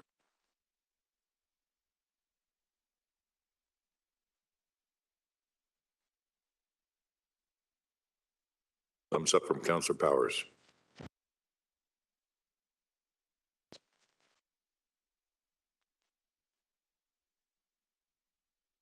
Carries unanimously, 13-0. 10.5 is the Airport Subcommittee report. I need a mover and a seconder to put item 10.5 on the floor. Moved by Councillor Ferguson and seconded by Councillor Danko. Any questions? Let's put it to a vote then, please. All in favor or opposed?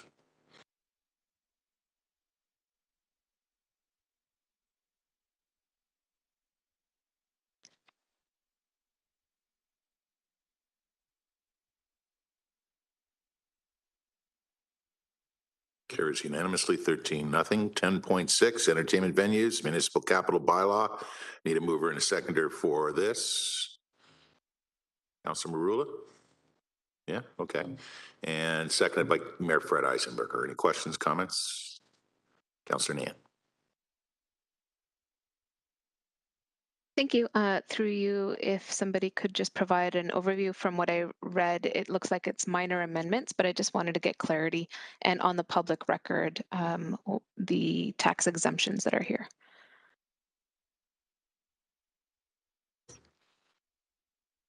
Ray Kessler. Good afternoon. Officer, through the chair to the councillor.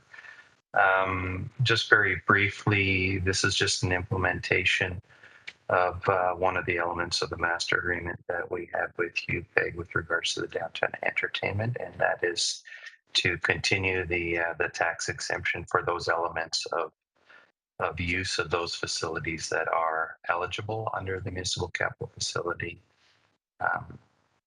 programs under the Municipal Act.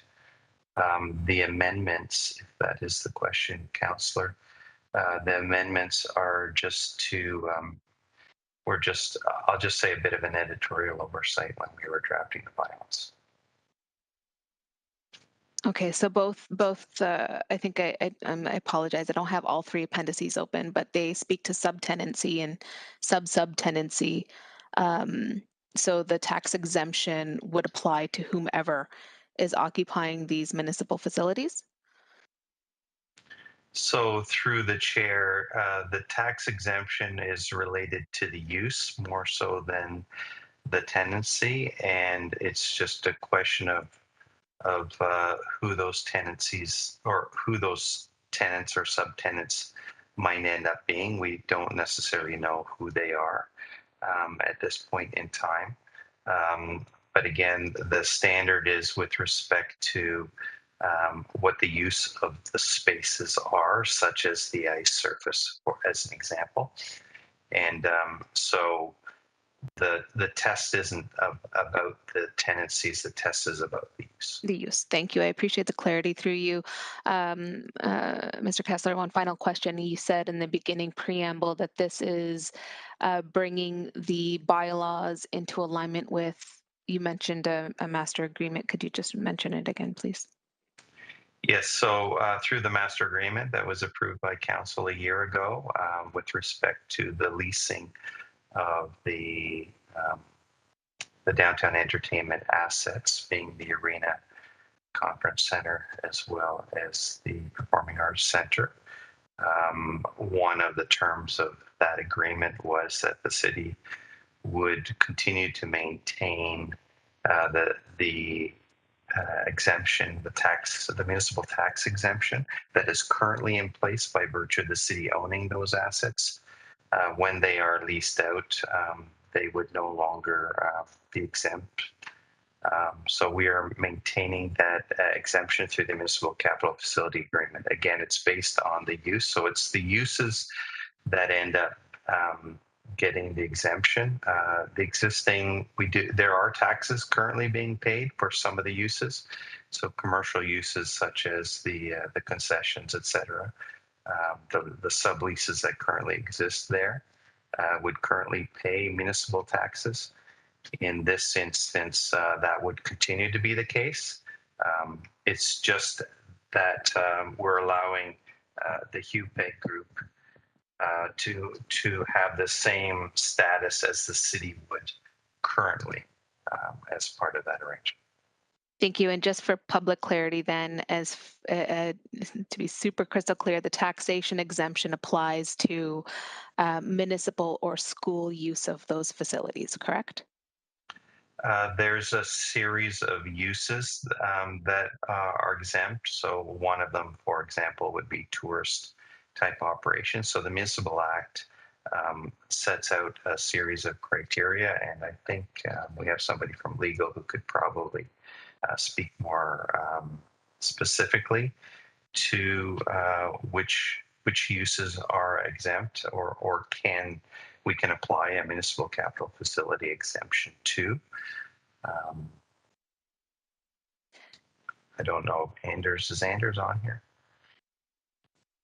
I don't see him right now. There he is. Anders Knudsen with the legal perspective. Did you catch the question? I did. Thank you. Through the chair to the councillor. Yes. So the Municipal Act and the regulations set out the required purposes that an entity must comply with in order to qualify for municipal capital facility exemptions from taxes. So that we've ensured that those purposes are reflected in the bylaws. Thank you. Thank you for the clarity. Those are my questions. Councillor Clark.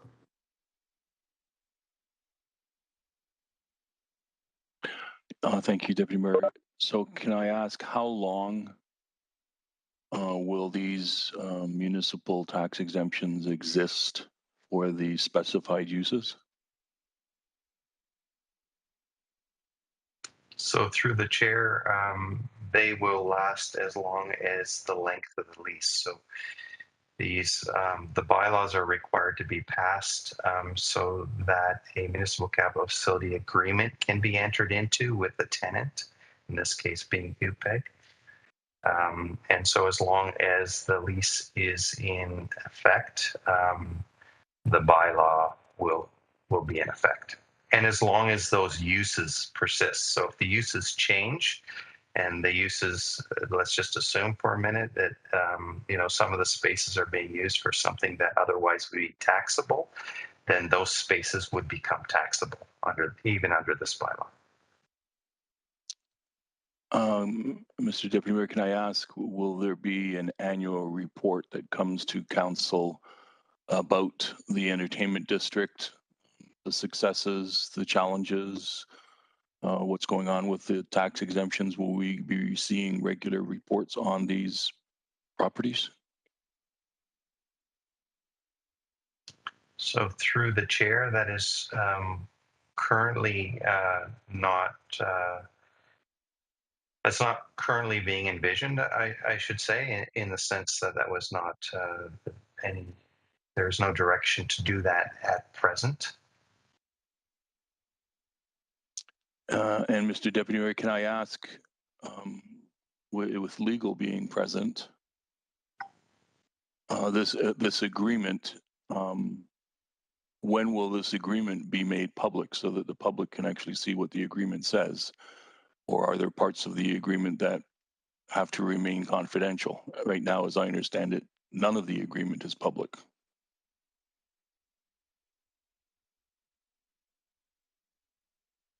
Through the deputy mayor to the councillor, I believe the councillor is referring to the master agreement, not these municipal capital facility agreements. If that's correct.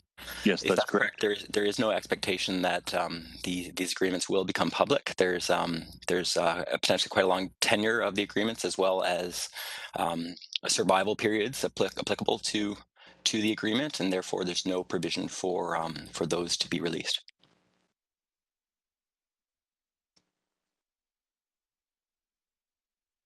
So theoretically, this could be an existing relationship forever and the public never gets to see what the agreement is. Is that what I'm hearing? Through you, Mr. Deputy Mayor, typically and historically, agreements are not made public through the City of Hamilton. If a person wishes to obtain a copy, they could go through the FOI process. I appreciate that. And the city is also moving rather aggressively towards access by design. So I'm trying to understand why we wouldn't have it formalized as to what portions of this agreement can be made public and what can't be made public. It's our decision. We're acting as a municipality saying that these agreements are going to remain confidential. There's no requirement under the law. So how do we assess that? Who's that to? So I'm happy to take the question from a legal perspective through the deputy chair to the councillor. That we can certainly take that away. It hasn't again been. We're following fairly standard city protocols to this effect currently. There is a term of the agreement and confidentiality clauses that apply throughout that term. So I think those clauses would prevail, and then subsequent to the term, then we could address the city policies with respect to opening up information. What's the term of the agreement? Just remind us. Through the deputy mayor, I just want to make sure that that is contained in the previous public authority. Ray, do you remember? I believe it is, but go ahead, Ray. So through the chair, I believe the term is 40 years.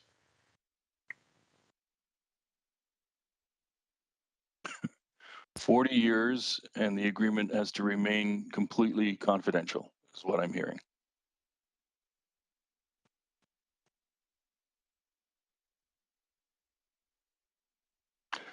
Okay, Mr. Deputy Mayor, I'm going to have to take this away. I'm concerned that this agreement that we're Jeanette, not. Jeanette would like to respond if you're okay with that, Councillor. I would love that. Thank you. Thank you through the Deputy Mayor. So, Councillor Clark, I don't have a quick answer, but what I can commit to do is specific to this agreement is we can go back to look at it to see if there's any legal risks, what commitments have been made to the partners, etc., for this specific one. And then in terms of the general protocol that we've used, we could take that back as part of our access by design and look at it from a philosophical standpoint on a more general basis, if that's council's will. Yeah, I appreciate that, Deputy Mayor. I think we should be looking into it.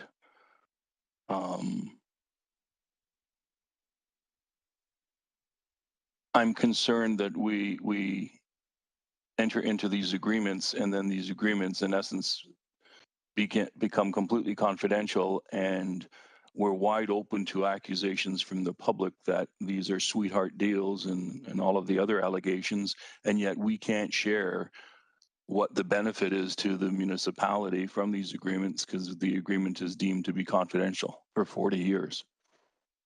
So I have some serious concerns about that, and I appreciate the city manager stepping up to the plate to see what can be done. Thank you, Deputy Mayor. So the annualized reporting concept from your first question might be very good, so the public can see at the very least, although we're waiting for more information, as we just heard from our city manager. So if you'd like to move that accordingly, then at least the public can see the benefits or challenges, as you said, Councillor Clark. So can I come back to you to move the annual reporting at the appropriate time, as you suggested? Yes, please. Thank you. Okay. Next up, first time? No, second time. Councillor Nan. Thank you. Through you, Deputy Mayor. I was just going to suggest that we do see it in the form of a motion, and I really do appreciate City Manager Smith coming forward with a really practical solution to the question that Councillor Clark posed. Councillor Clark, if you need a seconder for your motion, be happy to do so. Thank you. Mayor Fred. Mayor Fred. Yeah, thank you. And so we did release kind of the broad strokes of this agreement and the benefit to the city. You know, I mean, I think that was kind of well laid out when we made the decision to move forward. That was, as to my understanding, kind of in a broad sense released. Was it not? The benefit of the city, my recollection is, a savings of about $130 million over the term of the agreement.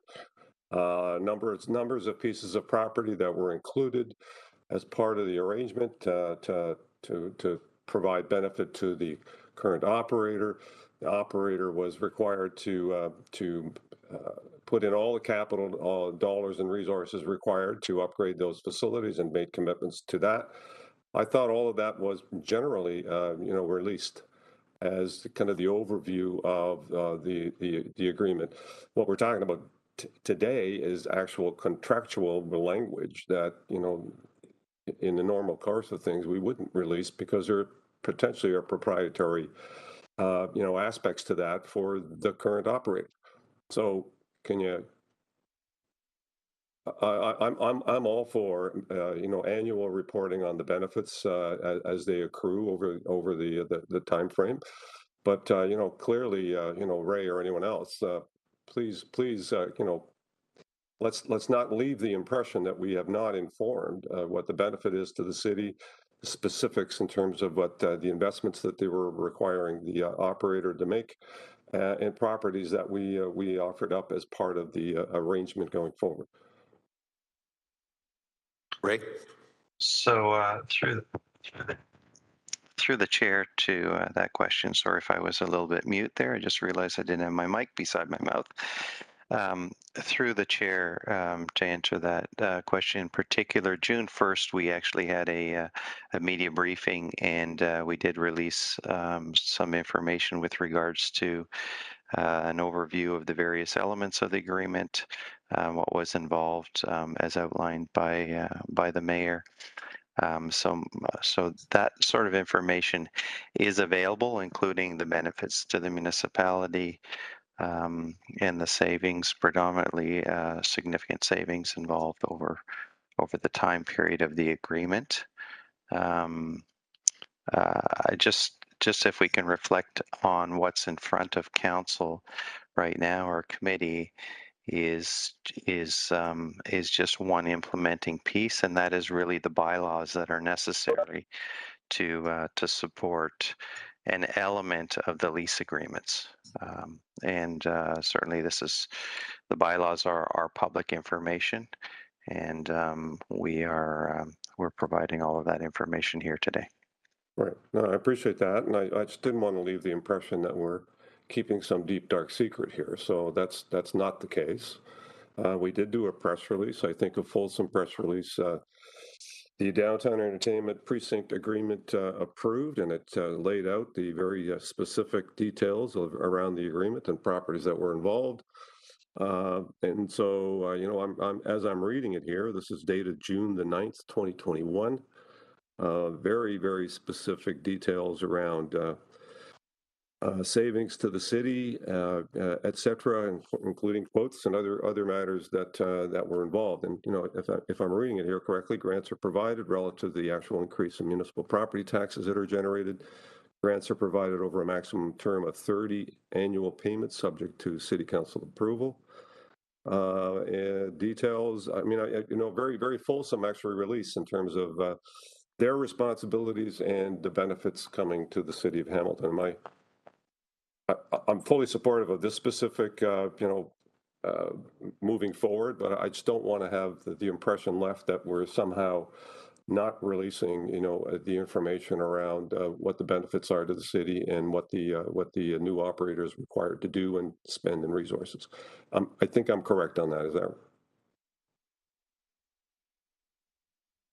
Ray? You know what? Almost a rhetorical question. It doesn't need an answer. I think we can refer everyone to a June 9th, 2020, press release that really identified a lot of the details around the agreement. And I think what we're doing today is just formalizing some of that detail. I appreciate it. Thank you. Thank you. No further questions. So we'll look to get a vote on this. You either approve or not. Oh, second time, Councillor Clark. Yeah, you were going to come to. For the motion, sorry. Yes, go ahead. No problem. I have one additional question. So what is the total loss of tax revenue to the municipality over the lifetime of this agreement? So through the chair, with respect to what's before council right now, and that being the municipal capital facility exemption, there is no change to the tax status of the property. So in terms of, there is no delta between what's been happening over the life of those facilities and moving forward. So the tax exemption is for all intents and purposes any use that is a municipal use? What are they getting a tax exemption for? So through the chair, there are a number of uses, such as the use of the ice surface for various tourism and other events.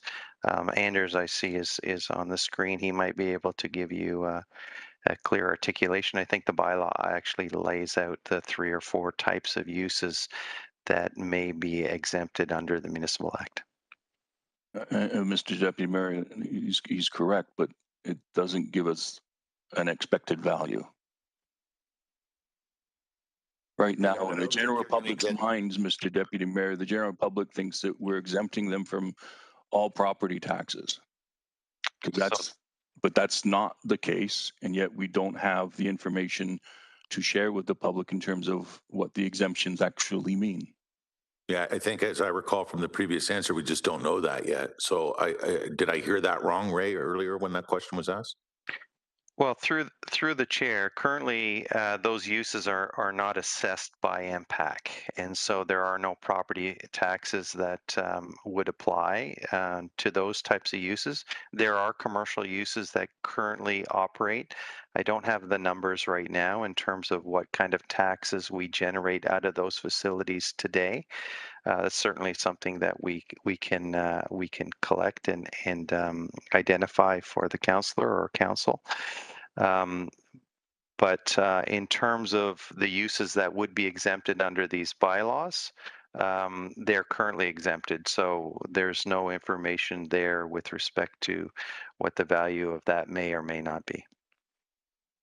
So there's really no impact to the municipality with regards to it, because it's all we're doing is we're passing on that tax exemption to the operators. So through the chair, that is correct, Councillor. Thank you. I would like to move that motion, Mr. Deputy Mayor, with regards to an annual report on this particular initiative. They can come back with what's occurred in the previous year, et cetera, but in general, they report back to us on an annual basis. And our excellent clerk has drafted one that I can see is up on the thank you, Staff be directed to review what could be publicly released from within the agreement between the City of Hamilton and the Hamilton Urban Precinct Group LP with regarding the lands known as First Ontario Centre. That wasn't the motion, Councillor or Clerk Paparella. The motion is to both of them are annually. Respectfully, both of them were to be part of the motion. She's just got it in reverse. Okay. So one is reporting on the annual operations, and the other one is dealing with, let's find out exactly what we can release so that we are being as transparent as possible. And that was seconded by Councillor Nan. I believe she still wishes to second it. Fair enough. That's good. Okay. Thank you. That's it for me. All in favor? A thumbs up by Councillor Powers. You see those thumbs up. I don't have to keep saying thumbs up, Councillor Powers, every time, right? Okay. The vote is up.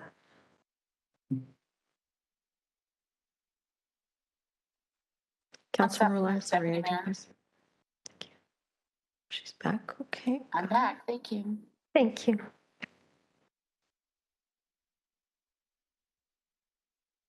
Carries 14-0, and now as amended. Who would like to move this?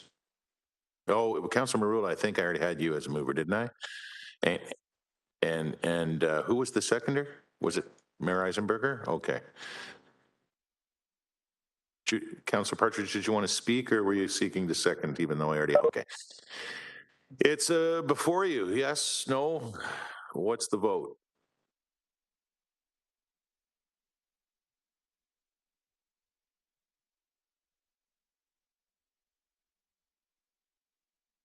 It's closed.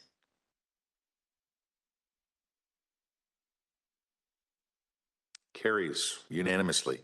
Active Transportation Fund report. I need a mover and a seconder to put 10.7 on the floor. And that is moved by Councillor Nan and seconded by Councillor Pearson. Any discussion? Councillor Jackson. Deputy Mayor, thank you. Just one quick question to our Director Hollingworth, if Brian is available. There he is. Thank you. So let me just understand. We're going to apply for hopefully Director of Infrastructure Canada, $4.6 million for our projects, mostly in terms of active alternative transportation, cycling pathways, all that good stuff. But we're, even if we got the 4.6 mil, our total project cost is 7.7. So my math says we're 3.1 million short. I look at the project list. Does that mean that future term of council staff will be coming back? If we're fortunate enough to get the federal money, you will decide how to make up the balance and which projects go ahead and which don't. Through you, Deputy Mayor Farr, please, to the director. Through the chair to Councillor Jackson, Brian Hollingworth, Director of Transportation Planning and Parking. Councillor Jackson, you're spot on there.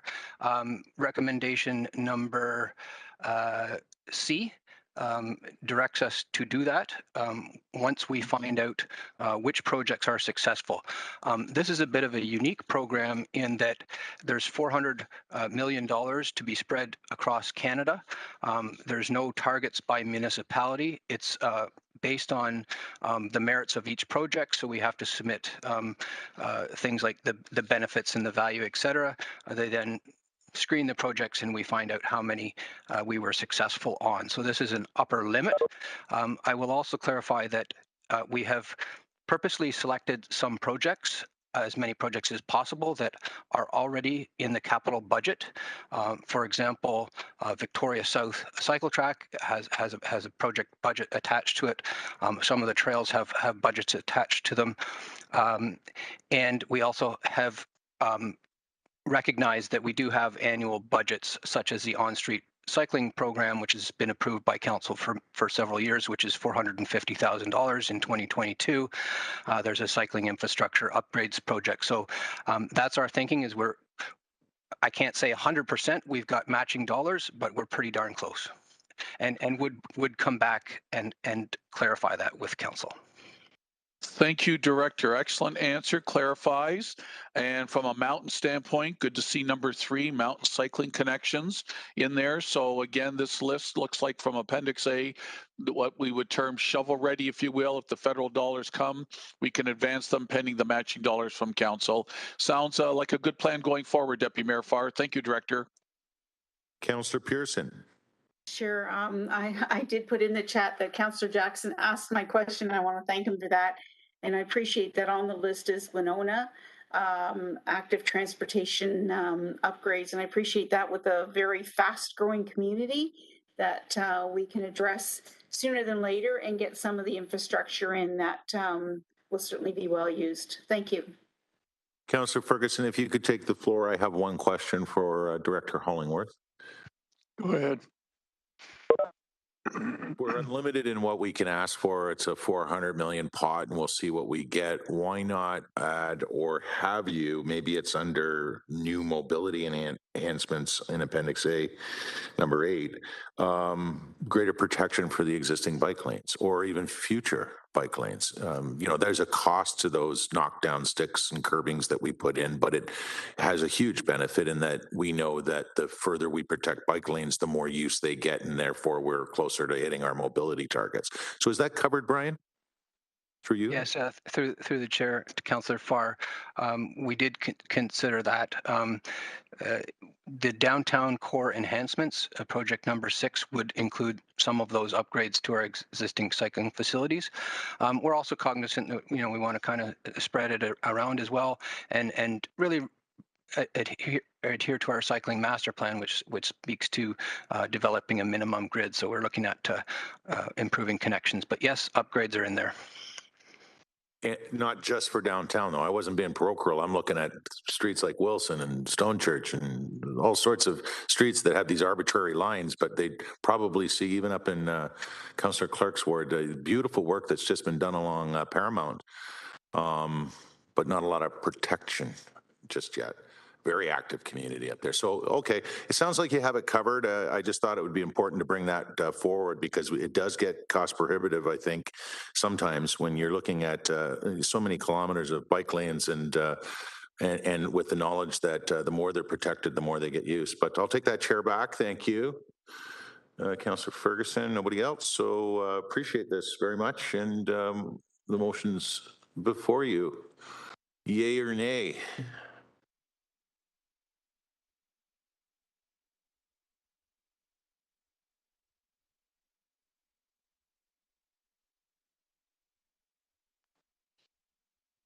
Councillor Clark, are you able to vote?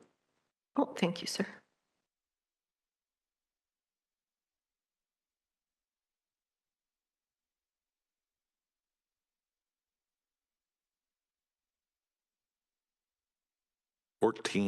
On to GI on the OB, and 13.1 is where we're at. Amendments to the outstanding business list. I need a mover and a seconder to put item 13.1 first on the floor. That's moved by Councillor Partridge and seconded by Councillor Pearson. Anybody want to talk about anything? No? We'll vote then. Oh, that was a quick one, Matt.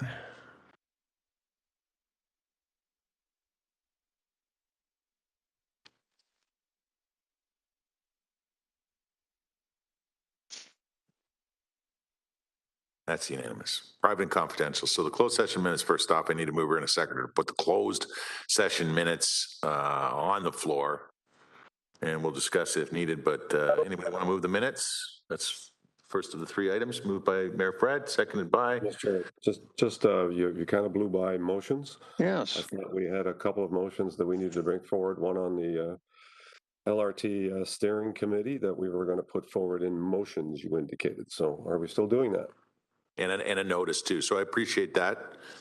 It wasn't in my run sheet because they became known to us during the meeting, and so that's my oversight. Sorry for that. So I'll get back to private and confidential in the closed session minutes, but first it's a motion from you, and then we'll have a notice of motion from Councillor Nan that will remain as a notice from what I hear. So go ahead, Fred, or Mayor Fred. Sorry.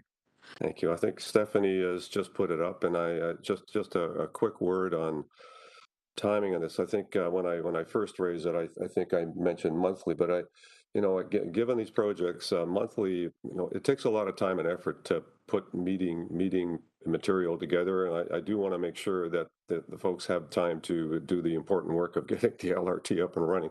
So I've actually modified it to suggest every 2 months that we meet, or at least a minimum 6 times per year, and that it include the list that you see before you. And then I would highly recommend that we, when we meet, we review the terms of reference and maybe consider anyone else that needs to be part of that going forward, as we had in the previous one. But I think it's worth our time, since the terms of reference on the previous one is almost 7 years ago.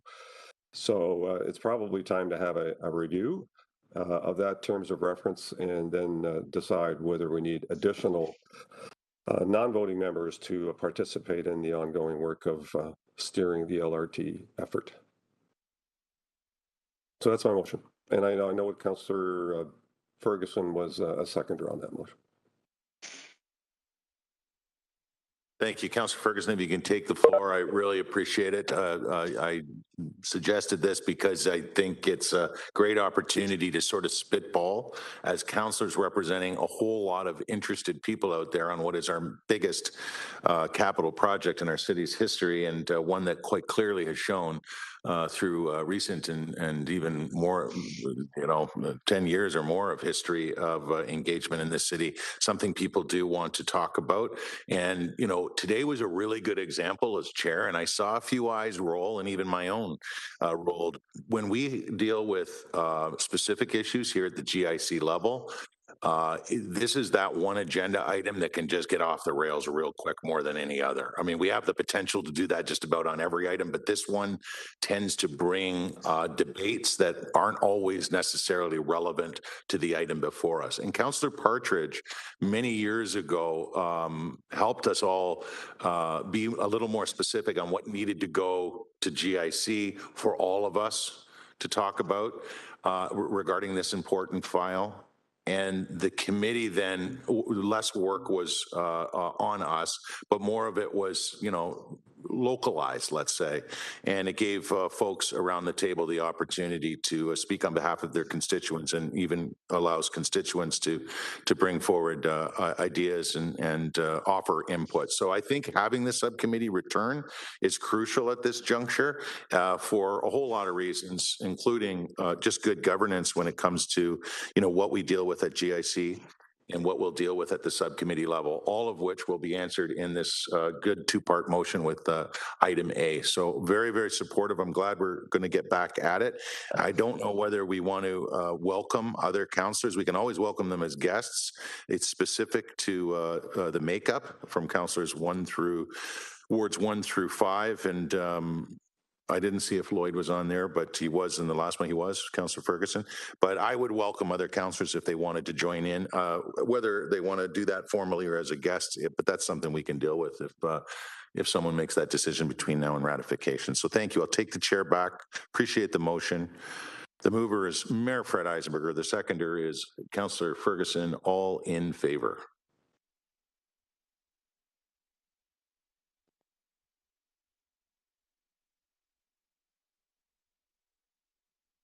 Having a look at that terms of reference. Yes, smart idea. That carries 14 to nothing. And the notice of motion, Councillor Nan. Thank you. And if you bear with me for a quick second, I did see Elsie Pepperella had forwarded it. Just trying to grab it. Unless, would it be too much to ask to put it on the screen? Nope. Now for you, I'm sorry. Hang on a second. Thank you. And yes, Deputy Mayor, it is going to remain as a notice of motion so that I can work through any changes that might be required in capturing the conversation that we had earlier. And I would appreciate a moment to talk to staff about it prior to it going live. And that is that staff be directed to establish a strategic land acquisition plan along the LRT corridor for the purposes of planning to deliver future municipal services, including but not limited to parks, recreation, as well as not-for-profit affordable housing, and report back to the General Issues Committee. That's it. A question related to the notice of motion specifically. I have, so I'll pass the chair. I just want to define LRT corridor. Is that along the B line only or 400 meters either side? I can't remember exactly what defines the LRT corridor. I know there's meters on either side, so I'm just trying to get that in my head. Through you, Mr. Deputy Mayor, it might be something she could work out with staff before it becomes a motion. Are you okay with that answer, Councillor Nan? I'm fine to do so. Okay, all right. All right, so that's left as a notice. Much appreciated. There was a great debate earlier. It shows there's still very much significant interest going forward. I take the chair back. And now back to private and confidential. Looking for a mover and a seconder on those February 16th minutes, confidential minutes. Moved by Councillor Johnson and seconded by her cat. Seconded by Councillor Powers. All in favor?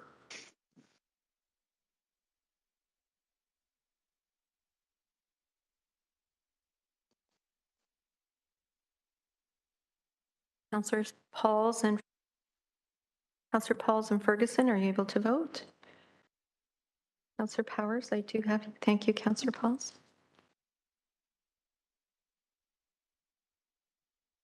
Carry is unanimous.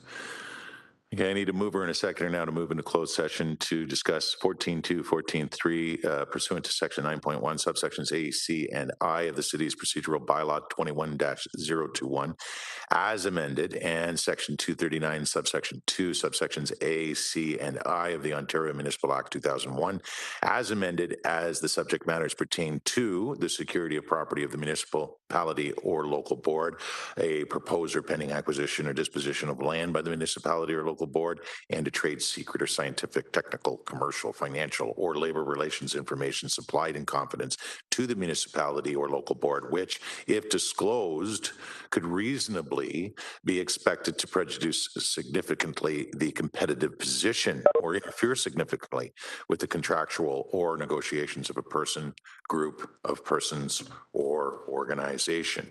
Will require an electronic vote.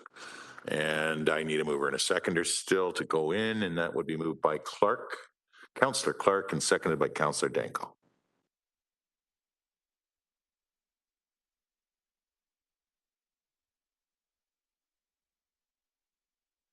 We wait for that. Members of the public, the meeting will continue following the closed session portion of the meeting, and that's when you'll see members of council rejoining this meeting. Councillor, oh, I got it. Thank you. Don't forget to move into closed on your e-scribe, folks.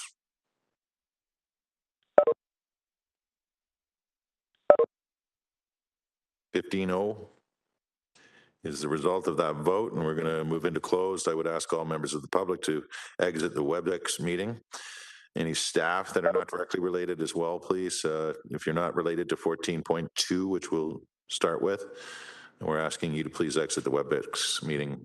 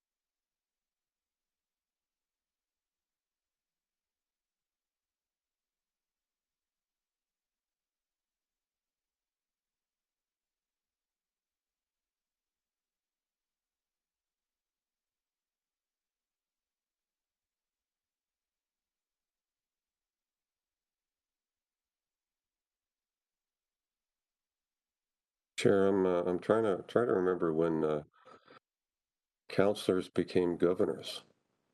We changed our status on that. You are live in an open session.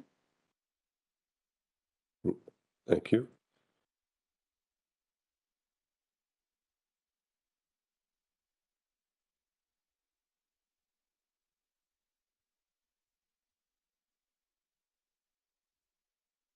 All right, I need a mover and a seconder to approve the following.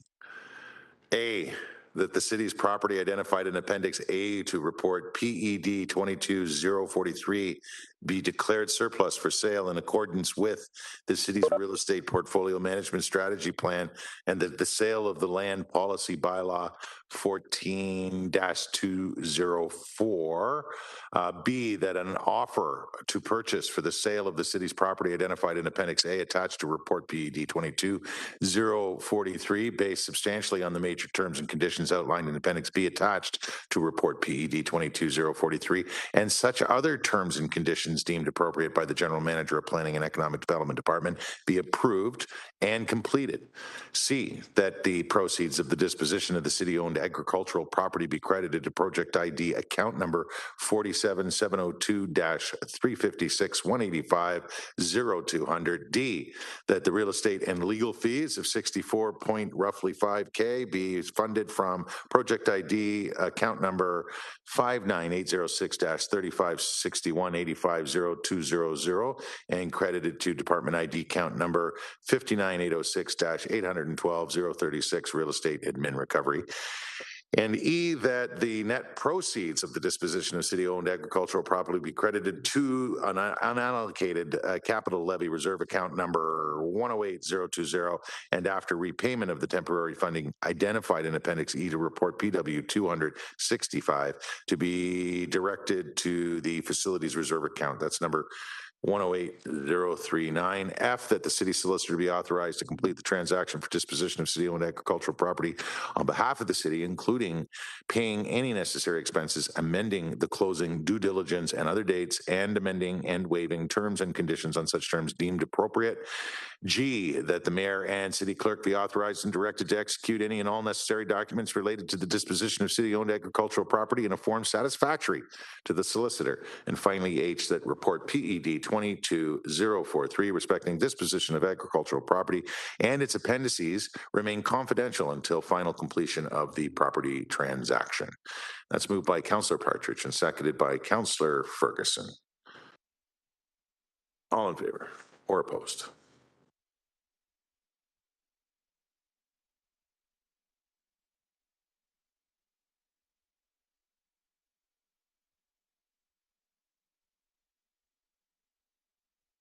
Councillor Wilson, are you able to vote? Want to just show us? Thank you. Excellent. Thank you. That's a unanimous vote. 14.3, I need a mover and a second to approve A, that reports number 1 and number 2 respecting the City Hall and other facilities security process review, November 2021, authored by V2PM security consultant, attached as private and confidential appendices A and B attached to report PW 22015 be received, and B, that the corporate security action plan March 2022 attached as private and confidential appendix C to report PW 22015 be approved. And I added a C that we received the presentation we received. That would be moved by Councillor Johnson, seconded by Mayor Fred Eisenberger. Oh, have I got them all? C. I see a D here. I'm sorry. Is there that report PW 22015? Yeah, my apologies, folks, but we'll keep the movers and seconders. Keep the vote on the screen. So I have a C that I'm going to turn to a D. That is that the direction provided to staff in closed session respecting this report, City Hall and other facilities security process review be approved. And the D that I have will now be a E, that the report respecting City Hall and other facilities security process review, including appendices A, B, and C, remain confidential. Apologize for that. It was on the other page. Same movers. Votes before you. Yes or no?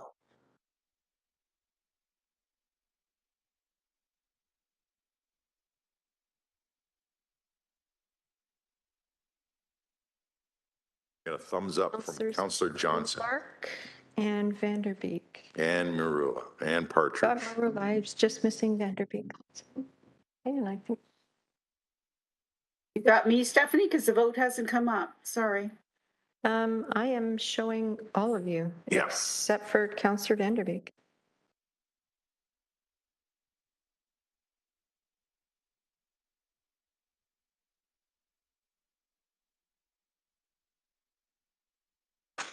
Jackson's doing that thing again with the imaginary cigar. All right, so we're going to adjourn, but before we do, when do we resume with the GIC 2.0 budget GIC? Through you, Mr. Deputy Mayor, I think we need about 10 minutes. Please. So we'll come back then. It's 3:45, no later than 3:58. That is an adjournment moved by Councillor Nan and seconded by Councillor Pearson. All in favor? Anybody opposed to it? None. So it's a unanimous decision to adjourn. Thank you, everybody.